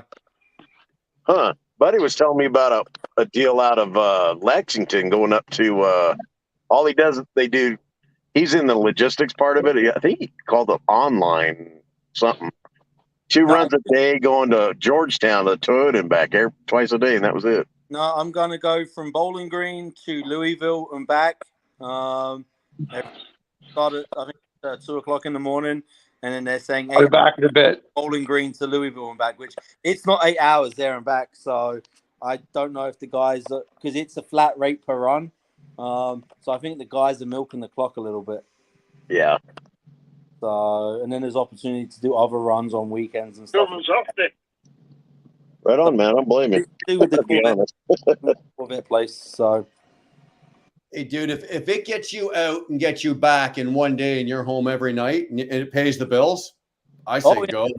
I mean, look, I'm not going to get rich with it, but it more than pays the bills. I can put money away still, and I get to pick my kids up from daycare every day. It's it checks all the boxes for right now, Yeah. Right on. Hell yeah, man. I don't blame you. There's nothing wrong with that whatsoever. I'd be all over that too. I don't If care I if could- anybody says Kentucky's a gem, and that's just my opinion. I Yeah. love that state. Oh, there is a lot of stuff around here, man. I wish I'd moved here 10 years ago. This Yeah. corridor is like just full of freight. Yeah. And then just the 127 area, highway, 64, 75, 127 there, Frankfort, Lexington, Nicholasville, all that area. Beautiful area, nice country, good folk. Yeah, it's a nice place. I really like it. Heck, I might be giving up. Good night, buddy. What's that? TBT's going to bed. Everybody say goodnight to TBT. Night TV. Not TBT. Thank you. Like yesterday, he subscribed to me. So Did he? appreciate that. Yeah. Yeah. Yeah. Him and Mrs. TBT, they're good folk. Love having them. Yeah. You can only one more. Huh? How are you doing, Brian? Sorry, Dottie, you cut out what? How are you doing? Oh, I'm okay. I'm sitting here listening to these maniacs. Robert just cut. I don't know where Robert went. I think he lost his signal, but no, we're doing okay. We're doing okay. We had a good week. Money went in the bank. The lights are still on. I had a dinner tonight, so It met my criteria. Yep, the old fried bologna sandwich. Love Hey, it. fried spam and cheddar cheese, buddy. Fried spam and cheddar Hey, nothing cheese. wrong with that. Nothing wrong with that. I wouldn't eat it every day, but nothing wrong with it. Fried spam and 2 eggs over easy. Oh, No, nothing wrong with that. no, nothing wrong with that Or at beef all. and hash with it. Oh yeah. Uh-oh, She's like, Darcy. that's gross. That ain't Like good. my mom, she likes fried bologna. On that, Oh, note, guys, I'm I gonna love. eat some apple crisp and then I'm gonna go to bed. I think so. All right, buddy. I'm exhausted, but pleasure being on. Thanks for having me, and I'll catch you guys on the next one, I guess. Hey, bye. Thanks, Stuart. See you later. Catch you later. Bye, friend. Oh my goodness. A little late to the party, I guess, but better than I've been. Yeah, we're just getting ready to wind this down there, TJ. You what the fuck were you doing? Actually, been doing like every once in a while. I'll do this guy. He'll go up to the Tri-Cities, Washington, grab a sweet potato fry load. I told him I wasn't going to do anything after Thanksgiving, but he was kind of needing some help, so I told him I would. I had the time, so right on. They get it, and I take it down to Salt Lake, deliver it to the Americold here, and then I'll either get a Coke load back to Walla Walla or something out of. I'm sorry, no, this one's going to Farmland Foods. I'll be picking up. Never mind, I already know. And then Americold back up there. So yeah, we're good. Yeah, you might want to check. You might want to figure out where you're going before you get there, eh? Make sure you're in the right fucking place. I know. Well, they did. They switched. They texted me. He texted me. They said they switched the appointment delivery time to tomorrow morning from 6 a.m. to 10. I was like, mother, gotta piss me off because puts me back going the other way late. You know what I mean? So yeah, but it's all good. I mean, it's just something I do for leisure, really. Well, you don't do a lot of trucking anymore, so it gets you out. You can stretch your legs, eh? Yeah, that's all I do. That's all it's for. Yeah. Well, he won the contract on this, and the driver that he just hired is something came up, and he just wanted an extra day off or something. So I told him I'd fill in for him. So. No problem. Yeah, it's all pays good. It's just this easy run, easy up and back. I mean, it's only 9 hours down, 9 hours back on weather permitting, of course. Now, does he, I'm not asking you how much, but does he pay you what? Pay you hourly, pay you by the mile, or just throw some cash at you? That's under the table, $10.99 a mile. Okay. Yeah. Sign me up. Sign me the fuck up for that. Yeah. He just got this. Well, he had this 579 that he had got because when fuel started going up, all he had was extended at 379, right? Because he does cattle hauling and also has flatbed. And so he kind of put a halt to just moving anything other than cattle hauling at the time. Then he bought that 579 and it had the Packard motor. We're just giving him hell. So he got rid of it and bought this.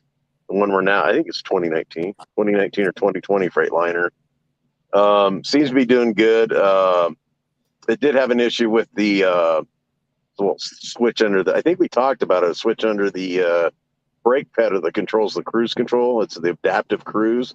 Yeah. If you don't drain the tanks enough, water will get in that little switch deal and it'll rust it up or whatever. And so they had to replace that. So I just had, but it was weird. He has it governed at like 75, I think. Yeah. But it was weird when that went out, I could only go 62. It was really weird. So I know it was paying me 530 miles at 62 that with no cruise. That sucks ass. That sucks balls. You're pushing that pedal right to the floor, weren't you? Yeah. That's called hardcore trucking. Yeah, no shit. That's exactly what that is. Yeah, that's the old school. And a lot of people are like, well, we used to do that, and I'm like, well, I don't. Careful that. But here, hold on. I want to play something. Hold on. All right.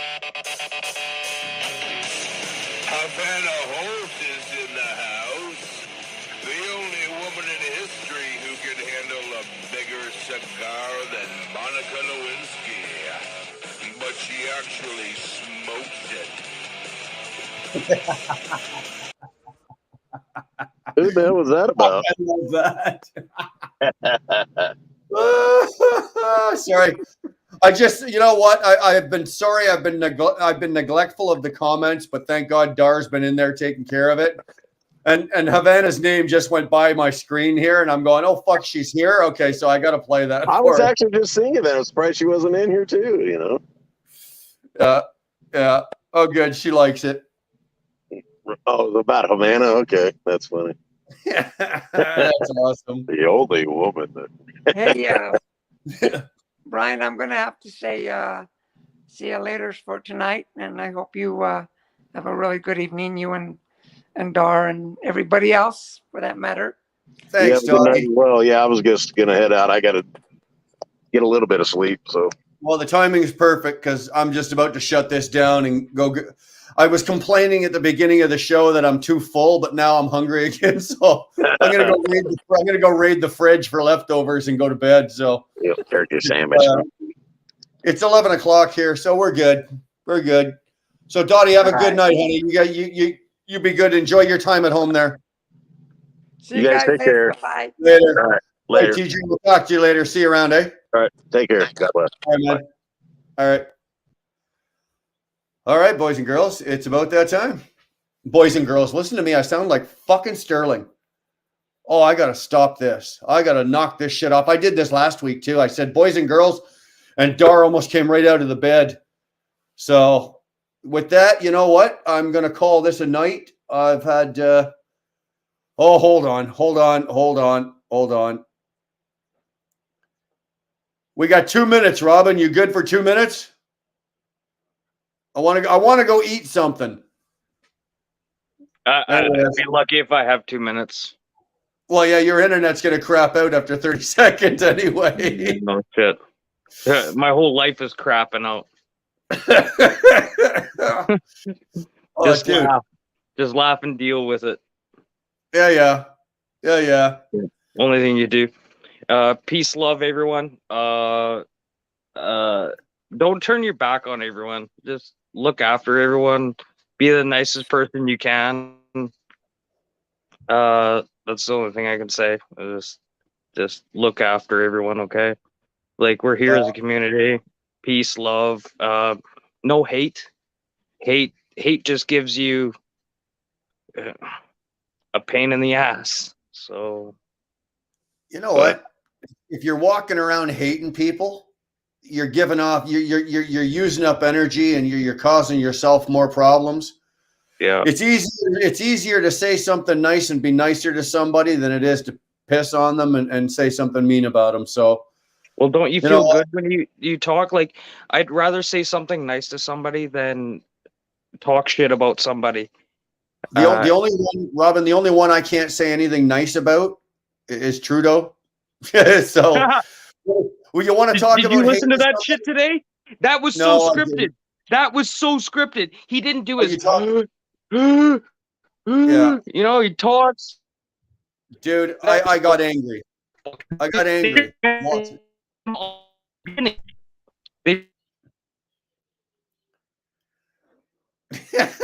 He gone. I'm surprised we got that much fucking time out of him, tell you the fucking truth. Oh, man. Oh, internet's gone.